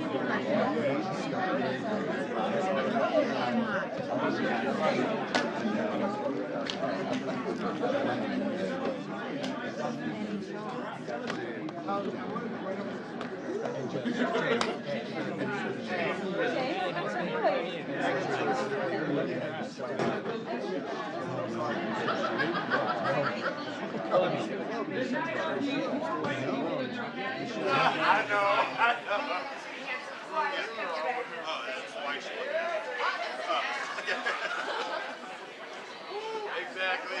I know.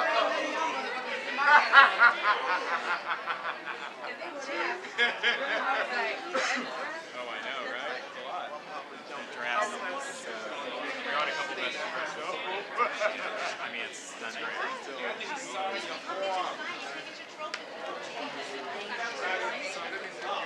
Thank you. Those DVs. Our word to our friend Harris Littles that was one of our writers that passed away. That was really intense for Emmys.com. All right, bye. Thank you so much.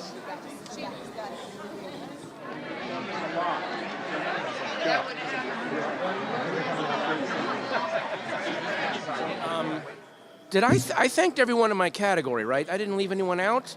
Yeah, I got everyone. I mean, I want to thank all my my agents at UTA, Greg McKnight and John Sachs and Gregory Kavik and Martin Lesak, everyone, and my PA guy, TJ Markwalter, my assistant Rachel Stamen for looking after Alice.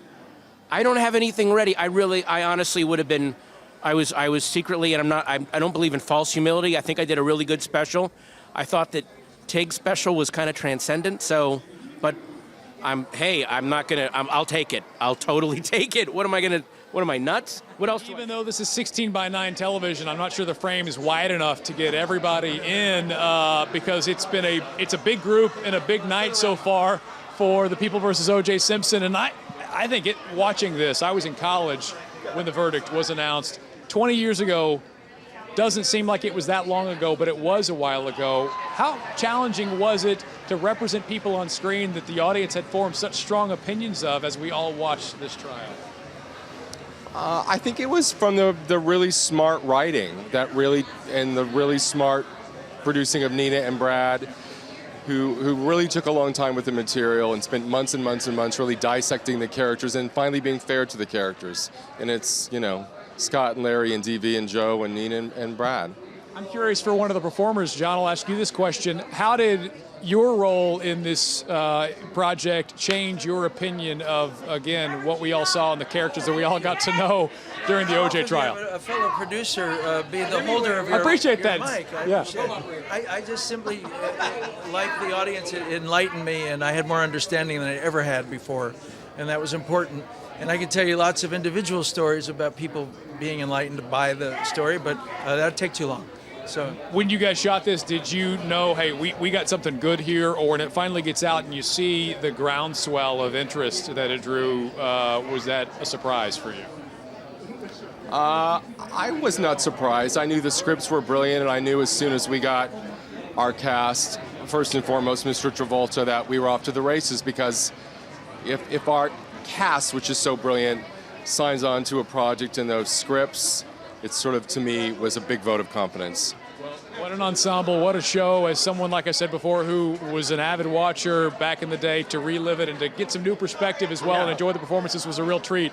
What a treat for you guys tonight. Enjoy your Emmy win. We will. Thank you very much. Thank you, everybody. Thank you. While they make their way out, I want to bring one of the honored actors tonight in, and let's see if we can get Courtney B. Vance over here in just a moment.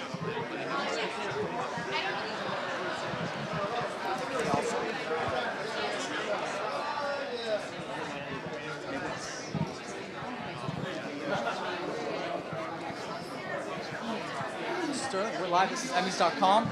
Marcus Stuck. Sterling, how are you, sir? I'm well, brother. Pleasure meeting you. Let's see, we are live here, and hey, Courtney, how are you? Come on, man. You and I got to chat Friday night at the Performers Nominee Reception, and we looked ahead a little bit to tonight, but I don't know if there's a category that you guys have not won yet. It just speaks to the power of the experience that we had as Americans 20 years ago, and then again today. Hi, I'm crashing. Crash. That's right, welcome. Crash, please. Get in the middle. Well, first of all, I want to ask you, Sterling, one of the things I enjoyed most about your performance is Chris Darden, such a layered, vulnerable character that you created for us. Yeah.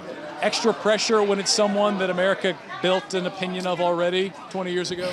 I mean, I don't know if it's extra. It was, the pressure for me came from the fact that he's living in the same city that we live in. He's still practicing. I could run into him at any time. I wanted him, hopefully, to see something that he recognized within my performance as himself. So that's the main pressure that I felt. And I know you brought Marcia with you this evening, and you spoke in your acceptance speech about this living, breathing person that you had formed an opinion of. How difficult was it changing that opinion?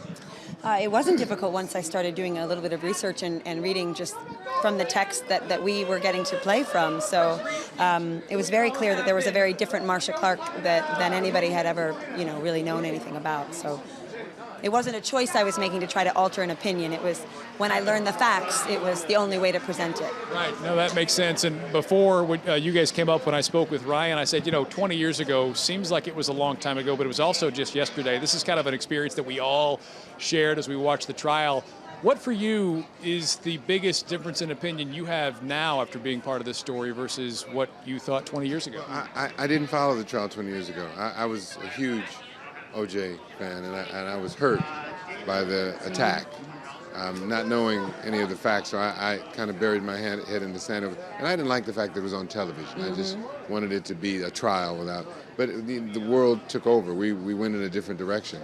And so it was all new for me. The experience, the research, was all new. So I was shocked and amazed like everyone else was as we were seeing the behind the scenes information, like me and my wife, Johnny and his wife in the bedroom talking about what we should do, or in his office saying, you're going to do this, right, Johnny? Because if you don't, how would you feel if someone else did it? It's like, oh, I'm doing it, you know? Different way to look at it, right? Yeah. Well, look, you guys were part of something special. Now you have a special award to go commemorate that. Thank you for hanging out with us tonight. Little Emmy bump from the cast of The People vs. O.J. Simpson. Congratulations, guys. Appreciate it. Yeah.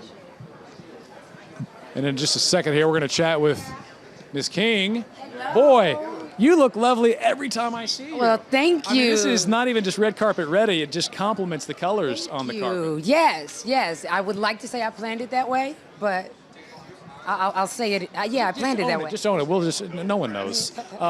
Look, from my vantage point watching tonight's show, this feels like a really lively, entertaining Emmy. And it's especially more entertaining when you get to take When one you home, get to isn't it? take one home, when you get to take this weight home, yes. It's a good feeling. It really is, especially when it's for something that you're just so happy to be a part of. It's really good. I'm happy no one from People vs. OJ was in my category. Yeah. They got a broom because they are sweeping tonight. By the way, the show was amazing. I mean, they deserve all of that. So when you're not on set, when you're not here at the Emmys taking home awards, how do you relax? Is travel something that you do? What do you do for fun? To travel. Sometimes it's hard to get it in between things. When I can, I do. I love to travel abroad. I like Such as? in my passport. Bali, I'm a big fan of. That's so far. Bali and Tokyo have been my two favorites. Now I'm craving sushi. Thanks. Maybe that's what I'm going to do after this. Well, you've earned it, yeah. certainly. Congratulations. It's good to see you again. Thank you. Yeah, Thank couldn't be you. happier Good for to you. be here. Regina King, everybody.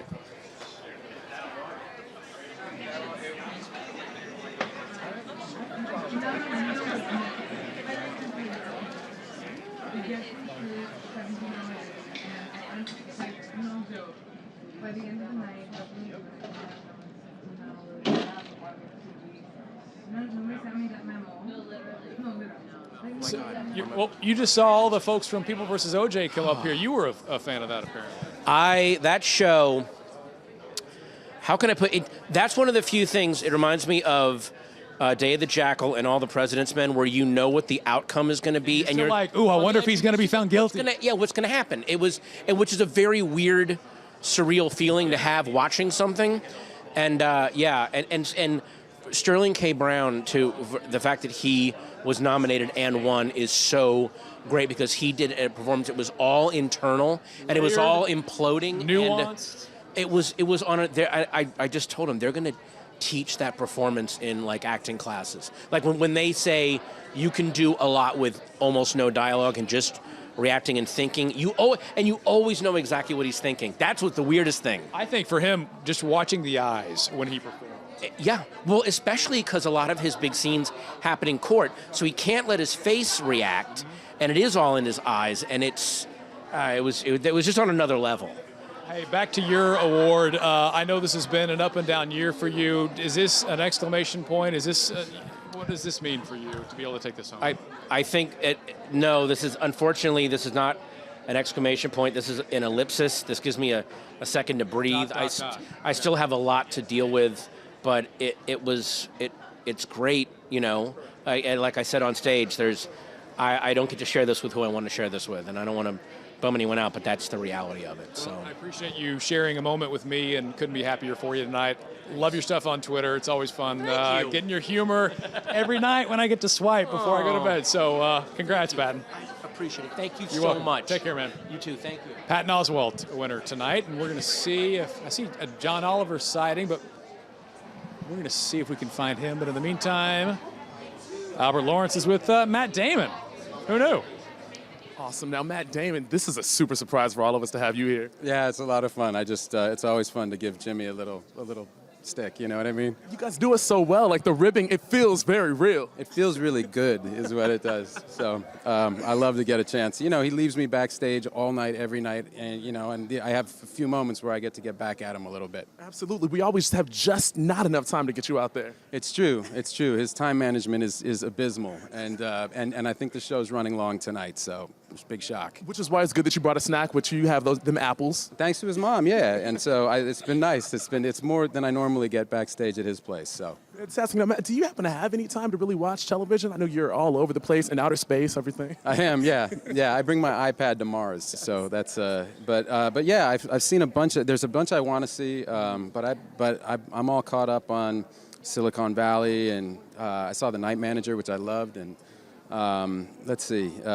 Recently, what I've seen. I mean, well, I just saw Cranston back here. Breaking Bad is like one of my all-time favorites. You should check out Stranger Things. I think you would like Stranger Things. Great. I heard it's great, and so that's on. That's on. I just need a long-haul flight to start. To dig into it. Excellent. Well, Matt, thank you so much again for just kicking it back here with us backstage. It's fantastic to have you. All right, thanks. All right, have fun tonight. Sorry about the apple. No. Finish up that apple. It's great. Matt, what more can we say?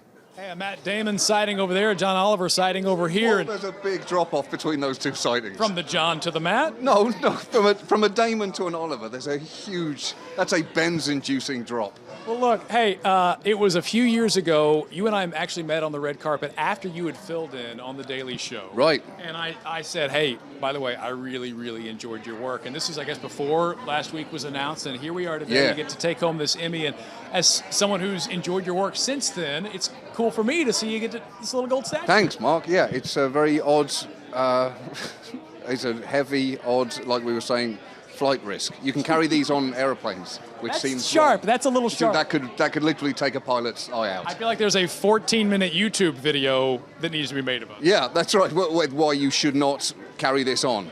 Yeah, along with toothpaste. Right. Most ridiculous story of the year. Is it Trump? Is it Brexit? Is it EpiPens? What am I missing? It depends who you are. Look, Brexit, for those people in America who don't understand, Brexit was a catastrophic decision that Britain has made, which is going to seismically, permanently damage it, Europe, and potentially the planet for good.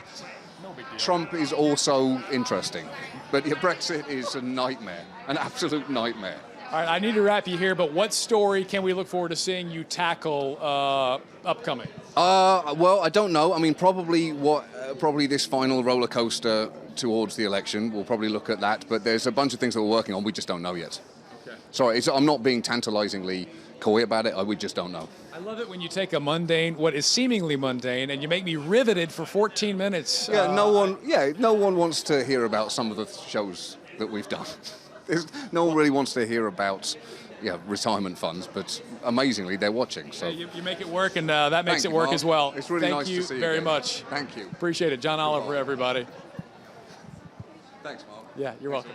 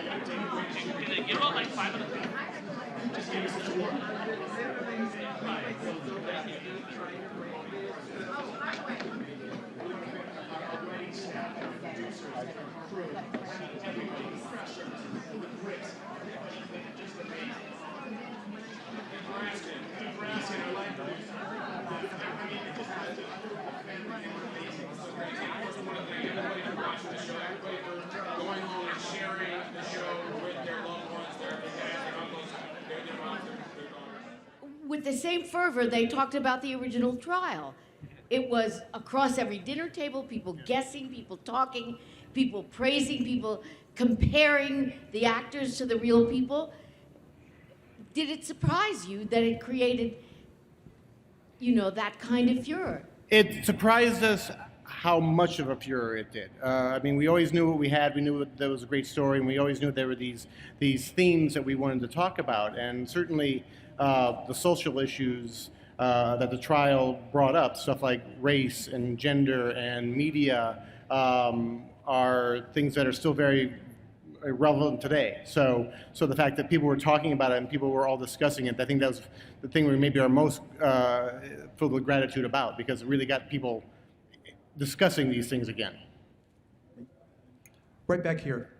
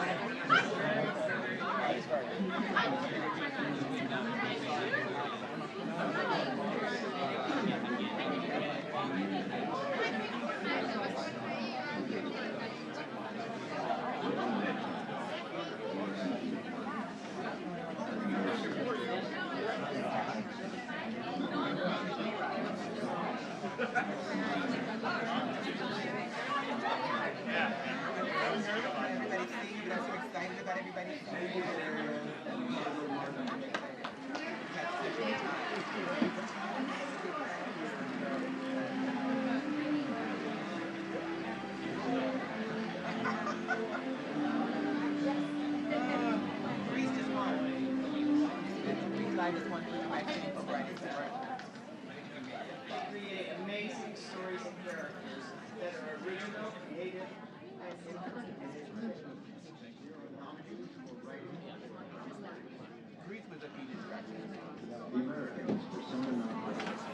and we want to thank every single person involved in the show. Our names are on the title of the show, but this took about 100 people to make this happen. And they came every day with the thunder. They came to work as hard as they could. They believed. Everybody at Comedy Central gave us the shot. They let us do what we wanted to do.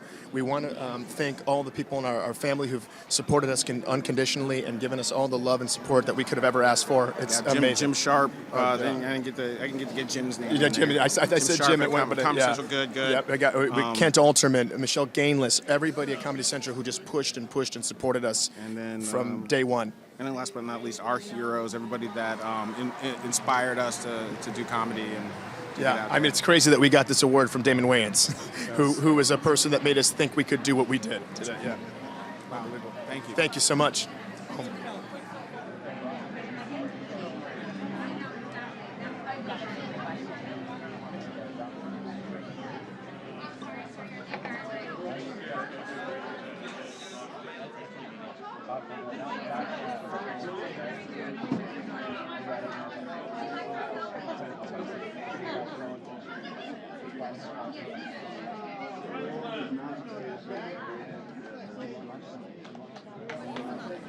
Absolutely. The original creators of Grease, who made this show, which is a party that started in the early 1970s and we try to keep going. Our incredible writers, John Tollins and Rob Carey, who gave us the blueprint, who gave us that script to try to follow and bring this party into 2016.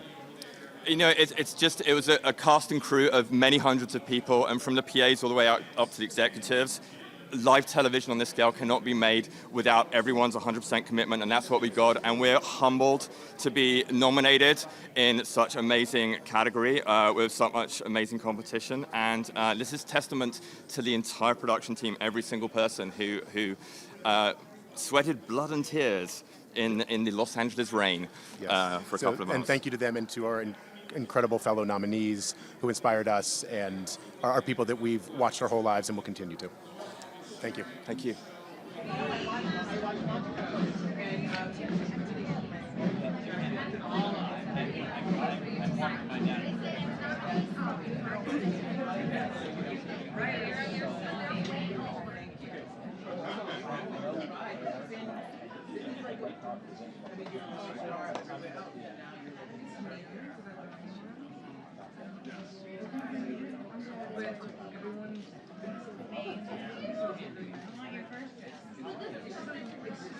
So I'll tell you a little something I've learned doing Backstage Live.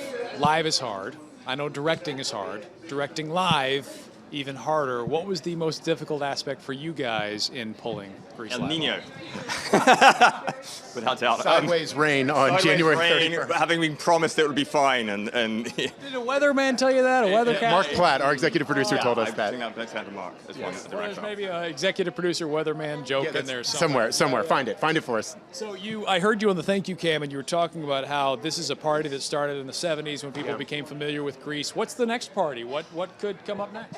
Oh my gosh. Grease 2. Grease Why 2 are is we going to even be talking about epic. I mean, it's on the cards, definitely. Yes. Why? It's a You classic. heard, we're breaking news. We're breaking news. I love it. I mean, now the Twitter is exploding. I'm Everyone sure. is Yes. excited. America's like, oh, Tommy and Alex. That's what America wants to If see. we don't right break now. Twitter tonight, there is no other reason for us being here. So, you know. Well, Let's I get it think trending. that's a pretty. Let's get it That's trending. a pretty good. Grease 2. Grease 2. Hashtag. Let's go. Hey, congrats, guys. Thanks so much. Have a great Marcus. evening. Appreciate it. All right, Thank take you. care. Thank you, sir. Yeah, you're Pleasure. welcome. Same.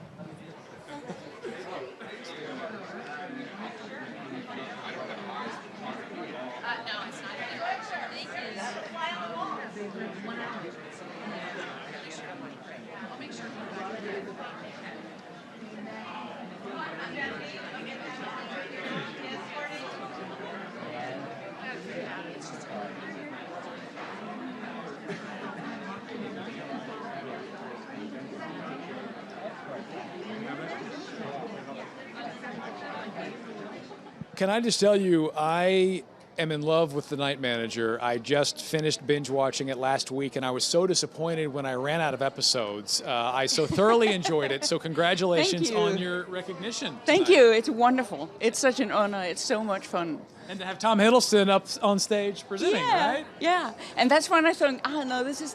It's never going to be because they wouldn't do that. And yes. No, it really a special for you guys. But watching this, it felt so very cinematic. You dealt with the locations that you had to shoot in a story that was, so big in its scale. What was the biggest challenge in pulling this off? The biggest challenge was it's 6 hours and it's shot exactly like a movie, so it's shot randomly. So kind of making sure you made no mistakes because you had this enormous amount of material. Yeah, it's not easy just to jet back and forth from Mallorca to all of the other locations you guys shot. Yeah, exactly. Speaking of the different locations, are you someone who travels for fun? Is that a way for you to relax? Yeah, I love it. Yeah, and I've always done it. Where are your favorite spots to hit? I'm going to Hawaii the day after tomorrow. I mean, I think if you take that on the plane, they'll bump you to first class if you're not going around. I will take it on the plane. There you go. Hey, congratulations. Thank you. And any word on Night Manager, a second season? I've heard rumors. We hope. We'd love to do one, but let's see. All right. Thank This you. is me. This is me right now. Fingers crossed. Congratulations.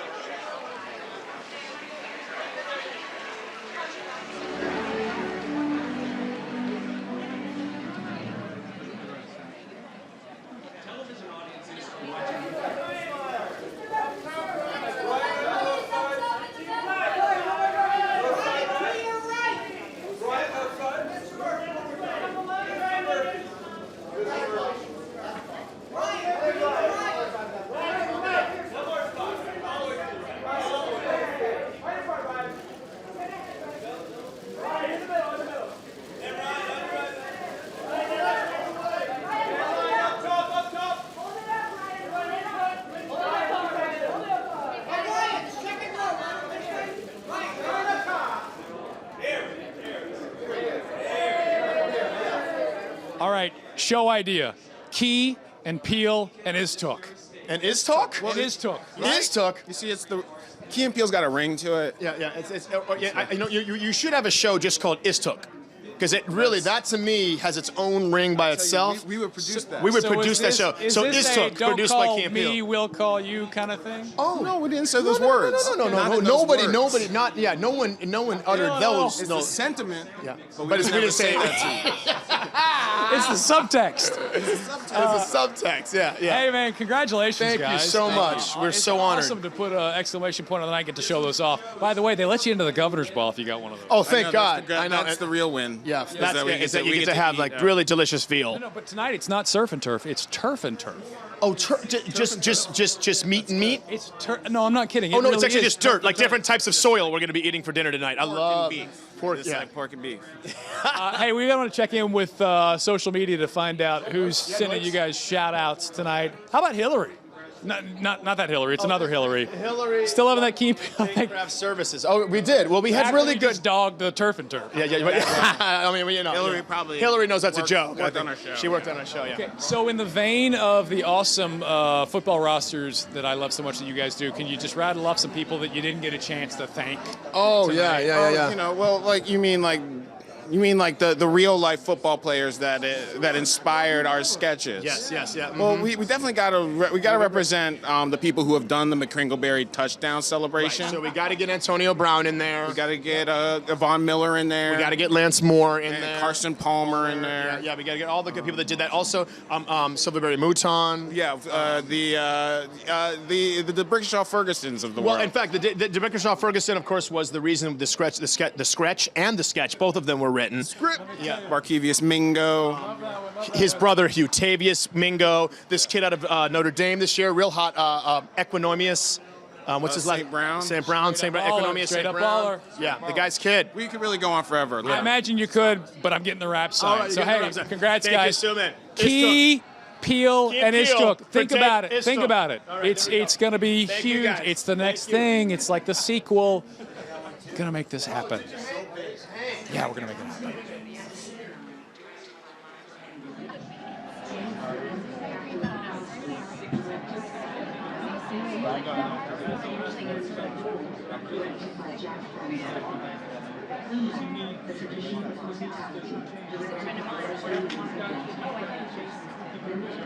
Directed by Steven Soderbergh. Ray Donovan, Exorcism, directed by David Homer.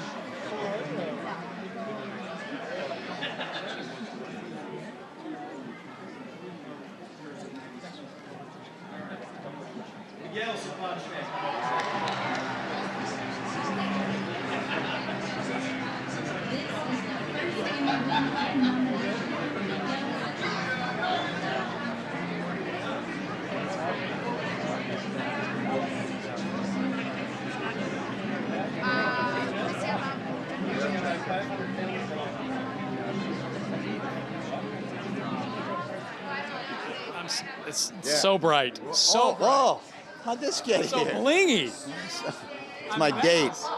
By the way, people don't realize that is a surprisingly heavy statuette. Heavy object, really very pointy and curl sharp. that thing.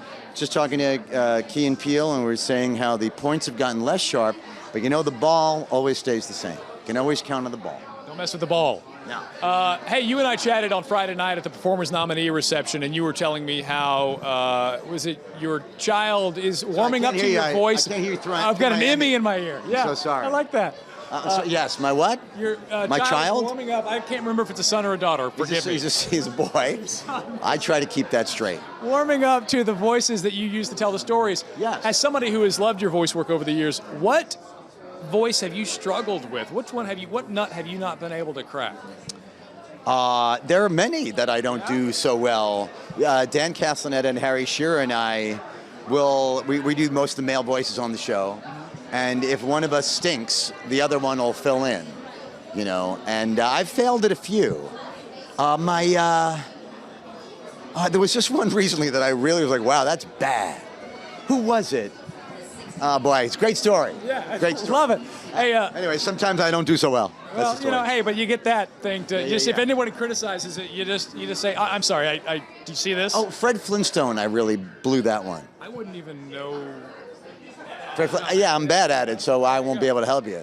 No. Hey, the voice work is obviously fun. On camera work, which do you enjoy doing more of? Sorry, I got distracted by my Emmy. That you won for the on camera work. Yeah, for the on-camera work, yeah. I love doing both. I feel very grateful that I get to do both, and it's like Sophie's Choice. I could never pick. What does Hank Azaria do to relax when he's not making Emmy jokes and working? Nothing. That's it. Just work. Emmy jokes and 24/7. work. That's it for me. I like to play poker. Yeah. I'm a big Mets, Jets, and Knicks fan. Okay.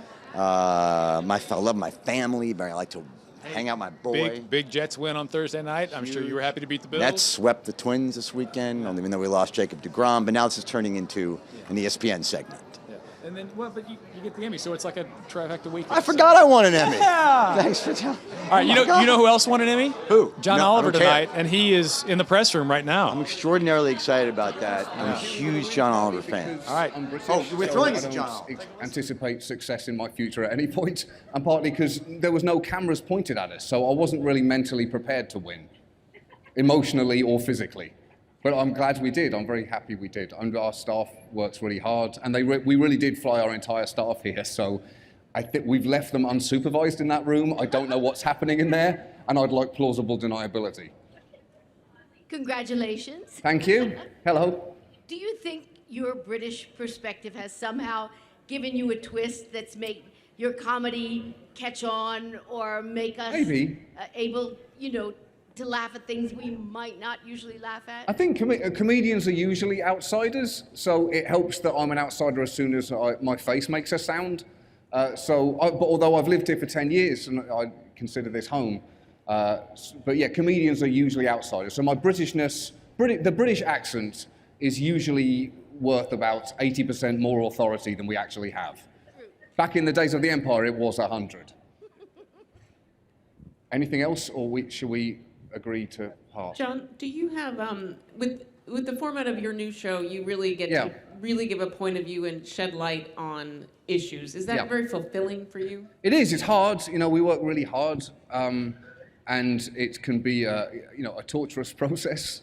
And our staff is really tenacious in researching and really working on things as hard as they possibly can.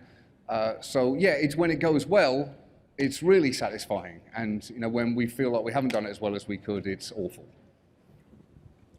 That might have been too honest an answer. Yeah. Hi.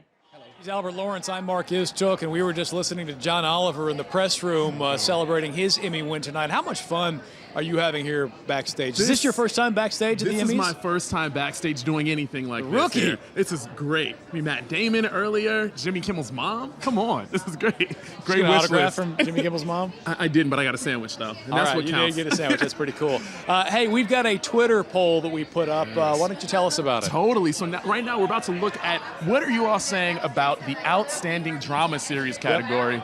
Let's look at them. I mean, right now it looks as though, oh my, what? Come on. It's not even fair. Really? Clearly, you guys, you've really set your minds on exactly what it is that you like. It's Game of Thrones right here. I mean, it's like Cersei Lannister just took out all the other nominees with a big dose of wildfire, Good right? grief. Great reference Thank in you. there. Game of Thrones, Better Call Saul with 2%, Mr. Robot, House of Cards, Homeland, The Americans, and Downton Abbey.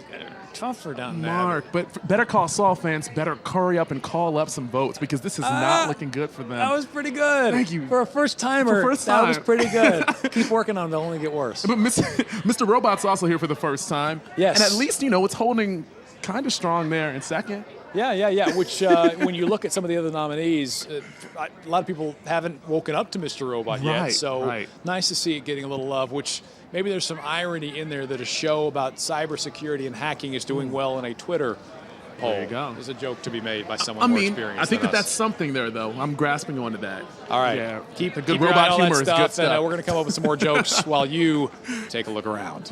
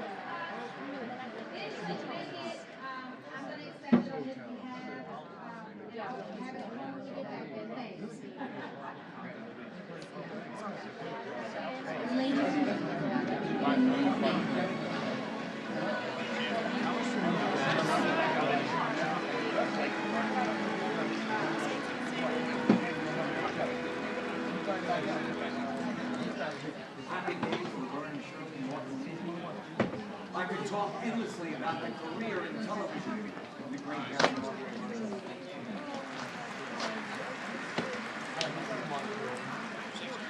We could mention his films like Pretty Woman, but to mention him only as a creator of entertainment would leave out 90% of the reason that Gary Marshall was one of the most beloved men in the history of our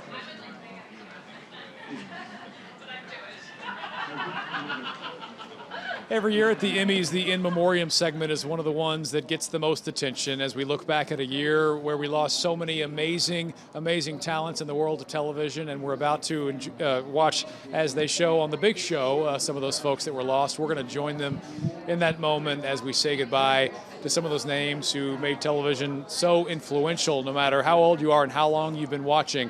So many names that made their mark on the world of TV. And we're going to take a look at the In Memoriam segment now.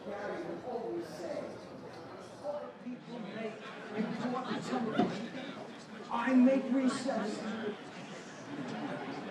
So on behalf of all of us, Gary, thank you for inviting us to your studio.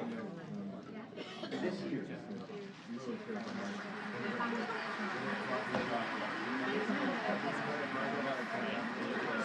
This year we lost too many friends and colleagues whose accomplishments and contributions were human effort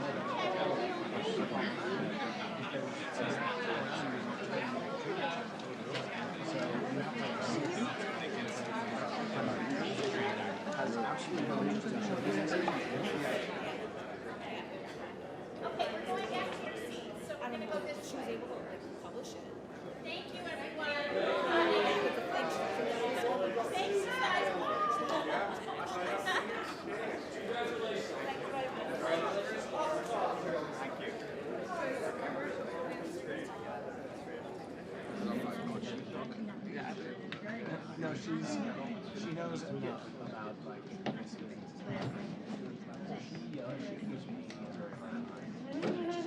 Sometimes I'm like, no. Oh yes. Sometimes I'm like. Okay, right now? Okay, so what a thing to be here and to meet everybody and to see everybody that I watch on television. I'm telling you, this is an unbelievable community. Congratulations to all the winners. To anybody who didn't go home with a statue, you are a winner. You are so incredibly talented. Truly, I'm proud to be one of you.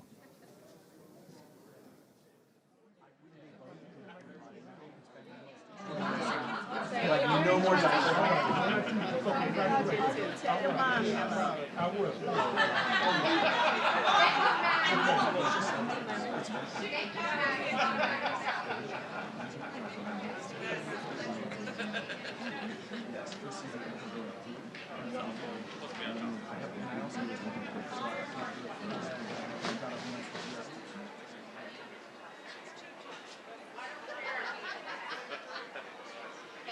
I need your phone. I got to delete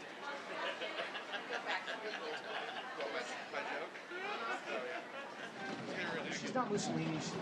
Hey, throughout the night, we've been watching the stars mingle in our blue room thanks to Chase Sapphire Reserve, a credit card for people who are passionate about travel. It's been fun getting to hear about the actors' favorite travel experiences tonight, and of course, along with all their excitement on their big Emmy wins as well. So, congratulations again to this year's recipients.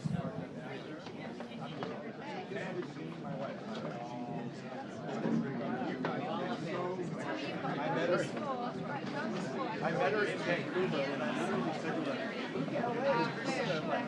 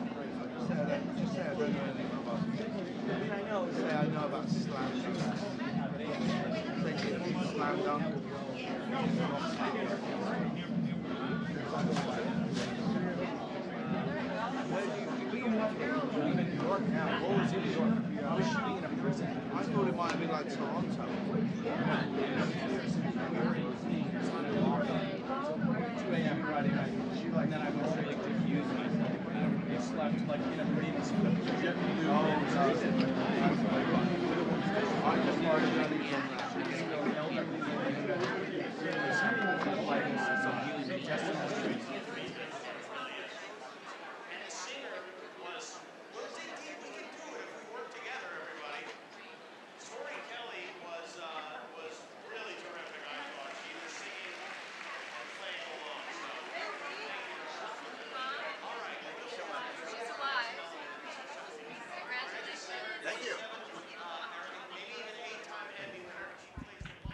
So about the EGOT, no, okay, bye. EGOT. Tommy.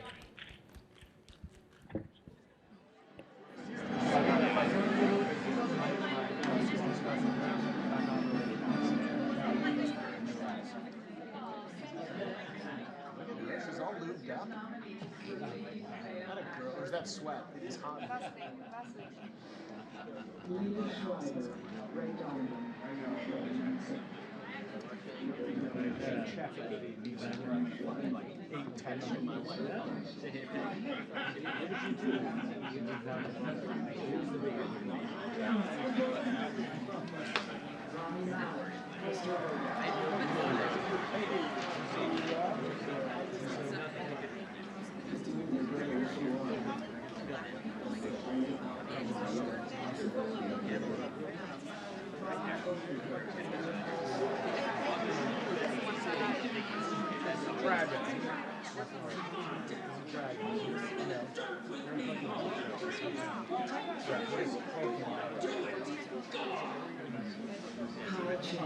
This is hair.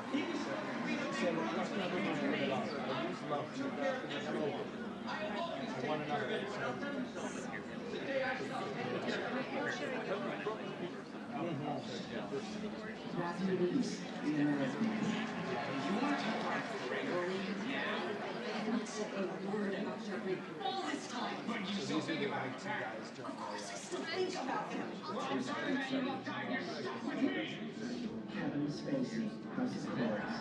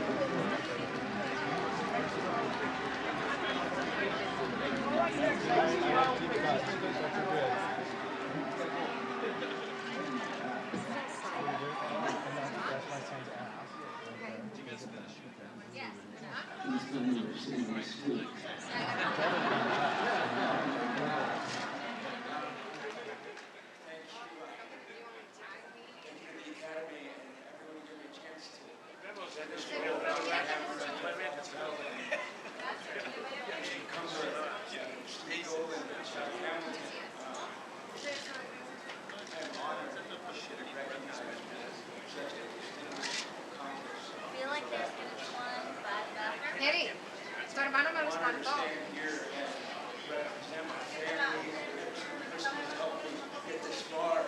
I'm honored to work with a visionary, Sam Esmail. I wouldn't be here without him. To go to work absurdly with the cast and crew and my writers. I play a young man who is, I think like so many of us, profoundly alienated. And the unfortunate thing is, I'm not sure how many of us would want to hang out with a guy like Elliot. But I want to honor the Elliots, right? Because there's a little bit of Elliot in all of us, isn't there? Thank you.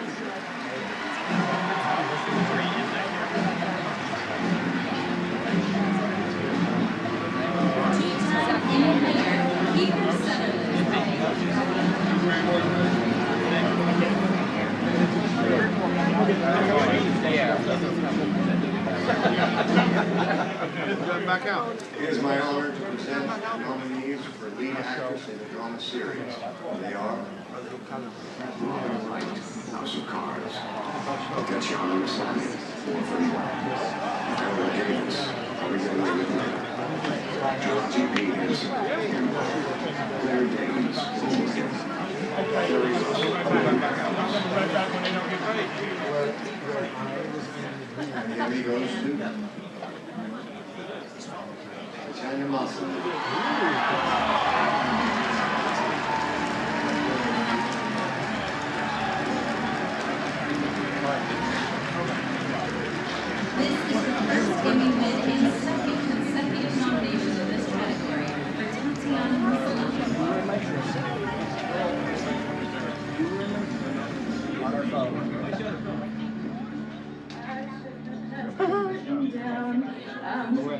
Thank you so much. There's so many people I feel so indebted to. Graham Manson and John Fawcett. Love you guys. Thank you for this incredibly crazy job. She gets nominated every year. My team, Jennifer Goldhart and Steve Alexander, are nominated every year. We're doing that in Alexander. It's such a great role.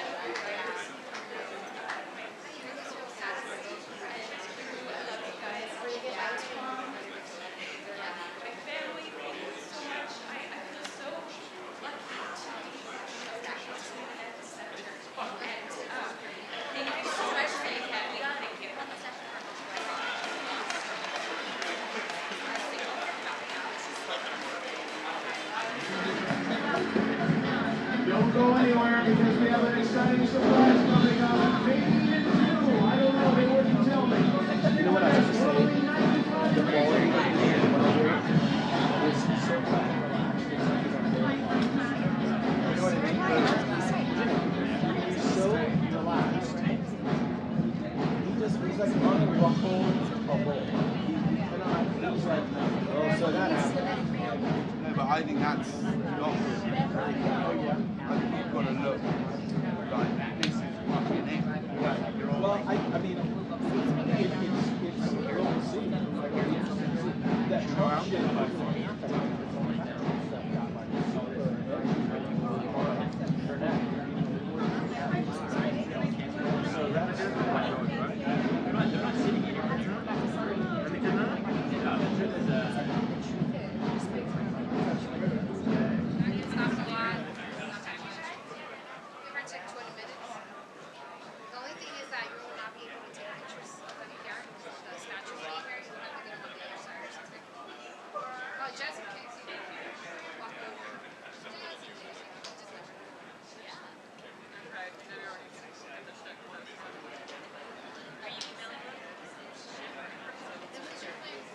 Excuse me, I'm unable to take pictures.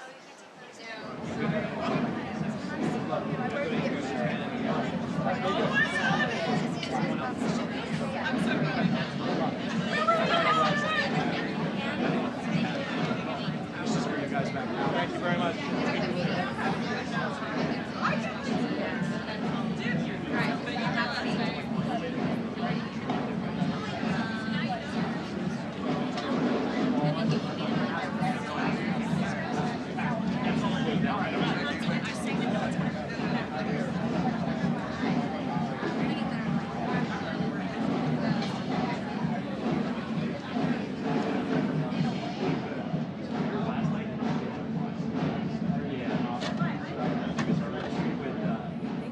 Guys, so much. I don't even remember what I said up there. I just know that I should have written it down and not put it on my phone. Thank you to just all the cast. I just really want to thank the cast of our show. We're so lucky. And the Clone Club. Thank you to the Clone Club who have supported our show from the very beginning. We wouldn't have a show without you guys, so thank you so much. Thanks.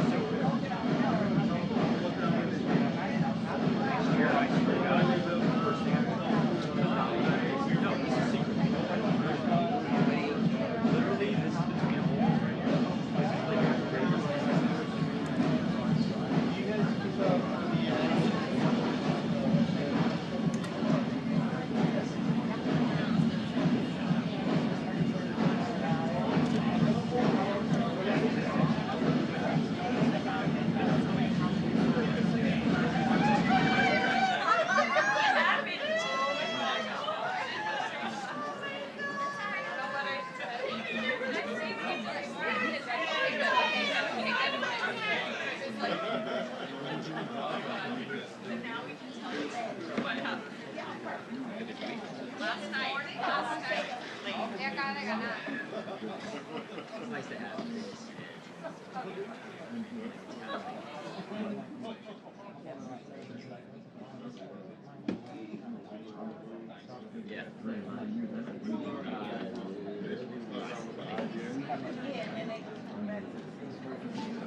Yeah.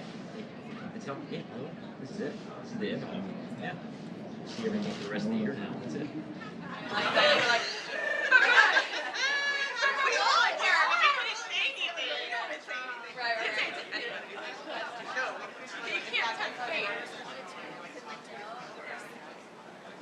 Yeah, I think he said he something happened, and I was like, I think it's gonna happen. They're like, oh my god, we're scream, we're gonna go crazy. I was like, it's happening. Congratulations. Now you've got like lots of more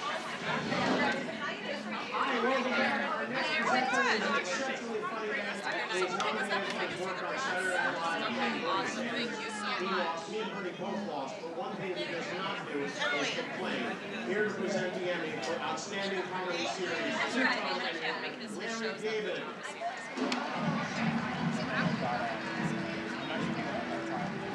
Maybe you can be my connection. Oh, not on this side. Not on this side. As long as the trophy's not.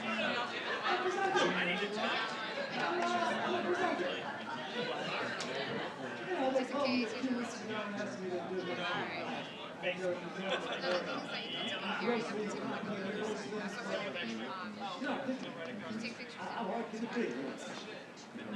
Requires 3 skills. You gotta be able to open an envelope. I'll be like, this is fucking messy.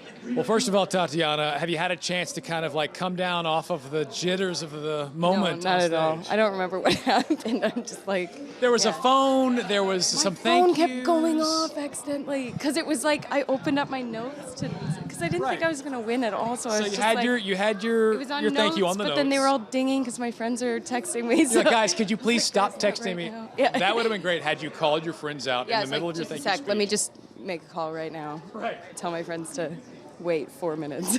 Well, I'm excited for you. One, because I know you mentioned the cult fans of your show. They've been waiting for this kind of recognition for the show and for yourself. Yeah, no, they've been the reason that we've got a show. You know, they've supported us completely from the start and sort of forced their friends to watch the show and really been advocates of it. So it's amazing. We feel very lucky. Yeah. Now, I know in my research, how many languages do you speak? I speak German and French, but like softly. So not very well. Could you say, I'd like to thank the Academy in one of those languages? Dankeschön der Academy. Die Academy? I think that sounds right. L'Académie. Very well, very well. Bien sûr. That's That my was French great. is pretty bad. So I know you guys shoot. What is it, Toronto? Toronto, yeah. When you're not shooting, are you someone who enjoys traveling as a way to relax and kind of get away? Is that Yeah, for you? yeah. My boyfriend lives abroad, so we're always kind of like trying to find each other somewhere in the world. So there's a lot of traveling that Well, I happens. mean, that's like a vast canvas of places you could go. Yeah. I've been in Prague this year with him because he's filming out there, so that's been really nice. Yeah. Well, I think travel's even nicer when you have one of those at home. not That's good just for a rumor. carry-on, It's a not rumor at that I all. heard. How do you Yeah, take the TSA does not approve of the There's tips a lot of and parts the of statute. it that are very weapony. aren't Well, look, if you need to use it as a weapon on the show, I'm not going to Right. stop. Okay. Hey, congratulations. Thank Good to be you happy so for much. you. Tatiana Thanks. Maslany winning for her role in Orphan Black, everybody.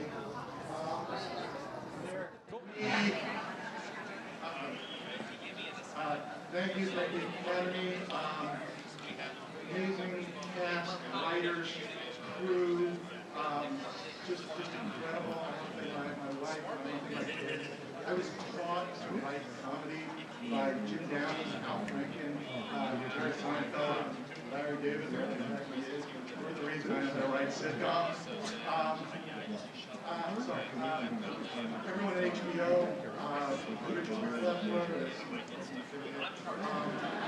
although actually if they could bring car 150 around, that would actually get things moving. Jesus, I'm sorry. I want to thank Armando and Luigi for creating this show. I want to thank Casey Bloys for thinking of me and everyone at HBO, Amy Gratter, Mr. Fleppel, Michael Lombardo, all of the various divisions of HBO, some Cinemax.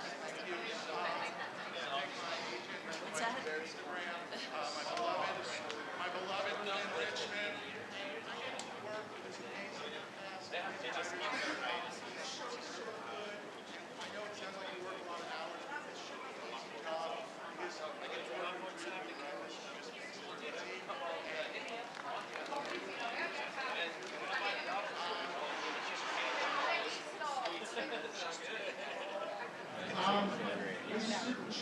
News from the Upper West Side, wherever you are.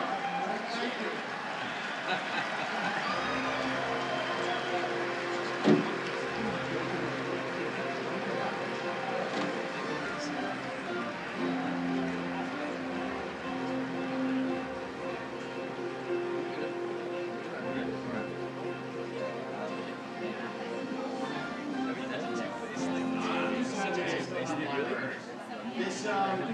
Hey, the party's almost over, and guess what? The cops are here to break it up. The final Emmy of the night. They have 5 of them between them from NYPD Blue. Please welcome Jimmy Smits and Dennis Franz.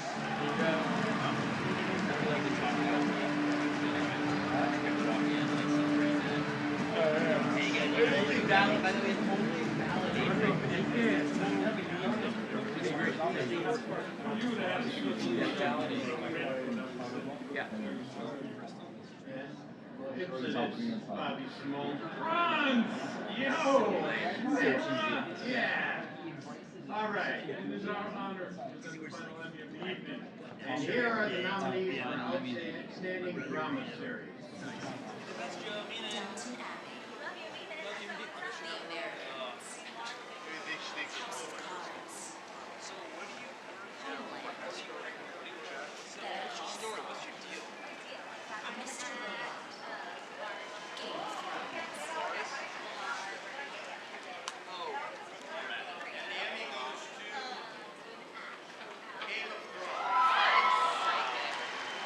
Yeah, you were right.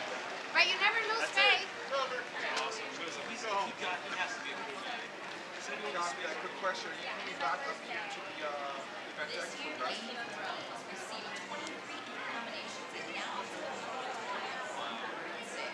This is the show's second consecutive win in its category. Accepting the Emmy on behalf of the team is David Bidwell, who won earlier tonight for writing. What?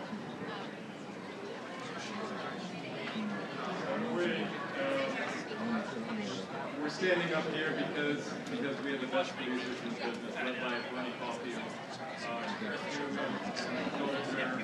Mr. Max Cagney, Brian Cosme, the best cast from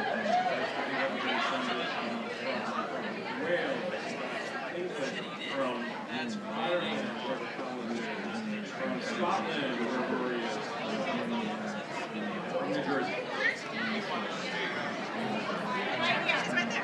We're standing up here because George Martin is the world that we all know. We have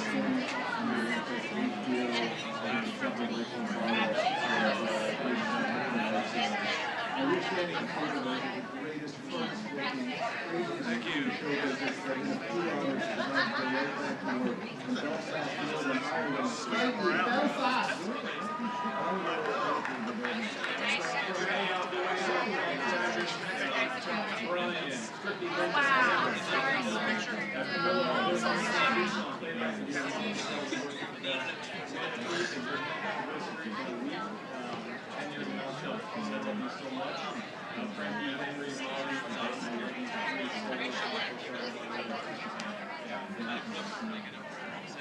Andre, everybody else who will hear the reason I get up in the morning.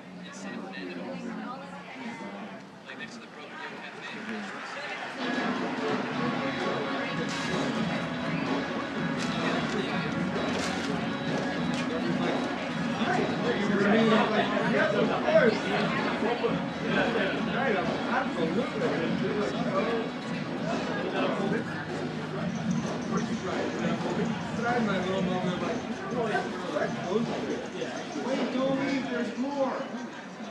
Well, we did it. We hit them with the high. We finished before the election came.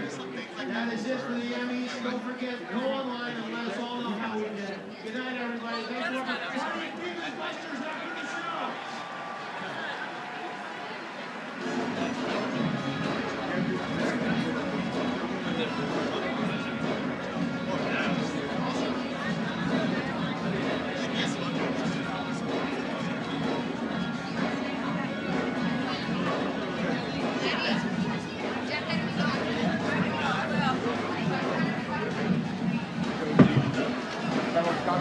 Boy, what a night it has been here backstage live at the Emmys. That wraps it up for me here at my spot. Obviously, some folks just won awards, and we haven't gotten interviews with them yet, but never fret. You can check those out at Emmys.com. We will continue rolling when they come through here, so make sure you check those interviews out once we get them. But thank you for watching. Thank you to all the producers and the tech folks behind the scenes that made it happen. Thank you to the Academy for letting me have this job. It has been a wonderful night, but it is not done yet. Now, you can check out IMDb's post-show coverage with more winners and the night's biggest moments, because the party continues now.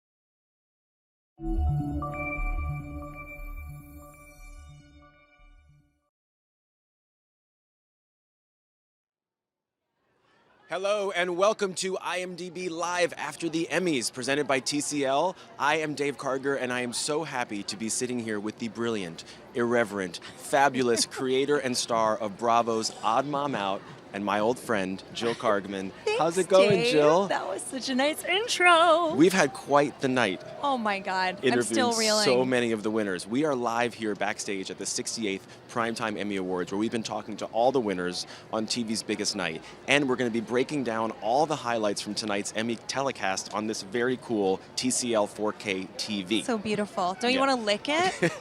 We're also going to be checking in with Rachel Smith from Amazon Style Code Live, who is standing by right now at the official after party of the Emmys, the Governor's Ball. That's right there, guys. How's it Great to be shaping with up, Rachel? So good. I mean, look, we are all waiting for the guests of honor, of course, the newest Emmy winners to arrive. They're going to be making their way into this venue. It is stunning, guys. I can't even begin to describe it, but we're going to do just that for you tonight.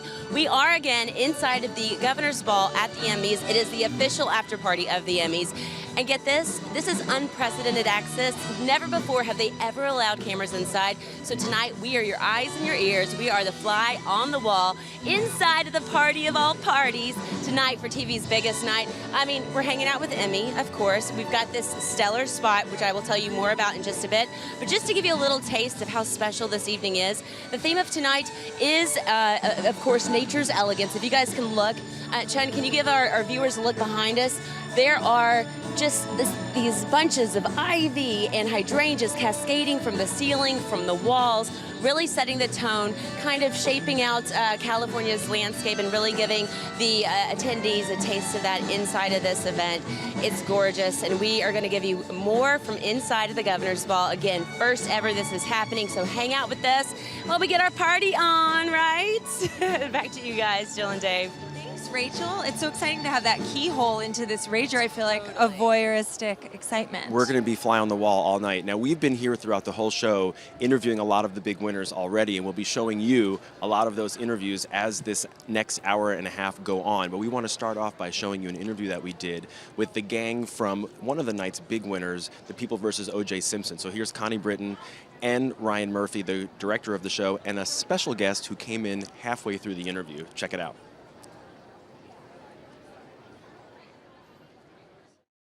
So happy to be here with Ryan Murphy and Connie Britton from People vs. O.J. Simpson. Congratulations. This has already been an incredible night for you, and it was great nights in the Creative Arts Emmys. So do you just feel all the love in these last 10 days? Yeah, I mean, I do. I mean, we've had I think we won 10 total for OJ, so anything that's that abundant, you feel great affection for. But I think we're all just having a great time, because when we were making it, we all loved each other so much, and we had a ball making it, so. And you have the envelope, too, which is great. Oh, that's you got to so keep that. cool. Oh my God. You got to frame it that's or so do something. exciting. It's How pretty did you great. manage to take something that everyone seemed to have an opinion about and give it a new light and a new perspective? Because he's a genius at doing that. That's what he does. No, I mean, you know, for me, what it was is I had to audition for this job. I read the first two scripts, and they were sort of stuck in, as they call it, development hell. And I begged them to hire me so that I could direct them. And then after that, I did my thing and, you know, got it greenlit. But, you know, I don't know. It's all a really beautiful ride, and rarely does something with that intention end up with this result. So I feel blessed. It has to be crazy to see all of the cast members who won, because you had Sarah Paulson and Sterling K. Brown, who kind of had to win together, otherwise Yeah. it just would not have been right. And then you had Courtney Vance winning, and here's another one of your cast members, by the Get way, in here. We have John another Travolta. one. Mr. Travolta. Please come join us. You Congratulations. guys need a dustpan because you're sweeping. And John is an Emmy winner. He is a producer on the show. Fantastic. So I that's love very the exciting. hardware. Many congrats. But yeah, it must be great to see all of those cast members getting the awards tonight, too. It was great, you know. I mean, it's like, you know, you love all your children. So I think we were all in it together. That's what I loved about it. We were rooting for each other and showed up for each other, and that's how I felt. I felt the same way. I'm so proud of the 22 nominations. I can't even believe I'm part of a project that has 22 nominations. And 10 wins. And 10 wins. So far. We have an unsung hero camera. It's right here. You all thank, the important people in your lives, your agents, publicists. This is for maybe the person who puts the leaf on your latte, or your assistant, or your green juice, or your diarrhea medicine. So you can thank anybody in your life here who might not be podium worthy in our special IMDb Unsung Hero Cam. Take it away. Go, Connie. Oh my gosh. I have so many people to thank as my unsung heroes. So I'm just going to thank my son. Nice. He's really good at being my son. He's really spectacular. Thank you, Yobi. Thank you. And I will follow that up because I didn't have enough time to thank my family, but my better half David and my 2 children, Logan and Ford, who got to stay up and watch the show. So I'll thank them. John? And I would have to say my children as well. Yay, Children Yay, Day. We love our children. Ben Well done. and Well, Jen. congrats on 10 Emmys. Well done. Thank you very much. Congrats. Great Have a to great see you night. as always. All right. Thank you. Congratulations. See you later. Well, definitely, People vs. O.J. Simpson was probably the biggest winner of tonight. Oh, yeah. Where's the dustpan? 'Cause they swept. I mean, it was crazy to see all of the love for that. But I think in that limited series group of categories, a lot of people thought that show was going to do extremely well, Oh, and yeah. it did. And it did. Yeah. And now we're going to toss to Rachel. I'm doing finger quotes because I feel like I'm supposed to have a discus. It's a shot put. I'm tossing to you, Rachel, so you can tell us the hot party gossip. Yes, toss it on over here because I'm going to catch it. I just got to watch out for Emmy over here because I really don't want to knock her over. That could be tragic. But okay, so guys, before we came over here to the Governor's Ball, which is the official after party of the Emmys, we're clearly waiting for tonight's guest of honor.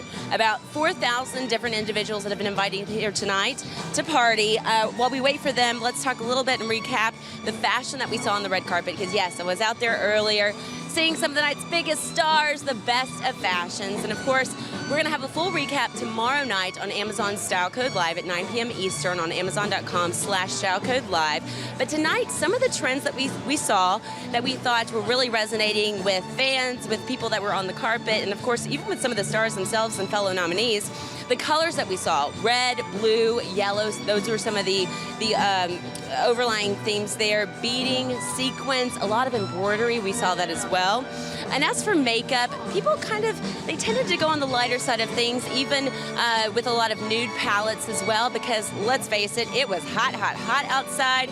And so I think the ladies they wanted to keep it on the lighter side for the makeup as well. No one wanted to melt out there. So, of course, some of the favorites that we had too, Sarah Paulson, Sarah Hyland, Kerry Washington, and Kristen Bell. But let me stop talking and let me get to some of the action that we saw tonight on the red carpet. Check it out.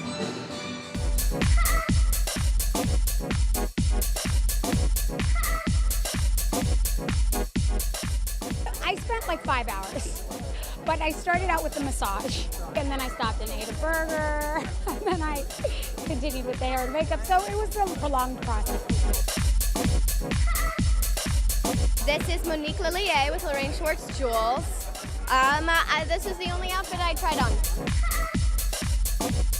I didn't really have anything planned, but once we found this dress, I was kind of like gothic, like bride. It's surprisingly comfortable, despite the fact that the train is a giant booby trap, and I may make all these people fall like dominoes. I'm going to try and say it. Long Vin. Yeah, it's French, I think. It's funny because every year it's like, okay, what do you want to do for the Emmys? You want to go out of this? Or you want to go, fancy? I'm like, I'll just go simple this year. Nice, simple, dapper. I like it.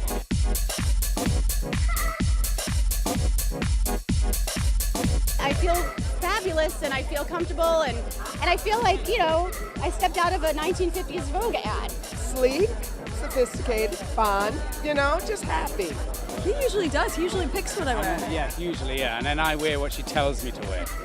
It's a very amicable partnership. Hey, Style Code Live, it's Sarah Hyland. I'm at the Emmys. Enjoy. So cool to see Matthew Rhys and Kerry Russell from The Americans, a real-life couple as Love well, that. on the carpet together. I like that they're putting They it look right out there in amazing. front. Hey, and guys, if any of you at home have a question for your favorite winner tonight, please send them in using the hashtag IMDb Live, because we're going to be talking to a whole bunch of winners in the next hour. And we have to show you a great interview that we did a little bit earlier with Jill Soloway, who won Best Director for Transparent. Another special guest came into the interview in the middle, but there was a So really cool exciting. moment with my co-host here. Oh. Check it out. Love them. Jill Soloway, who just won Best Director for the second year in a row Wow. for comedy for Yes. Transparent. Congratulations. And we're Thank now you. learning you are a Jill Kargman fan. Huge Jill as am I. Kargman fan. Huge Jill Kargman Well, fan. Jill's mom, which is just, I Her just want to favorite shout show out is to your Mama. mom. Yeah. Has she not The watched real life Shelley Transparent? Pfefferman. She's a little sick of Transparent. Yeah. I absolutely loved your speech. I thought it Thank was you. the most electrifying, Thank incredible you. speech I've heard in Oh, forever at the thank Emmys. you. I want to ask you, what is the greatest comment that a trans person has ever said to you about how your show has hit home for them? I mean, I've met so many trans people who said that the show saved their lives, that they were estranged from their families, that the show became a talking point for the family, a family to call somebody and say, I saw this show and I love you and I'm sorry. You know, as recently as 5 or 6 years ago, trans people were coming out and their families were disowning them. Meeting people who said, my parent was trans, I stopped talking to them because I didn't understand it. I didn't get it. I thought, they were crazy, or, this was very, very recent that people were really didn't quite get it. So Yeah. well, there you are. She's here! Mazel tov! What was so funny is I Here's was a mic for sitting you. next to Jill. I thought is this someone? I thought you were on our team, and I'm the other cast member you never knew I about. am My name's so Dave. sorry. Congratulations. Cheers! You have to do an Emmy makeout. Emmy makeout. I love it. Barbies smashing against each Yeah, other.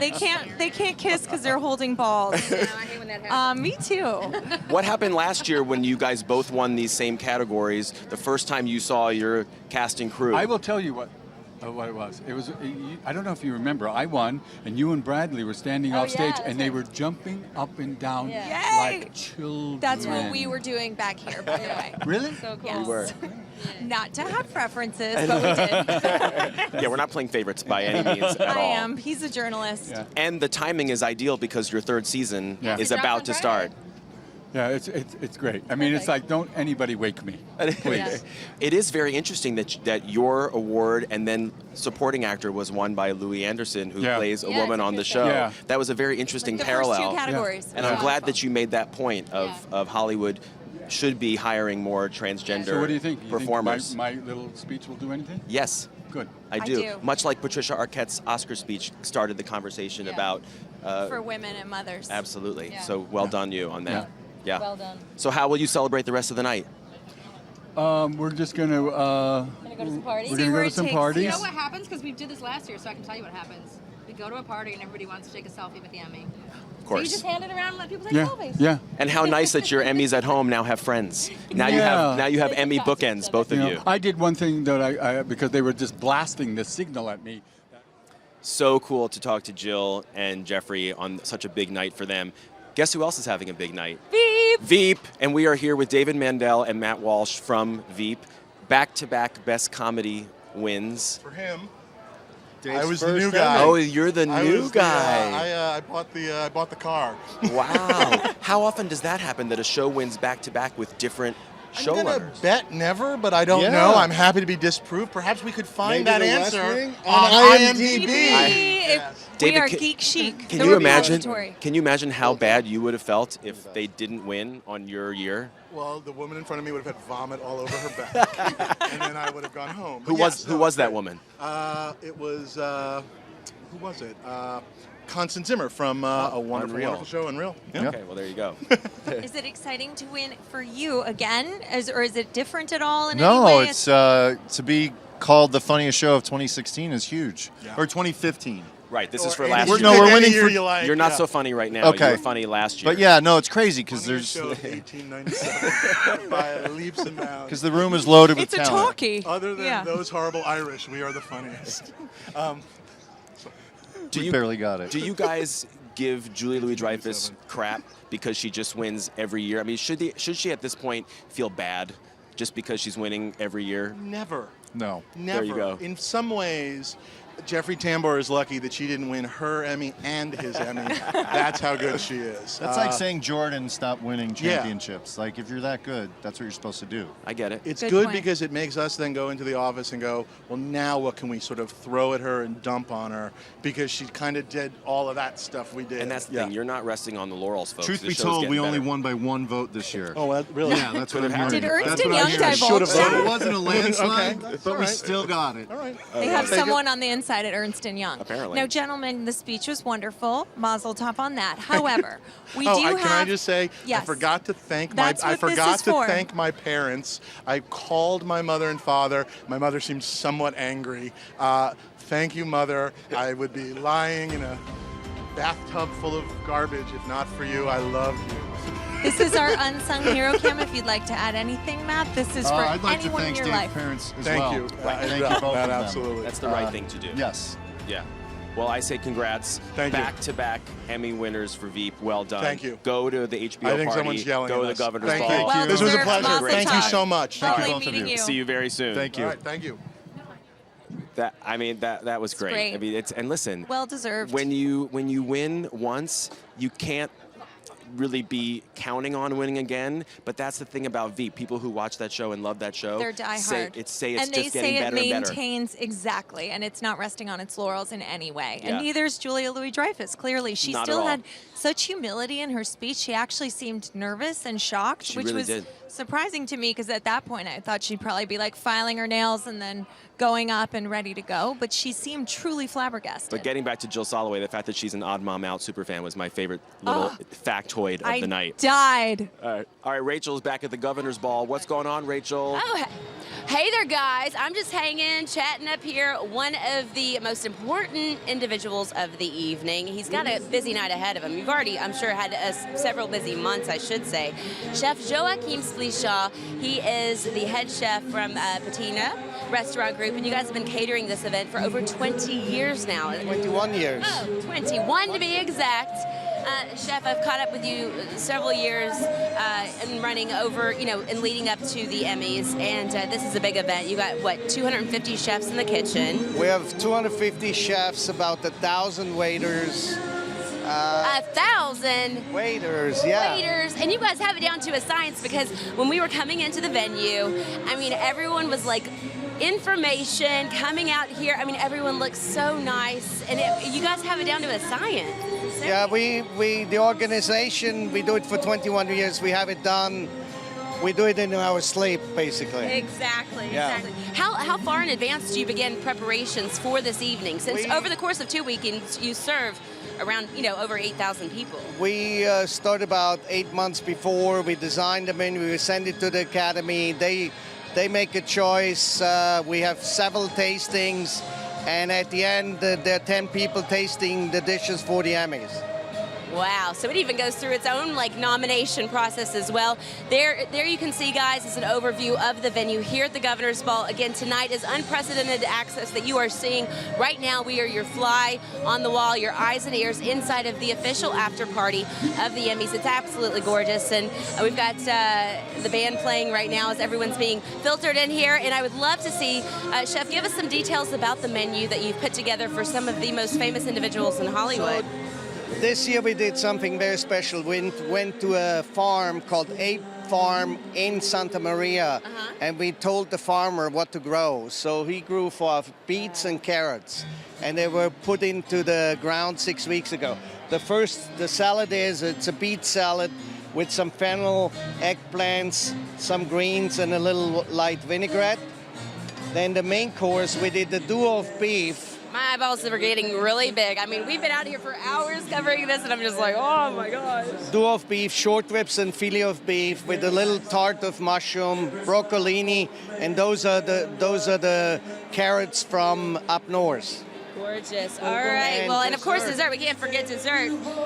So dessert is a meringue that's burnt. This is exotic fruit. This is a coconut mousse and a little chocolate flan. Chef, you outdid yourself yet again, sir. Congratulations. And best of luck to you this evening, because this is an important night for you. So guys, Jill, Dave, have I made you hungry? That was very rude, Rachel, because we both Sorry. haven't eaten in about 5 days. Yeah, we're starving. I thought you know. weren't supposed to have a lot of cooks in the kitchen. 250 sounds like a lot. What is there, just like a parsley boy? Basically. I thought he was David Crosby, and then he opened his mouth and had an accent. But I was like, wait, that's straight up David Crosby. So maybe at some point this evening we'll actually eat a little bit later. But for Yeah. now, we're busy interviewing all the winners, including one who made us very excited when she walked into our So little studio happy. because we're both big 227 fans. Oh, yeah. And Emmy Jerry winner, Maguire. Regina King from American Crime. Check it out.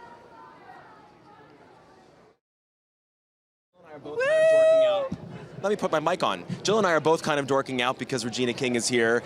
Back-to-back Emmy wins for American Crime. We are ecstatic. How about that? Did you How ever think about this that? Could happen? You know, I'm not going to say I thought it could happen, but I'm not going to say I didn't think it could happen. I guess I just wasn't thinking about it. I have had such an amazing career, and it's still going. So I don't want to say had an amazing. It's going strong. You're knee deep in It's it. going strong, and I just wanted to continue to go strong. So these little things are just, the little cherry on the top. Yeah. But it's continuing to work and continuing to do things that I love, tell stories that I love. That's the cake. And now that you've had it for two totally different characters, what is your dream new kind of character to play? Well, I mean, we start, our first day of shooting is tomorrow for American Crime Season 3 with a whole new And it's a total departure yet different, again. Once again, this is the beauty about working with John Ridley because he allows us to be part of a show, but as actors, we like to that's why we're actors, so that we can be different people and explore, and he's given us an opportunity and a platform to do that. I love the shout out to your mom. Was she here with you last year when you won too? My son was here with me. Of course. It's a family affair. Right, so now it's her turn. So who gets it for the third time? Oh, I like the way you think. Who gets the ticket? Yeah, probably my sister. Okay. Yeah. Now, Nice. Regina, this is our Unsung Hero Cam. If there's any unsung heroes in your life, the person who makes your coffee, an assistant, your hairstylist, anyone you'd like to thank on our Unsung Hero Cam, you can look right here. On the Unsung Hero Cam, I'd like to thank my sister, Raina King. She is everything to me. She's my partner, she's my sister, she's my best friend, she's my confidant, she helps me with my lines. We develop stories together. She's my ride or die. I love you, Raina. Congrats to her. Love that. And And congrats to to you. you. 2 Emmys You're in fabulous. a row. Well done, Regina. Emmys, 2 and 2. Great to see you. Congrats. How amazing is she? I worship her. We love her. She's so cool. It was just a great spirit as soon as she walked into our room. It was She great to see her. electrified our little booth. She really did. For a couple minutes, we were thrilled. Now, as we've showed you, we have this very fancy TCL 4K TV I'm here doing behind Vanna us. White arms right here, And guys. we're going to use it right now to show you some of the biggest moments from tonight's Primetime Emmys. Check it out.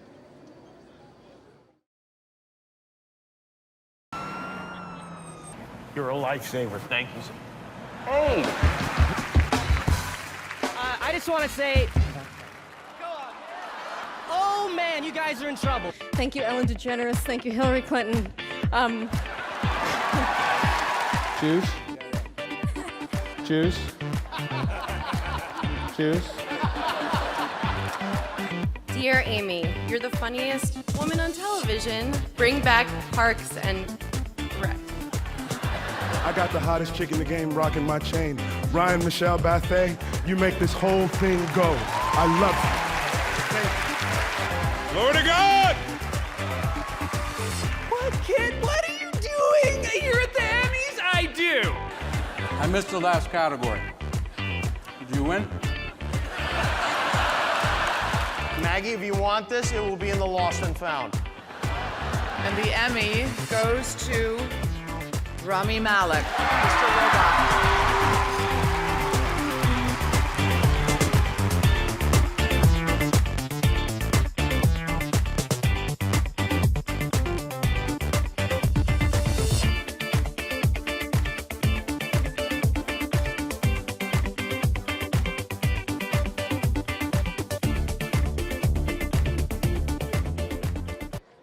You know what, Jill? I have to say, that was a pretty great telecast. It really We got was. to watch a lot of it in between our interviews. And it had a really good pace to it, Yeah. rapid fire. And I Jimmy loved Kimmel just- was super funny. He was a riot. And so was James Matt Corden, Damon. Yeah, he was so good. I loved it.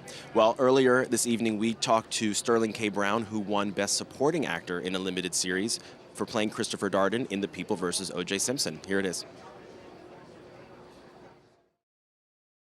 Best Supporting Actor, Sterling K. Brown, The People vs. O.J. Simpson. Many congratulations. We just loved your speech. We thought it was so powerful and exciting. Loved it. Thank you. What was that moment like? Was it what you dreamed it would be in the times that you dreamed of being up on the Emmy stage? It was out of body. I think I just started floating above myself as soon as I heard my name announced, because I couldn't believe it. I don't even know if I even dreamed, if I allowed myself to dream that much, which is sort of terrible. I should dream much bigger all the time. Sure. But it was kind of amazing. The response of the audience from my peers and from the Academy, like feeling the genuine love, that was amazing. You know what I mean? Standing up there and just trying to remember who I wanted to thank and the way that I wanted to do it. Like several times, my brain just went completely blank. But the spirit just allowed it to just keep going, keep breathing, and everything's going to be fine. You did it. What kind of research did you do for Darden in terms of repositioning what people's opinions were formulated by the media at that time? No, I mean, for me, I read Tubin's book, People vs. O.J. Simpson, The Run of His Life. And then I read Darden's book, In Contempt. And it was really interesting to get an outsider's perspective of what you were doing and then how you felt about yourself at that time simultaneously. And he was between a rock and a hard place. He had an opportunity of a lifetime to be a part of the largest case of the century. But he was going to be the black face of the prosecution, and he knew that was going to draw some ire. But he believed in the evidence, and he thought that the evidence told him that O.J. Simpson was guilty of a double homicide. So I appreciated his conviction and his integrity in taking on a case that he believed in, even when it wasn't popular. Because I can remember 22 years ago, as a young black man at Stanford University, I was not a Christopher Darden fan. You know, I was firmly on the side of the defense. I rejoiced at the acquittal. And now having this opportunity 20 some odd years later to be on the side of the prosecution was a godsend, because I was able to release the judgment that I had and just recognize that this was a man trying to do his job and do his job to the best of his ability. Wow, well, you did too. Many congratulations. Emmy winner Sterling K. Brown for The People vs. O.J. Simpson. Have a great night. Thank you so much. nice to meet you. And thanks for following me on Twitter. Yeah. Absolutely. He was so great. That ranks I love probably the him. most powerful moment Oh, of the he night was for me so to talk wonderful. to. Yeah. Now we need another keyhole into the Studio 54 of LA right now. Rachel, you're our voyeur on the inside. Tell us what's happening. You know what? Check it out behind me. Let me just give you guys a look. John, why don't we get in a little closer? Oh, did you guys see that? That's John Travolta right here. He just got his Emmy statuette engraved. It's been personalized just after receiving that tonight for The People vs. O.J. Simpson. There he is, taking pictures with some fans here. I mean, like, this is so cool, guys. We are here. We are at the Governor's Ball at the Emmys. Unprecedented access. Never before has a team been allowed inside, and they are letting us do that tonight for IMDb, for Amazon, for Style Code Live. It is pretty epic. Okay, so everything here this night is all about this young lady here. Emmy, of course, is who I'm talking about. She stands at 15.5 inches tall. She's about 7 pounds, so she's pretty heavy there. John, why don't you come back over here? Yeah, I want to give these folks an idea of what we're talking about. So Emmy, 15.5 inches tall, 7 pounds. She's made of copper, nickel, and gold. Tonight, right here, we are at the spot of all spots because, John, let's pan over here to your left, my right. This is the engraving station. This is where the newest Emmy winners will be getting their statuettes engraved.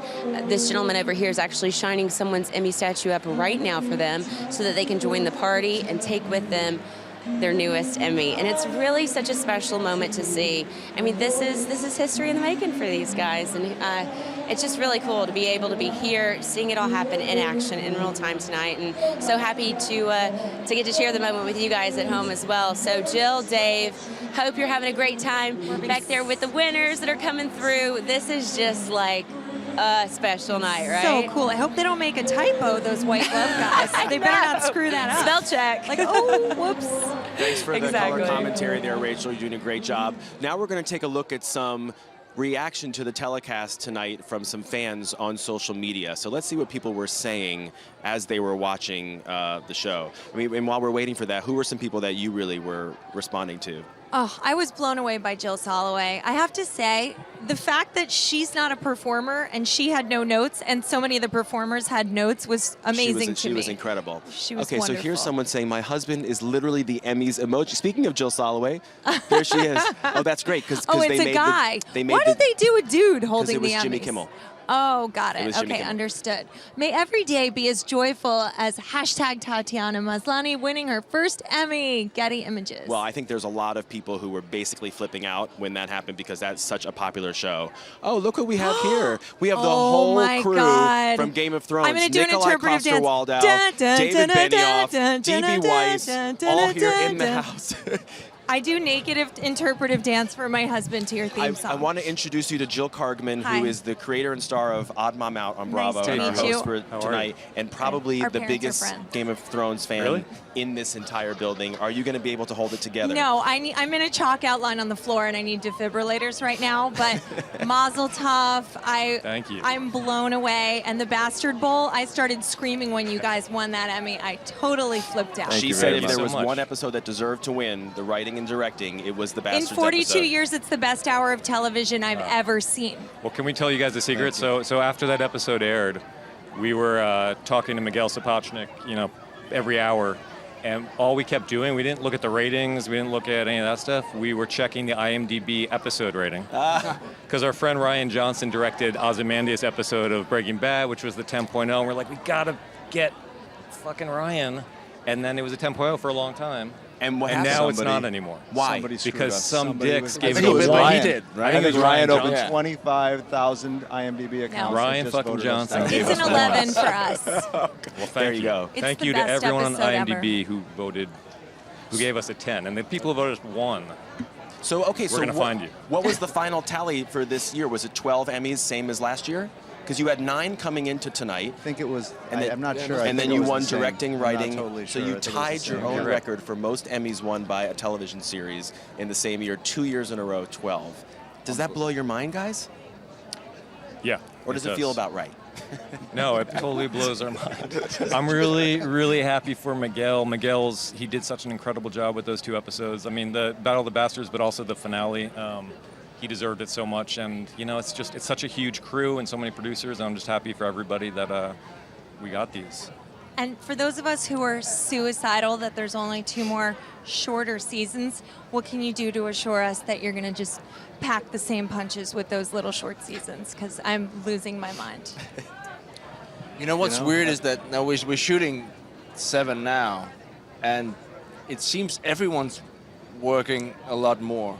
I mean, we're talking about the cast. It's very, very intense compared to the other Is seasons. it bittersweet because now you see the light that at the is- end of the tunnel? Yeah, it is a little bittersweet. Well, there's so few of you guys left. We've killed most But of the that's actors, true, so but- the ones You who are look left great have to with your work a lot 2 harder. hands. Yeah, we actually have to. Yeah. You can hold your Emmy.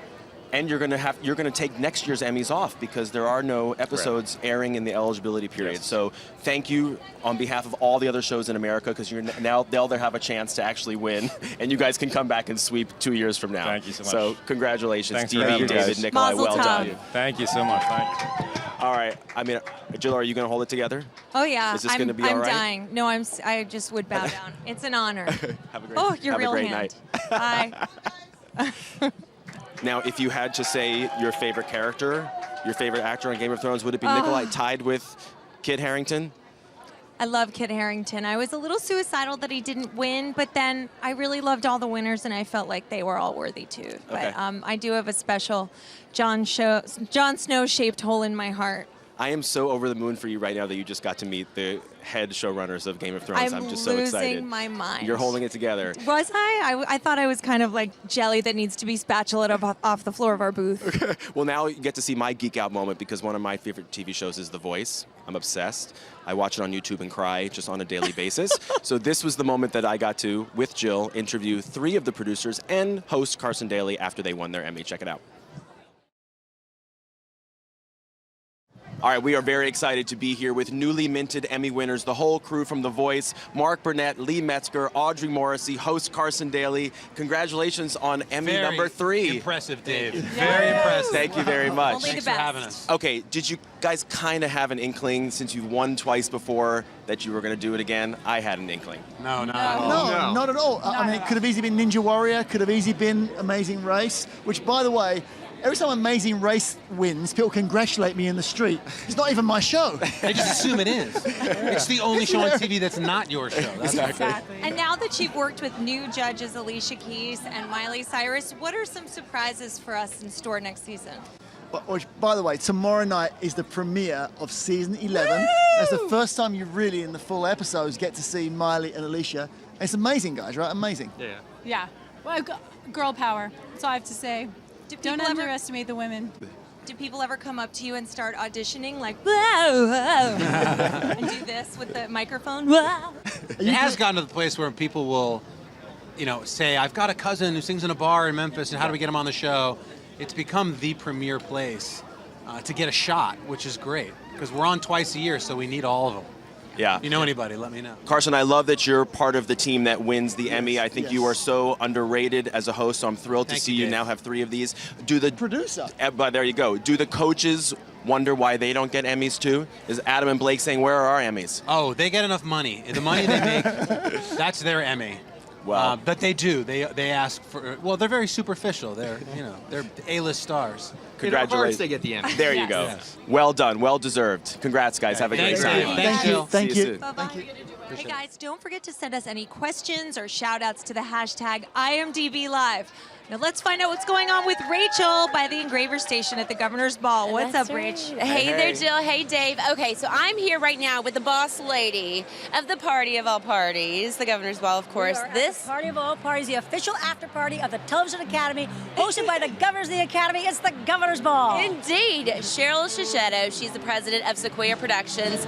Your company has put on this event now for 19 years. I know. Knock some wood. We love it. We love Honey, it. we do not have to knock on wood with you. You are a vet. You are a pro at putting this thing together. Thank you. How far out?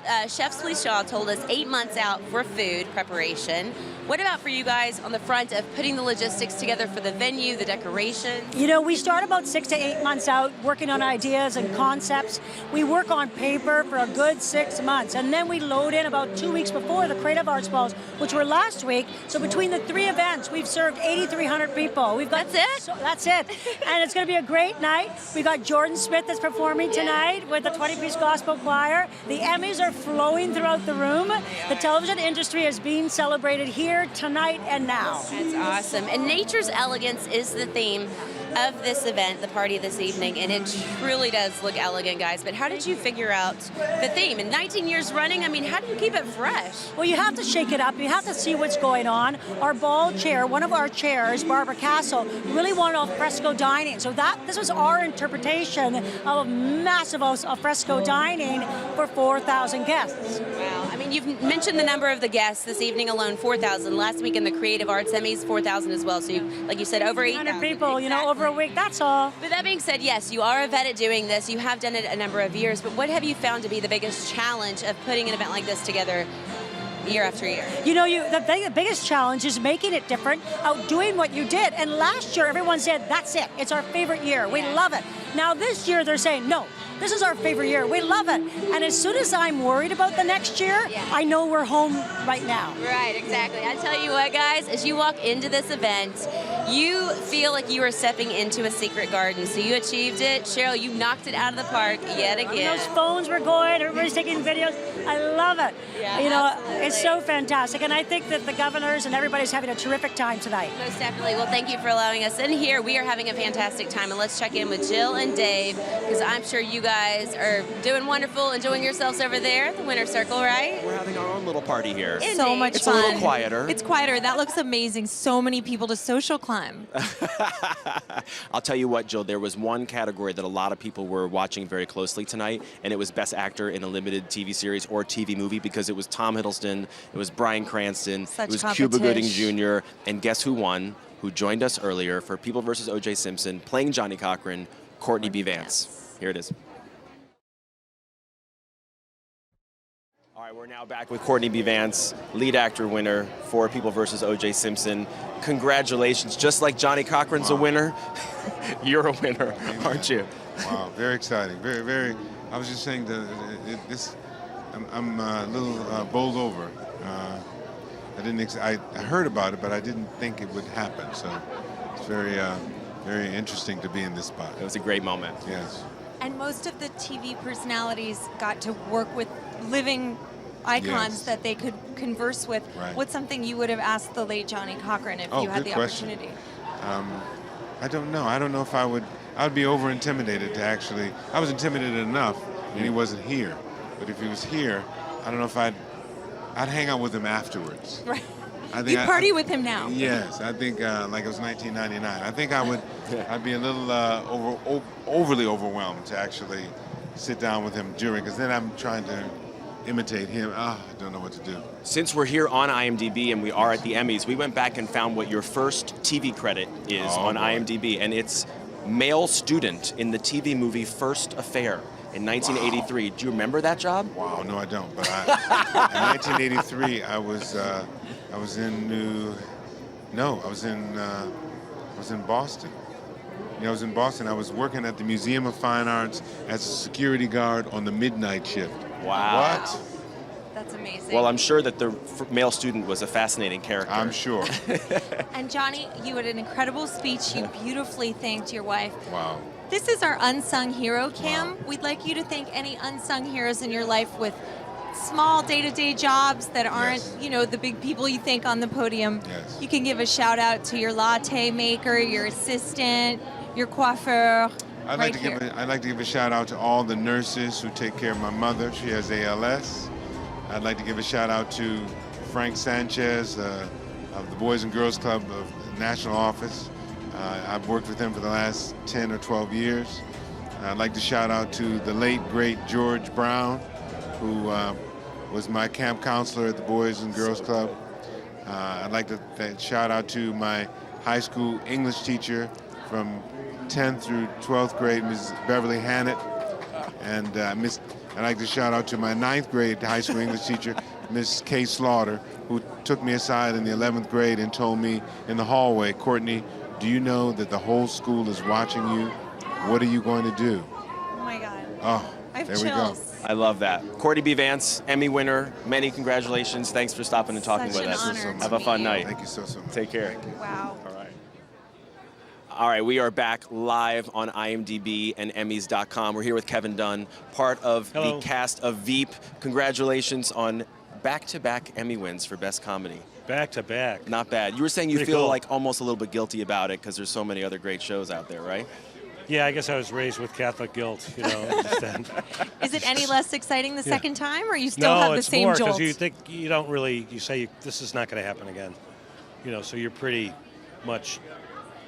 You've had your moment, and then, I didn't really register it for quite some time. And, your show went through a little bit of a change. You have a new showrunner for huge this season, change, right? yeah, So, yeah. Who knew what was going to happen? And I think we had David Mandel here a little bit earlier, and he was saying, can you imagine if you guys had not won on his season? How embarrassing would that have been for him? Well, it's the brilliance of Julia to go out and really keep the show alive and find the incredible, group headed up by Dave Mandel to take us, further. A lot of shows can't sustain that, especially with the kind of writing that we've always had. And these guys just stepped up, and it was really incredible because we didn't know what we were going to get in a way. We all knew that they were very good, but it's such an odd show, and after we started the first episode, we knew that it was just that we were just cruising along, and everybody felt great. That's great. Well, of course, Julia is your award-winning fearless Yeah. leader on the show, but there is an incredible ensemble cast. And even though Dave got to make the speech tonight, I want to give you a chance to thank anybody in your life who supports you, and it doesn't have to be agents or publicists. It can be like the person who makes your latte or fetches your green juice or presses your suits. Well, you know, right here is our unsung hero cam. Take it away. When I was first married, my wife Katina, we lived in Chicago, and she was a journalist, and I was doing theater, and I was I love Chicago. I never wanted to leave, and we had been married for maybe a year, and she said, "I'm going to go to New York and go to Chicago or in L.A. and interview for a news job, and let's see what happens." And I was kind of shocked. You know, I was such a Chicago guy. I said, okay. So she ended up getting an editor's job at the Orange County Register, and we packed up and we threw the cats in the car at that time, way back when, late 80s. And but I'd have to thank her the most because she just, she wanted to move on and to do better things. And well, it looks like it worked out. Yeah, it worked out great. She must be so proud of you. Thank you, my dear. Oh. And thank you, son. It's my son Jack, who's a fine young man, and they've been great. That's so a lot of support sweet. you need. Well, we congratulate you on a very exciting night. Back-to-back Best Comedy Emmys for Veep. Kevin Dunn, congratulations. Thank you so much. Great to see you. Thank you for joining us. Thanks, my pleasure. Have a great night. Go party hard. Go We'll party. find you at HBO. I'm so tired. I'm ready to go home and go to bed. Thanks. Well, enjoy. We'll have someone to pass that off to as you head out. Thank you so much. You know, and that's the thing, Jill. It's like these are shows. Once you win an Emmy, thanks, Kevin. You know, you might just feel like, all right, we're done. But I know that people at Veep have really been wanting to. Yeah, they're aspiring raise the to bar. outdo themselves, and really they say it's competition with the other people in your category, but you're also competing with yourself. You want to make people continue to laugh and have everybody, be addicted still. Yeah. Well, it's great because, I feel like they really spread the wealth with the comedy categories. Mhm. They had Master of None winning for Best Writing, and they had Transparent winning for Best Directing, and then Veep winning for Best Comedy. So that's great that a lot of big shows won, and it wasn't just one show that swept. And another comic genius who I've been a longtime fan of is Patton Oswalt, who won tonight. And here's our segment that we did with him just a few minutes ago. We're so excited to be here with new Emmy winner Patton Oswalt for writing your own show. Thank you. So congratulations on that. You seemed genuinely shocked. I was. Again, I was nominated with both friends and then also people that, if I wasn't friends with them, I'm fans of. Right. And I, especially after watching Tig and Amy special, I was very comfortable. I felt like a lot of actors must have felt after watching Sarah Paulson in People vs. OJ, like, oh yeah, they'll win. That's fine. Forget it. Like, Right. yeah. So then when I got nominated, I was like, oh good, I got to be. They'll mention my name near them when they win. Like Right. that's what I thought. And I was totally. I'm just sitting there. I was sipping a juice box. I was genuinely drinking a juice box. I was like, they're not gonna cut to me. That's the best kind of moment. Yeah. I think of you as such a brilliant performer, and to win for writing must be really gratifying as well, because for those of us who just know your face and know is it special to win for writing versus acting? Yes, it was a big deal, especially because stand-up is like the last thing that you completely generate and deliver on your own. There's no, there must be an amazing camaraderie being on a writing staff and adding to each other's stuff, but when it's here's what I wrote and then here's what I'm saying and it's all out there, it really does. It's humbling to have people go, that writing was really fantastic. That just meant a lot to me. There was so much support for you in the room tonight, Patton. You've been through the year from hell. I can only imagine the whirlwind of emotions that you're feeling right now as you're thinking about what you've accomplished and your wife and everything that's gone on in this last year. I think with the main thing I'm feeling is it's more excitement than joy. Not to get too grim, but it's just I've come to terms with the fact that I'm probably not going to hit joy for quite a while. I'm excited to be able to keep hopefully doing what it is I do. and seeing other people laugh obviously is a big deal. But my focus has been very much cranked over to just my daughter and just that part of my world right now. Well, I hope this was something that you could be excited about, and you will be able to do it for as long as you want to do it, because I you hope have so many fans in that room. Now, Patton, I thought your speech was beautiful, incredible. It seemed perfect to us, but with any time there's a clock going. This is our unsung hero cam for any unsung heroes in your life. It can be someone doing menial things. It can be anyone that you may have spaced on, but you can thank them right here. My assistant, Rachel Stamen, who basically kept my life together after it fell apart, as well as Chris Tallman and Sarah Stannard, who were my wife's friends, who just swooped in. All of my wife's family, all of their, my in-laws, all of my daughter's cousins, all of my brothers and sisters-in-law, basically, brought me back to life. Well, congratulations. We're really happy to see you, and it was a wonderful moment to see you and up on that stage. So well done. And good job on AMC. Thank you. TCM. Yeah. Oh, that's right. I'm sorry. TCM. I just watched. 3 letters. Oh my It's God, close I'm enough. Just kidding. You were just introing, I think, either Isle of the Dead or the lineup, or outroing the lineup. The lineup. Yeah, the lineup. It was Eli Wallach night on Turner That's Classic Movies. right, that it was night. Eli Wallach night. Which was a great night. Yeah. Thank you very much, Patton.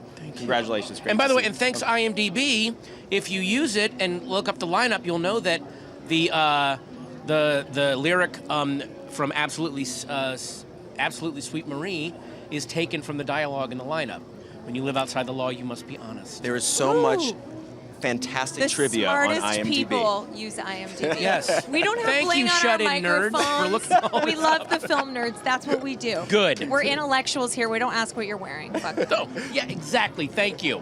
Congrats. All right, Great to guys, see you. Thank you so much. All right. Thank you. I really do use it. What a great guy, Oh, I Patton love Oswalt. him so much. And for those of you who don't know what we're talking about, Patton's wife, Michelle McNamara, passed away very suddenly only 5 months ago. So to see him here and having such a triumphant moment was one of the most special things of the night. I ached for him. I can only imagine. All right, we're going to send it on back to Rachel, who's over at the Governor's Ball. Rachel, what's going on over there with you? Things are in full swing here. I have a feeling that a lot of the winners that we have seen in some of our favorite TV shows are sitting down now at their tables for a little bit of dinner because everyone's hungry. But we have seen some stellar folks from behind the scenes, behind the camera, that are coming up here right now, getting their Emmys engraved, which is, again, a very special moment. But I also want to provide you guys with a few of the stats from this party because they really are mind-blowing and help you put everything, like the size of the event, into perspective here. So here we go. There are 8,000 place settings here. So this is, again, over the course of last weekend. There was a Creative Arts Emmys this weekend, the Primetime Emmys as well. So do the math. You can divide it by 2 there. But 8,000 place settings, 24,200 pieces of china. I'd hate to do the dishes. 24,000 wine glasses. 8,000 champagne flutes. Okay, 32,000 square feet of red carpet, or not red carpet, excuse me, I should take that back. 32,000 square feet of carpet here. That is basically the length of a football field, so that is one big party. And it takes more than 5,000 man hours to prepare, install, and remove the carpet here. I mean, they have not... every stone here has been turned. I mean, they're dotting the I's, crossing the T's, guys. Right here, we've got like some green grass kind of carpet here, which is setting the tone of being in the garden somewhere. Then at the center where the band is, they actually have flooring that looks like cobblestone, which is really unique. I mean, they truly do make you feel like you are in this like enchanted garden. The trees that you see in here lining the room, real. You've got, different foliage hanging from the ceiling, which is absolutely gorgeous. We will have more details for you from the Governor's Ball in just a bit, but it's a pretty exciting night here because we are getting unprecedented access. Hope you guys are enjoying it, Jill and Dave. So much fun. It really is, I love right? spying on and this. great interviews with you guys. I mean, Thank you. just You are so amazing. adorable. I could just We listen love to you you. describing Thank the you, I Governor's love Ball y'all. all The night long. cutest. Thanks. Well, this has been so much fun for us, and it's also been fun to see people that we're kind of obsessed with. Like a lot of the winners that came through, I'm still kind of excited that you got to meet all the Game of Thrones people. Oh. and then to see which people were actually fans of yours, like Regina King, who love reads your her. books and sent you a note. I know. She came to all my book parties in LA before I had a show. It meant so much to me that she was there. So seeing her with her win tonight was awesome. And Jill Soloway is a fan of yours. And Patton Oswalt watches Turner Classic Movies. That made me really happy. That was so cute. I love it. Eli Wallach night. That was you so gotta cute. have an Eli Wallach night. Well, Jill, you and I were very, very excited because Key and Peele won for Over the sketch Moon. series, and we got to talk to Keegan-Michael Key and Jordan Peele. Comedy Check it out. gods. So the show is actually called Key and Peele, but guess what? Oh! Yes, here he is. Oh, there he is. I'm Jill. That's Jill. Such an honor. Dave Conger. I have 2 words for you guys. Delena. I say it all the time. That's a deep cut. That's a I deep say cut. it all the time That's a because deep cut. in every selfie I look like Marilyn Manson's child, so I say it a lot. That's a deep cool. cut. That's a That's a deep season cut. 1 cut. I don't think that's Hello, online. I'm the most loyal fanatic. I'm telling you, she knows. I'm the real deal. You really know the situation. Obsessed. Okay, what did we say the other night when I saw you at a party? I said, how fun would it be if we get If to we do got an to do this interview, Dave, Dave, somebody just asked me who my good luck with charm was, and I said Elisa, but I think it is you and Elisa. I think that's the alchemy. It's gonna have to be. It's gonna have to be. This is why we started the show. Exactly. So we could come out here and see you guys. Be here. Do you guys have a recollection of being on stage accepting the Emmy? No. No, it went right past us. I don't know what happened. We were trying to remember names. You called David Wayans Jr. I called him Junior, and then put my hand over my mouth, and then because I was just so shocked, I was literally sitting there thinking, oh my God, that's Damon Wayans. He's both of our heroes. Yes. Wow. What if he gave this award to us? Yeah. That can't happen. That's came- ridiculous. That's too much Key and Peele. What? I mean, it was like, it was crazy. Is it surreal being among people that would be so easy to send up? Like, how do you turn your comedian self off and your like humble acceptance winner side on? Oh, you mean? Yeah, I mean, we're such fans. I mean, you could tell from the show we're nerds. We're nerds. We're straight So we're nerds. sitting here, and it's like Ryan IMDb, Murphy. we're and the it's king like, of nerds. Yes. We got George R. Martin like right behind us. Oh my God! Yeah, right. Exactly. Benioff and Weiss, and yeah, we're completely. We got completely overwhelmed. Yeah, we're not. We left the comedians at home tonight. Every other comedian is cooler than us. They can do it. We can't do it. It's just. Can you thank the Academy in the voice of your favorite character from Key and Peele? Mm-hmm. And Jill will tell us who it is. Well, no. I just want to thank the Academy for representing and giving me an opportunity to be seen on the television. It's so good. And then this is our unsung hero cam. So just as yourselves, you can thank the person who makes the leaf on your cappuccino, or the person who gives your green juice, or the diarrhea medicine fetcher. Right here, the unsung hero. I got you. Right, the unsung hero. Who are you gonna knock it down to? The unsung hero of Key and Peele, I'm going to say the set medic, because this guy would throw himself through more windows, get attacked by more dogs. That's right. And sprayed by more hoses than any other person on any other show. I'm going to thank the set medic. Also, there was a grip on B camera named Sean, and he had a long, remember Sean with the long brown ponytail that wore all the NASCAR t-shirts? Yeah. And that was my guy. Like, I get a little frenetic on set, and so I just look at Sean, he's like, what's up, Keeks?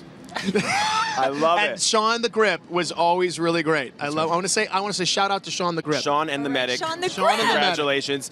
I Key and love Peele Emmy winners. Yes. Thank you So guys. happy. Thank you so much. Party it out. Party it out. Party. We're gonna party it out. See ya. Thank you. I love that they thank Sean the Grip. That might have been my favorite unsung hero.